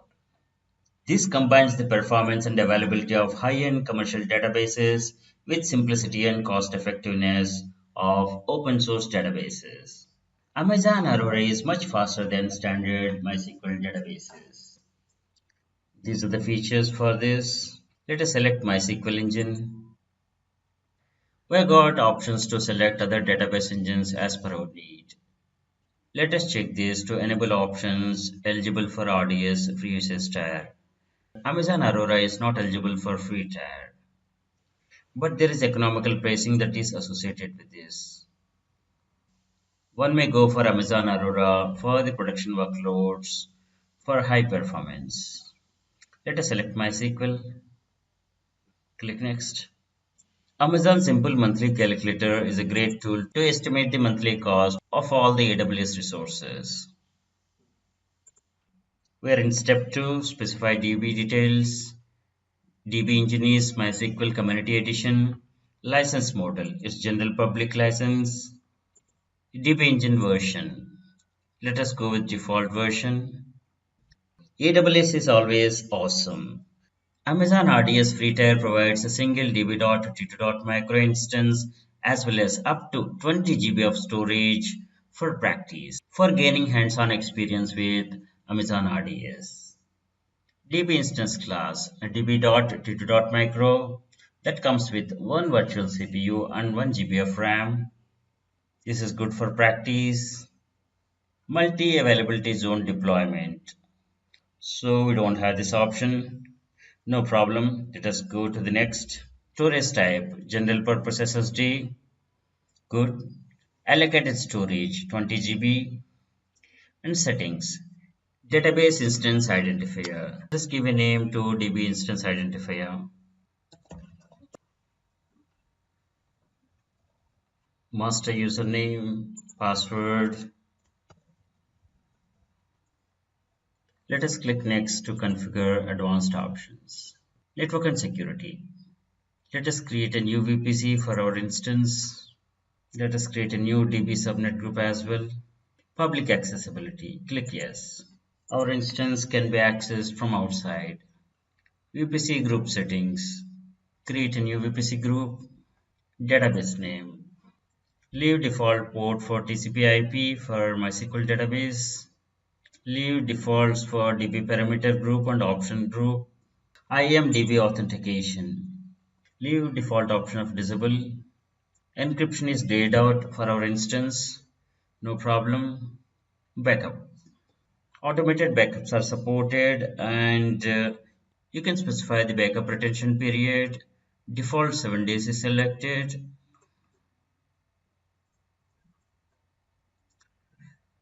So let this be default. Backup window. You can select a window. Let us leave the default, no preference. Monitoring. Leave default option of disable enhanced monitoring. If you enable it, it's chargeable. Log exports.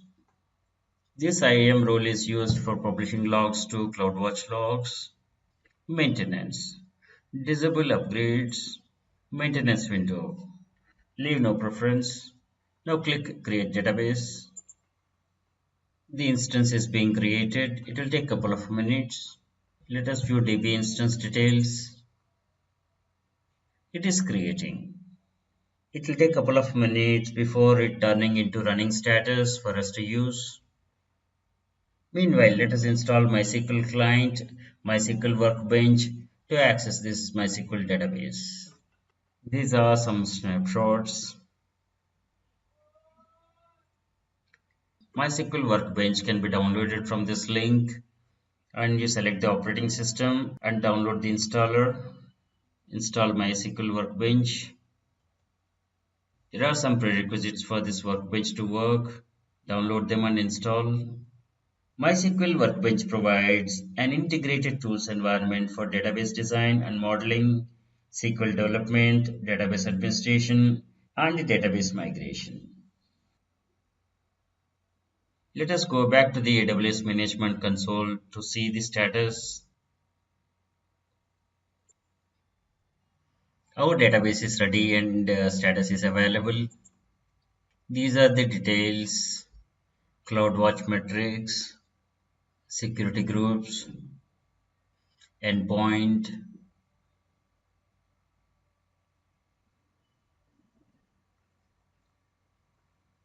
replication info, snapshots, logs.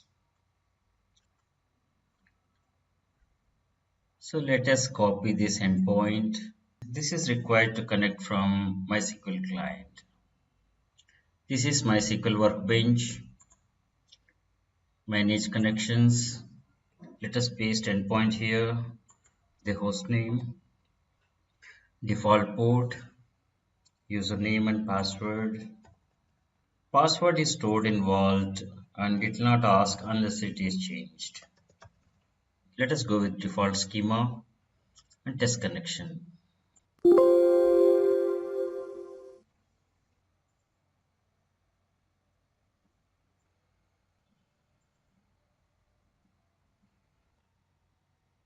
Let us test connection. Let us use standard TCP/IP connection method and test connection.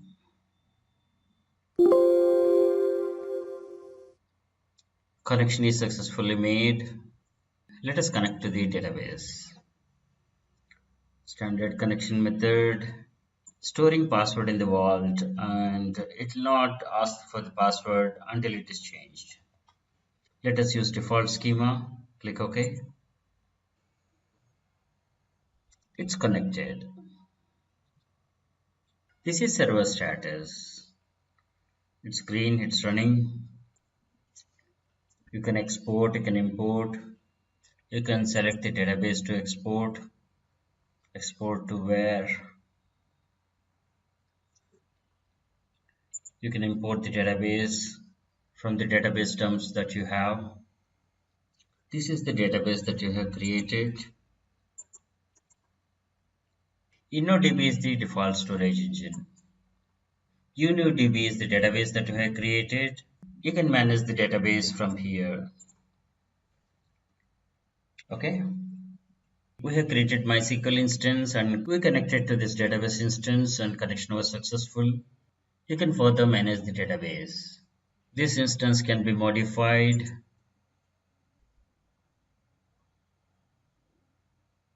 Any major modifications, the database will be rebooted and it will impact any current connections. You can reboot, take a snapshot from here, and you can restore from S3 as well. You can create a database and add to this cluster, performance insights, snapshots. We have one that is available. You can take a snapshot. Reserved instances. You can purchase reserved DB instances from here with upfront or no upfront fees. Let us select product description MySQL. DB instance class, let us select db.m3.medium. And multi-availability zone deployment, click now. Term, 1 year and 3 years, let us say 1 year. Offering type, no upfront fee. Number of DB instances 1. And the cost per hour is 0.065 USD. Hourly cost is 0.065 multiplied by 24 hours a day multiplied by 365 days in a year. This costs 569 USD. With all upfront fees, we'll be paying 476 USD. There is saving of $93 with one-time upfront payment. Subnet groups. Enhanced monitoring is disabled. If enabled, it is chargeable.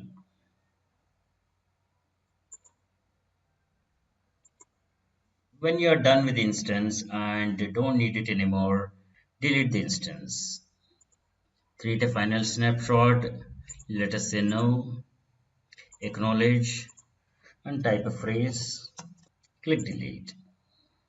It will take a couple of minutes to delete all the resources. So back to our presentation, creating a database, selecting MySQL, connecting to MySQL database instance with MySQL Workbench. Thanks for watching. Hello, I'm Sri from CBTU. CBTU presents a course on Amazon Web Services. Section Amazon DynamoDB NoSQL Database. Amazon DynamoDB is non-relational database that delivers reliable performance at any scale. It is fully managed, multi-region, multi-master database that offers high performance, built-in security, backup and restore, and in-memory caching. These are the benefits of Amazon DynamoDB. Performance at scale, it's fully managed and enterprise ready. Some of the use cases are serverless web applications, microservices data store, mobile backends, ad tech, gaming, and IoT. Amazon DynamoDB help developers create a globally scalable data store for modern applications that require high responsive data access. These are the features. Pricing. Pay only for the resources DynamoDB provisions to achieve your target read and write capacity. DynamoDB will auto-scale your capacity based on the usage. Under free tier, we get 25 GB per month of data storage and 200 million requests per month and these other offerings. These are the various pricing information. Amazon DynamoDB is a fast and flexible NoSQL database service. So let us take a demo. Let us create and query a NoSQL database. In this demo, we'll be creating a table called PeopleDB, add and query items, and monitor and manage tables. You create an AWS account and sign into the console. This is AWS Management Console. DynamoDB is under Database. Select this. This is Amazon DynamoDB console. We can create tables, add and query items, and monitor manage tables. Let us create a table. DynamoDB is a schema-less database that only requires a table name and a primary key. The table's primary key is made up of one or more attributes, uniquely identify items, partition the data, and sort data with each partition. Let us give a name, primary key, partition key. Let us say country, and the data type is string. The partition key is the primary key. To uniquely identify the data and to enable easy sorting, add a sort key. Let us say language, type string is fine. This is the basic minimum information. We can go ahead to create the DynamoDB table with the default settings. Default settings provide the fastest way to get started with your table. So default settings are, let us uncheck this. No secondary indexes. This is provision capacity and auto scaling. DynamoDB auto scaling will change the read and write capacity of your table based on the request volume. This is the target utilization, minimum provision capacity, maximum provision capacity. DynamoDB auto-scaling service linked role will be created. Encryption at rest. This is to help protect data at rest. So leave default. Let us go with the default settings. Let us go ahead to create the table. This is the table that is created. There is one open issue. Let us see what it is. This is some AWS infrastructure announcement. I'm not having any resources in US West, so no issues not affected with this. This is personal health dashboard. So we are back to DynamoDB. This is the table that is created. Auto scaling disabled.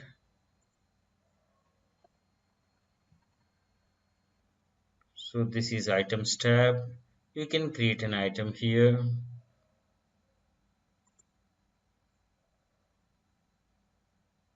USA and language English. Add another item. France French.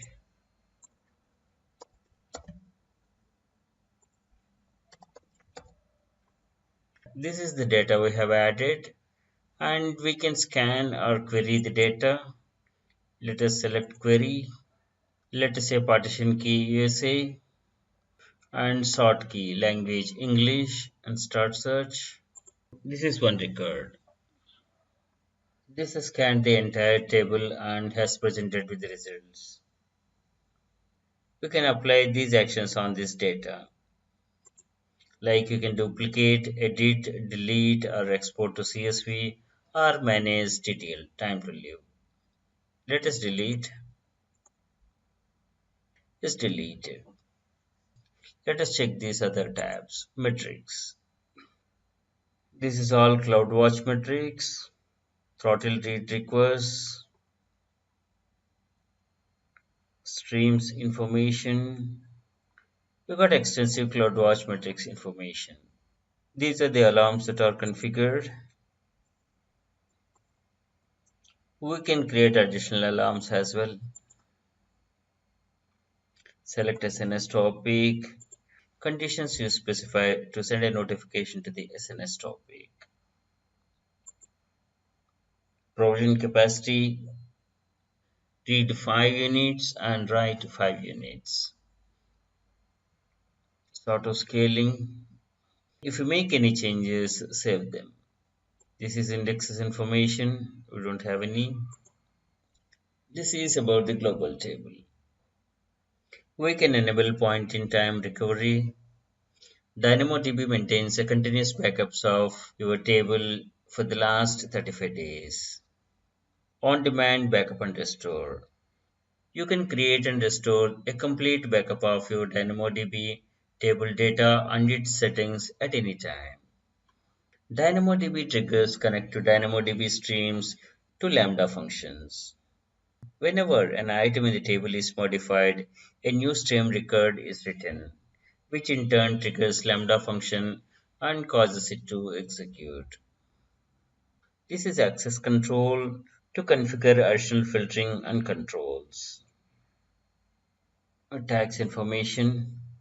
Let us go to overview. This is dashboard. So this is the table which I have created. We can create additional tables. For the selected one, click delete table to delete it forever. We can create a backup. You can specify the table name and the backup name and create table backup. And the time range we can select as 30 days or 90 days or in a year or all the time. You can purchase the result capacity here to save on the costing with the discounts. Configure the preferences. DAX is fully managed, high volume, in-memory caching service for DynamoDB. You can create a cluster. There are no clusters, no subnet groups. Parameter group, the default one that is created. These are the events. Let us go to the dashboard again. As a final step, when we don't want this table, then you select and click delete. Table is deleted. NoSQL contains collection of key value pair documents. This is SQL versus NoSQL comparison.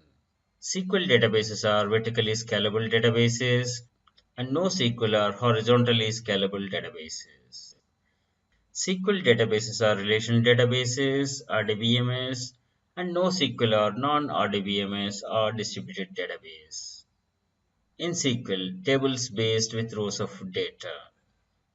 In NoSQL, it's collection of documents with key value pairs. Examples of SQL are MySQL, Oracle, MS SQL. Examples of NoSQL are MongoDB, Redis, HBase, Amazon DynamoDB, etc.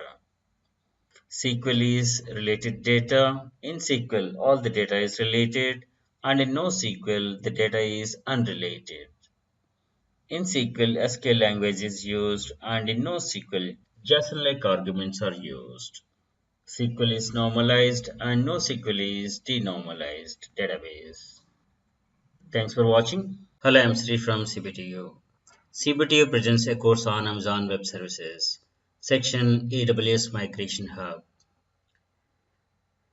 These are the products under migration: AWS Application Discovery Service, Database Migration Service, Migration Hub, Server Migration Service, Snowball, and Snowball Family.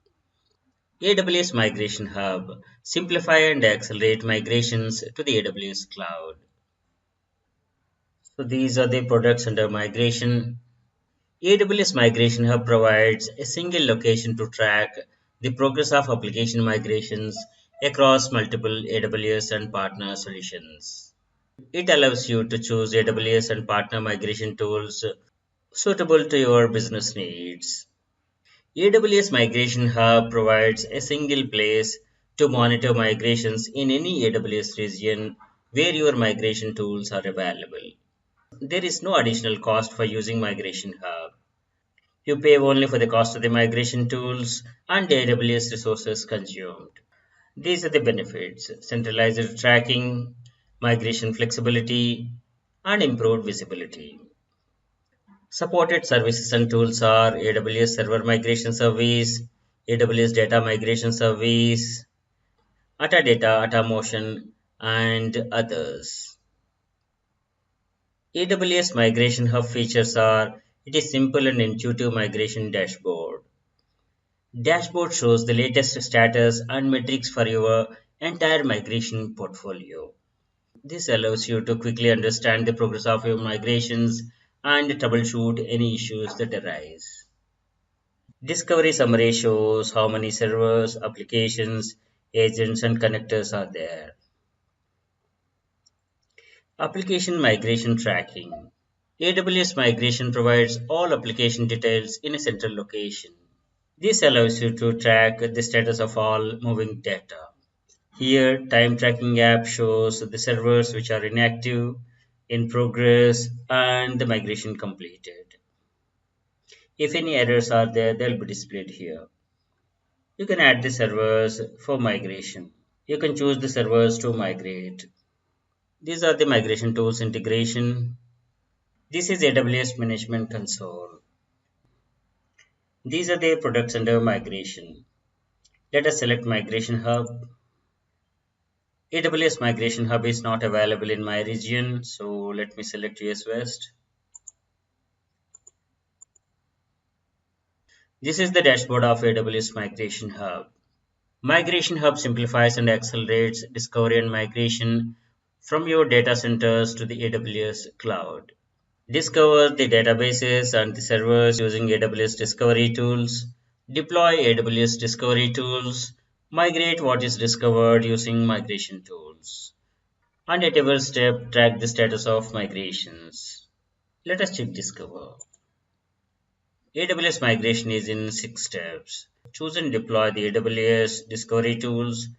View discovered servers. Group servers as applications. These 1 to 3 steps are part of discovery. And migrate. Connect migration tools to the migration hub and migrate using connected migration tools. And finally, track status of migrations. Let us see discovery tools. AWS Discovery Connector and Discovery Agents are integrated with the Migration Hub. AWS Discovery Connector is used to collect system specification and performance information for all VMs in one vCenter and deploy an AWS Agentless Discovery Connector in each VMware vCenter. Deployment is simple and helps you quickly connect info about your VMs. Discovery agent is used to collect specification and performance, processes and network dependencies. Install Discovery agent on each of your VMs or physical servers. This is the prerequisite for Windows Agent. There are other discovery tools that are available to discover the resources in your data center, and some of these tools may not be currently integrated with the migration hub. This is dashboard. Discover servers, identify servers hosted in data centers, collect information, collect CPU, RAM utilization, and other information, and capture dependencies. Servers, we don't have any. If you have, then you can group them as an application. This shows applications, data collectors, tools, migration data. These are server migration tools. AWS Server Migration Service, Atadata, Atamotion, Cloud Endure, River Meadow Migration, and Database Migration Service, DMS. Let us download this connector. This is OEA file, open with VirtualBox Manager, Discovery Agent for the Windows and Linux. There is no additional charge for the AWS Migration Hub. You only pay for the cost of migration tools you use and any resources being consumed on AWS. Getting started with AWS Migration Hub is simple. Set up and log into your AWS account, sign into the console, choose your method of migration, and start your migration. That's it. Application Discovery Service. This discovers on-premises server inventory and behavior. AWS Application Discovery Service help enterprise customers plan migration projects by gathering information about their on-premises data centers. The collected data is retained in encrypted format. You can export this data as a CSV file. These are the benefits. Reliable discovery for migration planning, integrated with Migration Hub, protect data with encryption, engage with migration experts. Database Migration Service. You can migrate your databases to AWS with minimal downtime. More than 90,000 databases have been migrated using AWS Database Migration Service. This DMS service helps you migrate databases to AWS quickly and securely. The source databases remain fully operational during the migration, minimizing downtime to applications that rely on the database. Pricing. You pay only for the compute resources used during the migration process and any additional log storage. On-demand instances let you pay for the database migration capacity by the hour with no long-term commitments. Server Migration Service. This is to migrate on-premises workloads to AWS. Server Migration Service (SMS) is an agentless service which makes it easier and faster for you to migrate thousands of on-premises workloads to AWS. These are the benefits. Snow Family. Snow Family is physical devices to migrate data into and out of AWS. Snow Family components are AWS Snowball, Snowballage, and Snowmobile. For this, you need to request a device through the AWS console, and AWS will send it to your site to copy the data and return to AWS region. The AWS Snow family members are AWS Snowball, which is a petabyte scale data transfer service built around a secure suitcase-sized device that moves data into and out of AWS cloud. AWS Snowball Edge. This is slightly larger capacity device. AWS Snowmobile. This can move up to 100 petabytes of data, which is equivalent to 1,250 snowball devices. This is 45 feet long shipping container. AWS Snowball storage capacity is 50 TB and 80 TB. Snowball Edge is 100 TB and Snowmobile is 100 petabytes. These are all the other features. Job length can vary from 90 days to 360 days. These Snow family devices are owned and managed by the Amazon. Customers pay for the startup fees plus shipping service. This is Snowball. Create a new data transfer job in the AWS Management Console. AWS will ship you one or more Snowball appliances based on the amount of data. When the device arrives, connect the appliance to your network. Download the Snowball client and job manifest from the console and run the client to connect and identify data transfer. Next, copy data to the Snowball. Copying is done at a high speed and encrypted for security. Finally, it will be shipped back to the AWS to transfer the data to your resources. This is job created, shipped, and the devices with the customer and in transit to AWS at AWS and job is completed. This is AWS Management Console. Select Snowball. So you click to create a job. This is in simple 6 steps. You can plan your job. These are the scenarios. You have the data, you give the data to AWS, and AWS will import to AWS S3 or export from Amazon S3. Or third scenario, local compute and storage only. This is easy to understand wizard for using Snow family services. Application discovery service,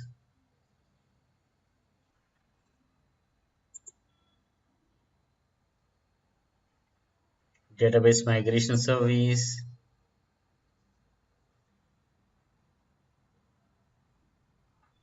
If you want to migrate to a different database engine, the AWS schema conversion tool can help you automate the conversion tasks. Migration of database is in simple 4 steps. So this is the welcome step. Click next. This is the information about replication instance. Select VPC, some existing VPC. Multi-availability zone, no. Publicly accessible, yes. These are the advanced options. Allocated storage 50 GB. Maintenance. Okay, let us go with the defaults. Click next. This is connecting source and target database endpoints. Source engine can be Aurora, S3, MariaDB, MongoDB, MySQL, Oracle, etc. The target can be Aurora, Redshift, S3, MySQL, or any. You configure as per the need and finally create a task. This is AWS Schema Conversion Tool. New project. Give a project name and the location of your database, source database engine, and target database engine. You can follow and use this conversion tool as per your business needs. These are some of the snapshots.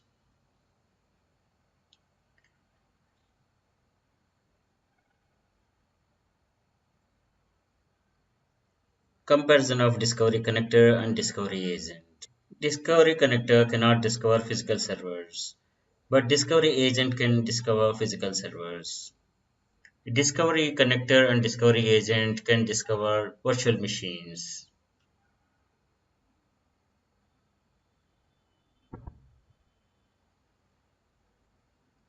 Server Migration Service, Snow Family, comparison of Snow family members, Snowball console. Thanks for watching. Hello, I'm Sri from CPTU. CPTU presents a course on Amazon Web Services, section Security, Identity and Compliance. These are the products under Security, Identity and Compliance. At AWS, cloud security is the highest priority. All customers benefit from a data center and network architecture built to meet requirements of most security sensitive organizations. These are security, identity, and compliance products. AWS Artifact, AWS Certificate Manager, Cloud Directory, Directory Service, Identity and Access Management, IAM, AWS Organizations, AWS Single Sign-On. AWS organizations offer policy-based management for multiple AWS accounts. With organizations, you can create groups of accounts and then apply policies to those groups. Organizations enables you to centrally manage policies across multiple accounts. Let us sign into the console, search for organizations. This is AWS Organizations console. Let us create an organization. In an organization, you will have a master account and member accounts. You create master account and invite other accounts to join your organization. AWS organizations provide single player and centralized cost tracking, lets you create and invite member accounts, allows you to apply policy-based controls, and simplify organization-wide management of AWS services. Once you create an organization, it cannot be deleted until all the members are deleted. Let's create. This is the account that is created. This is the tree view of organization and the members. There is one policy, full AWS access. Let us add an account. You can add an account by two ways. By inviting existing AWS account to join your organization or create an AWS account in this organization. Invite account. You enter the email or account ID you want to add to this organization and then add some comments and then click invite. Second way to add an account to your organization is create an account in this organization. Provide a name, enter the email address and optionally IAM role information, and this account is created using the contact information address of the organization's master account. Create. This is member account that is created and service control policies, and we have some default policy full AWS access. This allows access to every operation. You can edit the policy here, and this is not attached to any. You can attach this policy to the master account or the member accounts. You can send invites from here as well. This is invitation dashboard, invite account. The same way, email or account ID and optionally comments and invite. These are some screenshots captured. Create organization, adding members to the master account, organization structure. An organization will have units, business units, and the policies attached to it. There will be member accounts or the organizational units that will be under the organization. Policies are attached to the OUs and the organization itself. These are the two accounts, and this is master account. Let us move this account under master account. You can create an organizational unit from here.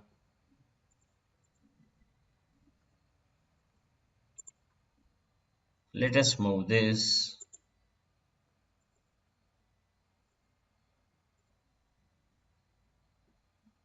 We have moved Sneha account to OU2.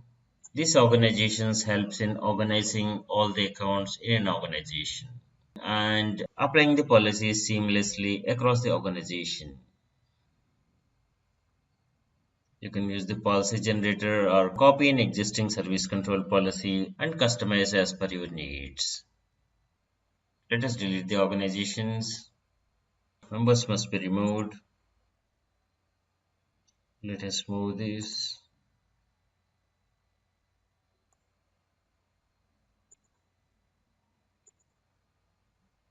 Delete. This member account also let us delete.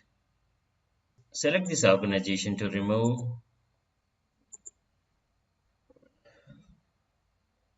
AWS Single Sign-On is a cloud service that makes it easy to manage SSO access to multiple AWS accounts and business applications. It enables users to sign into a user portal with existing corporate credentials and access all of their associated accounts and applications. You can create SAML 2.0 integrations and extend SSO access to any of your SAML-enabled applications. Set up AWS organizations and then enable AWS SSO in the AWS Management Console. Connect your corporate Active Directory using AWS Directory Service. Grant users and groups SSO access to AWS accounts and business applications.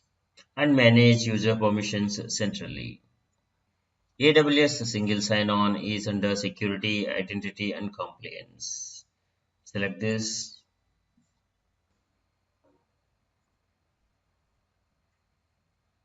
AWS SSO is easily integrated with common business applications like Box, Dropbox,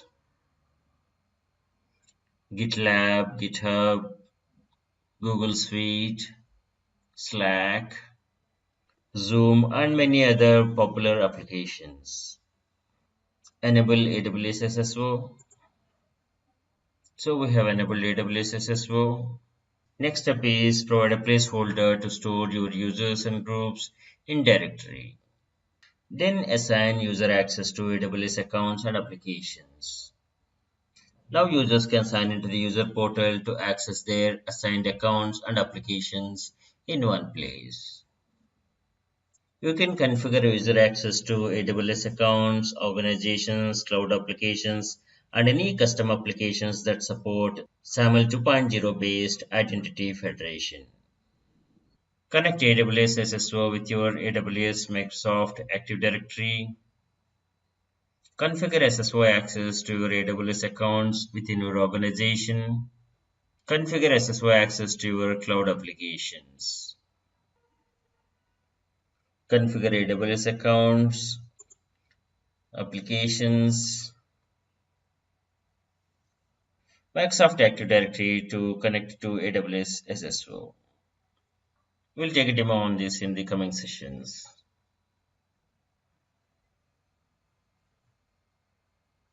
AWS Directory Service. It helps you store information and manage access to resources. Amazon Cloud Directory enables you to build flexible cloud-native directories for organizing hierarchies of data along multiple dimensions. With Cloud Directory, you can create directories for a variety of use cases. AWS Directory Service for Microsoft Active Directory, also known as AWS Microsoft AD. It enables your directory-aware workloads and AWS resources to use managed Active Directory in the AWS cloud. The Microsoft AD service is built on actual Microsoft Active Directory and doesn't require you to synchronize or replicate data from your existing AD to the cloud. You can use standard AD administration tools and take advantage of built-in Active Directory features such as group policy, trust, and single sign-on. Next, securely manage access to AWS services and resources with AWS Identity and Access Management. AWS IAM enables you to securely control access to AWS. Using IAM, you can create and manage AWS users and groups Use permissions to allow and deny their access to AWS resources. This is AWS Management Console and search for IAM. Please watch the session on IAM for more information. This is dashboard of IAM. Let us navigate IAM console. Groups. You can create users and add to the groups. For creating IAM roles, you can create policies, identity providers. You can use similar OpenID Connect, account settings.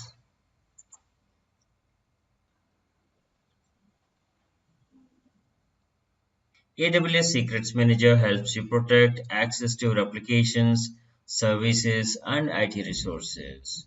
You can easily rotate, manage, and retrieve database credentials, API keys, and other secrets throughout their lifecycle. Amazon Guard Duty is intelligent threat detection to protect your AWS accounts and workloads. Search for Guard Duty. Continuously monitor your AWS environment for suspicious activity and generate findings. Analyze multiple data sources, including AWS CloudTrail events and VPC flow logs. And customize Guard Duty by adding your own threat lists and trusted IPs. This is console of Guard Duty. Amazon Inspector enables you to analyze the behavior of your AWS resources and helps you identify potential security issues. Search for Inspector. Install AWS Agent on your EC2 instances. Run an assessment on your target. Review your findings and remediate security issues. Based on your organization requirement, you can configure this inspector. Amazon Massey. Amazon Massey is a security service that helps classify and protect your sensitive and business critical content. Continuously monitor the data, classify the data using machine learning based data classification, automate complaints, detect unauthorized access, and avoid data leaks through customized alerts. Protect your data. Based on your organizational needs, you can utilize Massey service. Certificate Manager. AWS Certificate Manager makes it easy to provision, manage, deploy SSL TLS certificates on the AWS platform. AWS Cloud HSM is cloud-based hardware security module and use your own encryption keys on the AWS cloud. With Cloud HSM, you can manage your own encryption keys. This is console of Cloud HSM. You can create cluster. Cloud HSM enables you to scale quickly by adding and removing HSM capacity on demand with no upfront cost. AWS Firewall Manager. AWS Firewall Manager is a security management service that makes it easier to centrally configure and manage AWS WAF rules across your accounts and applications. You can easily roll out AWS Web Application Firewall rules, WAF rules for your application load balancers, Amazon CloudFront distributions across accounts in AWS organizations. You can easily build firewall rules, create security policies, and enforce them across AWS infrastructure. AWS WAF is Web Application Firewall Service that helps protect your web applications from common exploits that could affect app availability, comprehensive security, and consume excessive resources. Web filtering with custom rules, block malicious requests, tune your rules, and monitor traffic. AWS Shield provides expanded DDoS attack protection for your AWS resources. AWS Firewall Manager simplifies your WAF administration and maintenance tasks across multiple accounts and resources.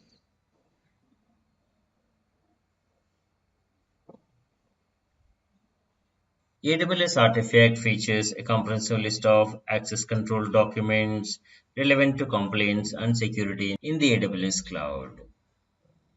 These are all various artifacts ISO 27001 2013 certification,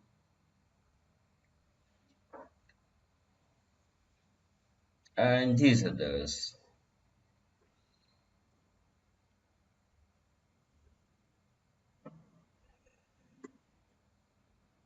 Thanks for watching. Hello, I'm Sri from CBTU. CBTU presents a course on Amazon Web Services. Section Application Integration AWS Step Functions. Build distributed applications with AWS Step Functions using visual workflows. AWS Step Functions let you coordinate multiple AWS services into serverless workflows. Using step functions, you can design and run workflows that stitch together services such as AWS Lambda, Amazon ACS into feature-rich application. AWS Step Functions is under application integration. You build distributed applications with AWS Step Functions. The steps involved in building distributed applications: configure, populate, run, and evolve. Step functions count a state transition each time a step of your workflow is executed. You are charged for the total number of state transitions across all your state machines, including retries. Step functions under free tier includes 4,000 state transitions per month. This is the web page of AWS Step Functions.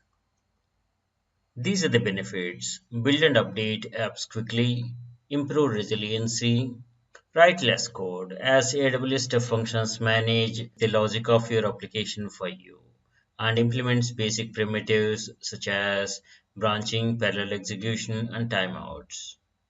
This removes extra code that may be repeated in your microservices and functions. AWS Step Functions provide serverless orchestration for modern applications. Applications development is faster and more intuitive with step functions. These are the features: workflow configuration, component reuse, state management, visual monitoring, high availability, automatic scaling, security, and pay-per-use. With AWS Step Functions, you pay for each transaction from one state to the next. Pricing we have seen, you pay only for what you use. You are charged based on the number of state transitions required to execute your application. These are the free offerings under free tier.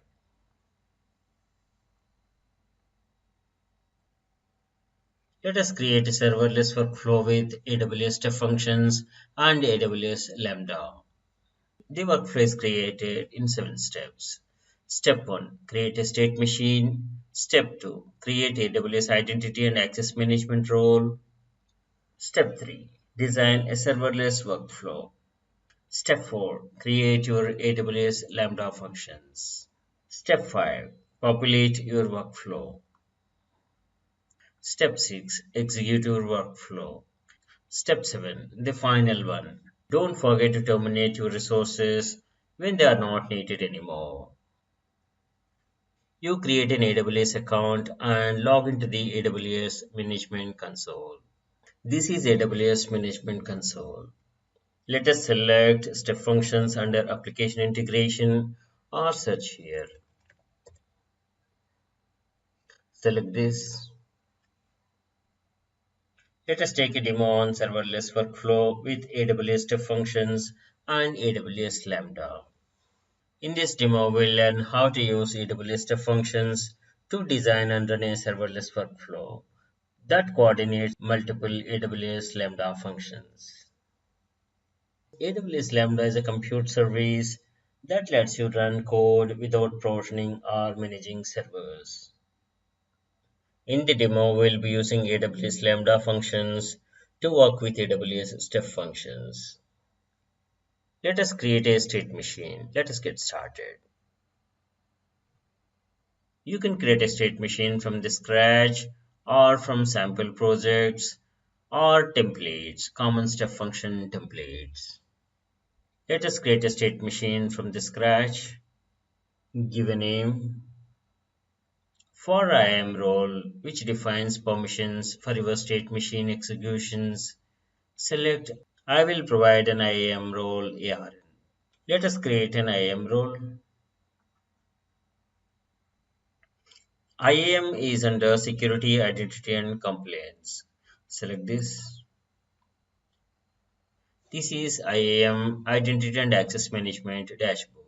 Let us check roles.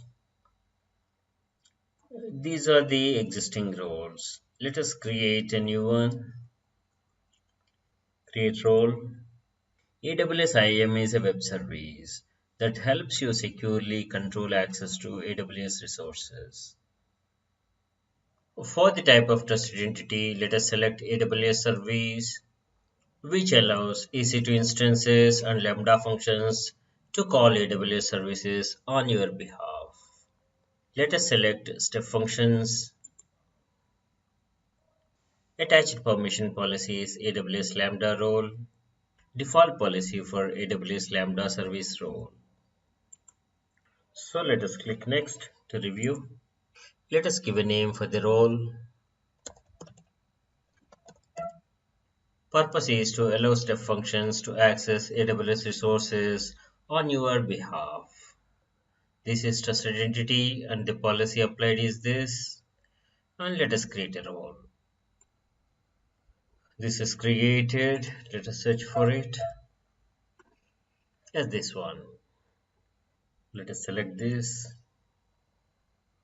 This is the ARN, role ARN. Now we are in step 3, design a serverless workflow. So we are designing a workflow in AWS step functions. Our workflow will call one AWS Lambda function to create support case, invoke another function to assign a case to support representative for resolution, and so on. It will also pass data between Lambda functions to track the status of support case and as it is being worked on. For the role which we have created, let us copy the ARN and paste here. Let us replace this code with Amazon States Language ASL. ASL is a JSON-based structured language used to define your state machine. This state machine uses a series of task states to open, assign, and work on a support case. Then a choice state is used to determine if case can be closed or not. Two or more task states then close or escalate the support case as appropriate. Let us copy this code. This is ASL state machine definition. Let us replace this code with ASL code. We'll be replacing these resources later with Lambda functions.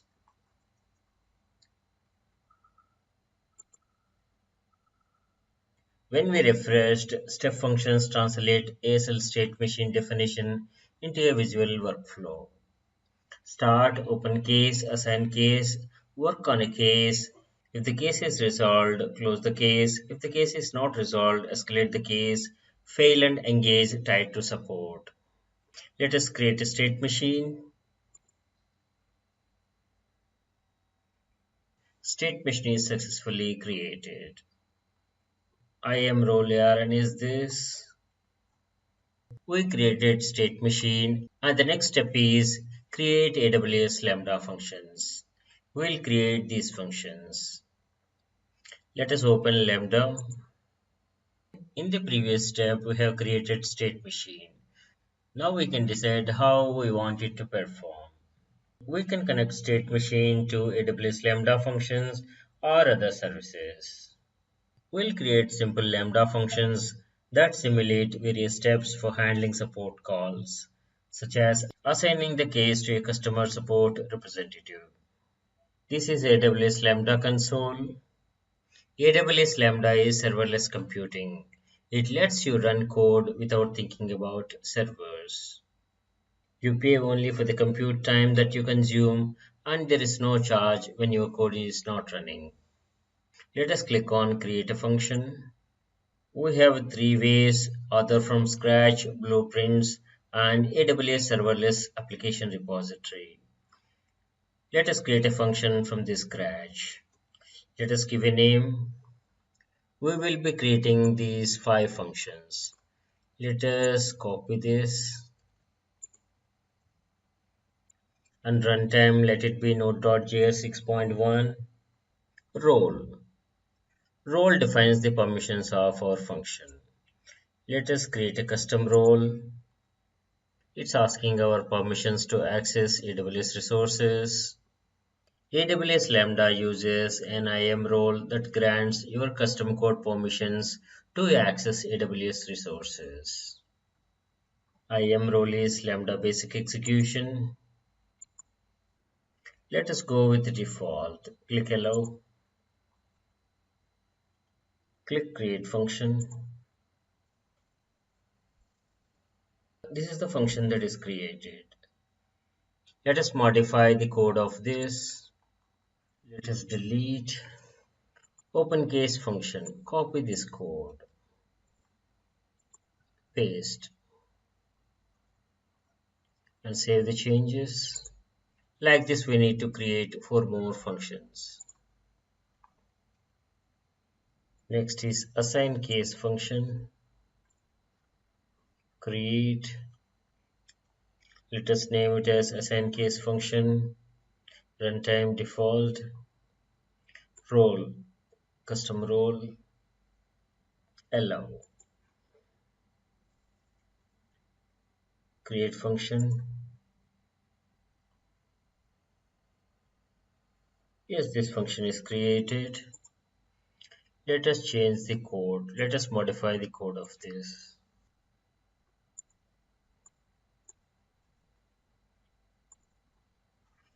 This is runtime. Leave other parameters defaults. Let us click save. Go to functions. Create function. Create next function. Work on case function. Default runtime. Choose custom role. Permit. Allow. Create function. Let us modify the code. Copy this code. Save the function. Go to functions. Create next function. Close case function. Create a custom role. Allow. Create function. Modify the code. Delete this. Copy this code. Paste here. Save. Next function. Escalate case function. Create custom role. Allow. Create function. So successfully created. So all the 5 functions are here. Okay. Now go back to step functions. This is the state machine that is created. Click edit. In this ASL state machine definition, we need to replace resource names with relevant resource names. This is open a case. Let us select this. Done. The next assign case. Done.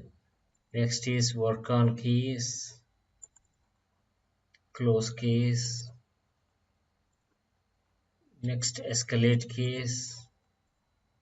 Yes, all the 5 functions we have updated. Click Save. Now next step is execution. Our workflow is ready to be executed. A state machine execution is an instance of your workflow and occurs each time a step function state machine runs and performs its tasks. Each step function state machine can have multiple simultaneous executions, which you can initiate from step functions console. Okay, we are ready. Let us start execution. So execution name is optional. So let us give this name. So let us start execution and we can watch the visual workflow. This is execution details, input, and the visual workflow is this. Step functions let you inspect each step of your workflow execution, including the inputs and outputs of each state. Let us click on each step to know the step details. Click Next. So these are the step details. Escalate case. Okay, this is the workflow. This is execution event history. This is all about step functions. This is the code. This is the workflow. We have created a state machine and executed our workflow. So let us go back to our presentation. This is IAM console, roles, creating a role, select the service, step functions, create a role. So the final step, naming the role and creating a role. Step function is created. This is summary. This is state machine definition. State machines in step functions. So creating a function, lambda functions.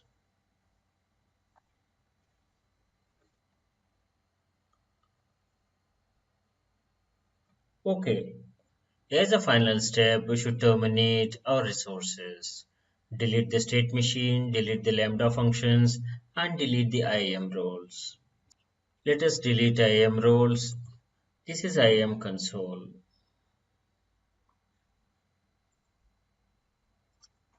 This is the role we have.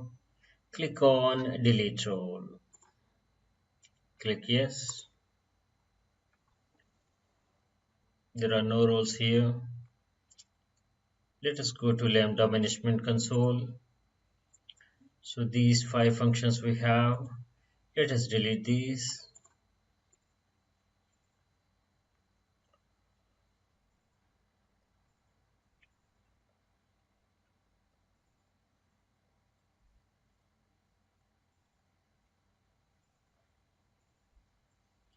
We have deleted all the functions. Finally, let us delete the state machine as well. Select this, delete, confirm it. The deletion is in process. It will take a couple of minutes. Yeah, it's deleted. State machine is deleted. Thanks for watching. Hello, I'm Sri from CBTU. CBTU presents a course on Amazon Web Services, section Amazon CloudWatch. Amazon CloudWatch is a monitoring and management service built for developers, sys operators, and IT managers. CloudWatch provides you with data and actionable insights to monitor your applications, understand and respond to system-wide performance changes, optimize resource utilization, and get a unified view of operational health. CloudWatch collects monitoring and operational data in the form of logs, metrics, and events, providing you with a unified view of AWS resources, applications, and services that run on AWS and on-premises servers. Collect metrics and logs from all your AWS resources, monitor infrastructure with visualized applications, and automatically respond to operational changes with CloudWatch events and auto scaling, and analyze the data up to 1 second metrics and archived data. This is AWS Management Console. Let us select CloudWatch. This is CloudWatch dashboard. AWS CloudWatch monitors operational and performance metrics for all your AWS cloud resources and applications. Summary says we have 366 metrics available in our region. So alarm summary is below. We do not have any alarms. Let us create one. When you sign up for Amazon EC2, you are automatically registered for Amazon CloudWatch. And EC2 instances are automatically enabled for basic monitoring at no additional charge. As per the business need, you may enable CloudWatch detailed monitoring, which gives metrics at 1 minute frequency. That is chargeable. Let us create a billing alarm to receive email alerts whenever AWS charges exceed a threshold that we set. Let us click. The alarm preview shows the current expenditure incurring, and we can create a billing alarm to receive email alerts. The conditions are when my total AWS charges for the month exceed $100, send notifications to, so let us say Sneha. In the additional settings, treat missing data as ignore to maintain the alarm state. On the right side preview, you see the red line. This is the threshold that we set. When this blue line crosses this red mark, that is $100 threshold, then alarm will trigger. Create an alarm. This shows one alarm insufficient state. This is the alarm. Let us see what's the reason. This is pending email confirmation. Okay, this is the alarm. Alarms invoke actions for sustained state changes only. Let us create another alarm. We got these many metrics to select. Let us select EC2 metrics. Let us quickly create an EC2 instance. Select EC2. So let us launch instance. Creating an Amazon EC2 instance is simple.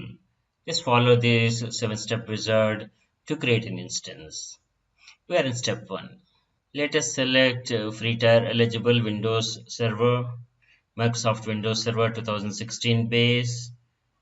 Select general purpose T2.micro instance type. Okay, let us go with the default.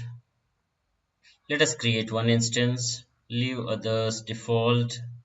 Default storage for the root volume, leave default. So for now, no tags. Security group permits RDP access to our Windows server, and the source is anywhere. It's open. It's warning us about the security which is open to the world. It's okay for now. So let us review. Click launch. So let us create a new key pair.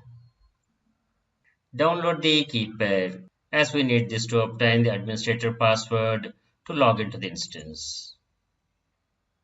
Save this file. Launch instance. Instance is being launched. Let us see. It is provisioning. It takes a minute or so for full provisioning and in the running status for us to use. Yeah, this is ready. Let us check monitoring. Basic monitoring is enabled for our instance. Disk reads and disk writes, network in and out bytes, network packets in and out, status check fails. We don't have any CloudWatch alarms configured. Let us create an alarm. CloudWatch alarms can be configured to automatically notify whenever any metric data reaches the threshold that we set. The conditions: whenever average of CPU utilization is greater than or equals to say 75% for at least one consecutive period of 5 minutes, then take this action. recover the instance, stop this instance, or terminate or reboot this instance. Let us say stop. Send notification to. Let us say we can specify the recipient. On the right side, we see the CPU utilization with the red line, that is the threshold that we have set. Whenever this line is crossed, this alarm is triggered. Create an alarm. We can monitor this alarm in the CloudWatch dashboard. Let us click this. Here, close. This is CPU utilization alarm which we have created. We have three alarm states. OK. OK is when the metric is within the defined threshold, and alarm state when the metric crossed the defined threshold. Insufficient data is alarm do not have enough data to determine the alarm state. And the billing alert, this is the one which we have created. Events. AWS resources can generate events when their state changes. An event indicates a change in your AWS environment. AWS resources can generate events when their state changes, say an Amazon instance change from pending to running state, or an Amazon EC2 auto-scaling generates events when it launches or terminates instances. When your resources change state, they automatically send events to the event stream. You can create rules that match selected events in the stream and route them to the targets to take action. A target processes events. Targets can include Amazon EC2 instances, AWS Lambda functions, Kinesis streams, ECS tasks, step functions, state machines, Amazon SNS topics, Amazon SQS queues, and built-in targets. A target receives events in JSON format. So we'll be creating rules. Rule matches the incoming events and routes them to the targets for processing. A single rule can route to multiple targets. CloudWatch events response process. Determine events of interest in the CloudWatch events stream. Create rules to select events of interest and specify the actions to take when rule matches an event. Create rule.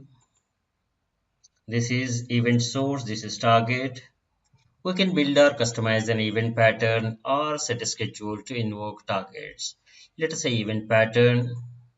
Select all events. This pattern will match every single event sent to your account.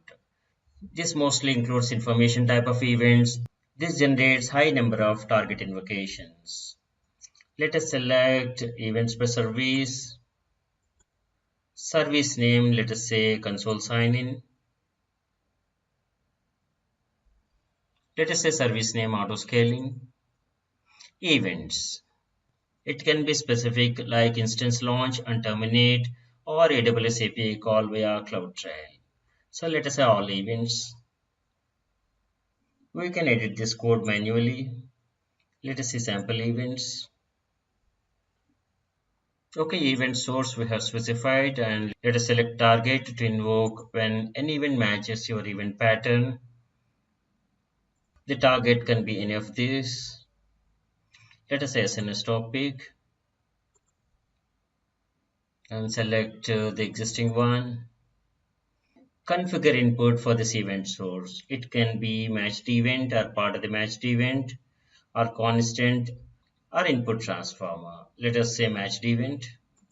Configure details. Let us give a name. Let us create this rule. This rule is created. This rule we have created based on the pattern. We can create based on the schedule as well.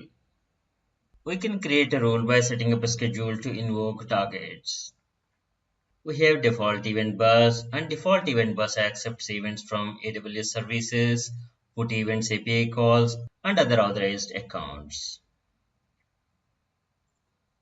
We can start monitoring logs with Amazon CloudWatch logs.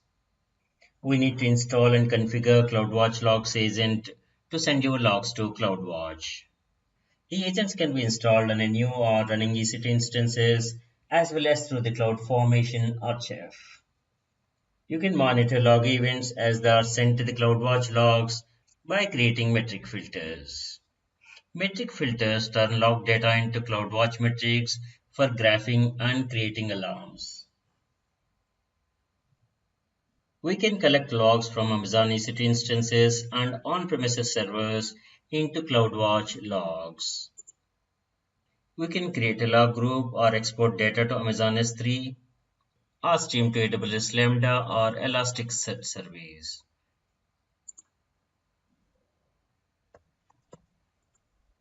This is a log group. On any selected log groups, let us create a metric filter.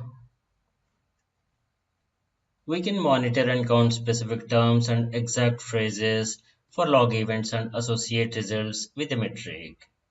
We can specify the specific term or the phrase in the log events to create a filter pattern. We'll take a demo on this in another session. This CloudWatch dashboard will give us a snapshot of alarm status.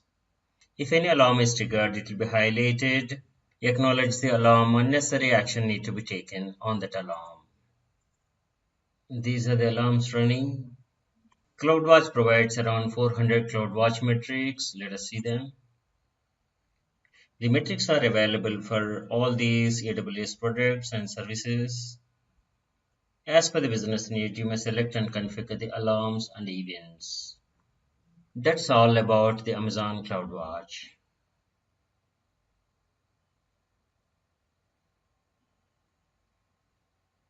Thanks for watching.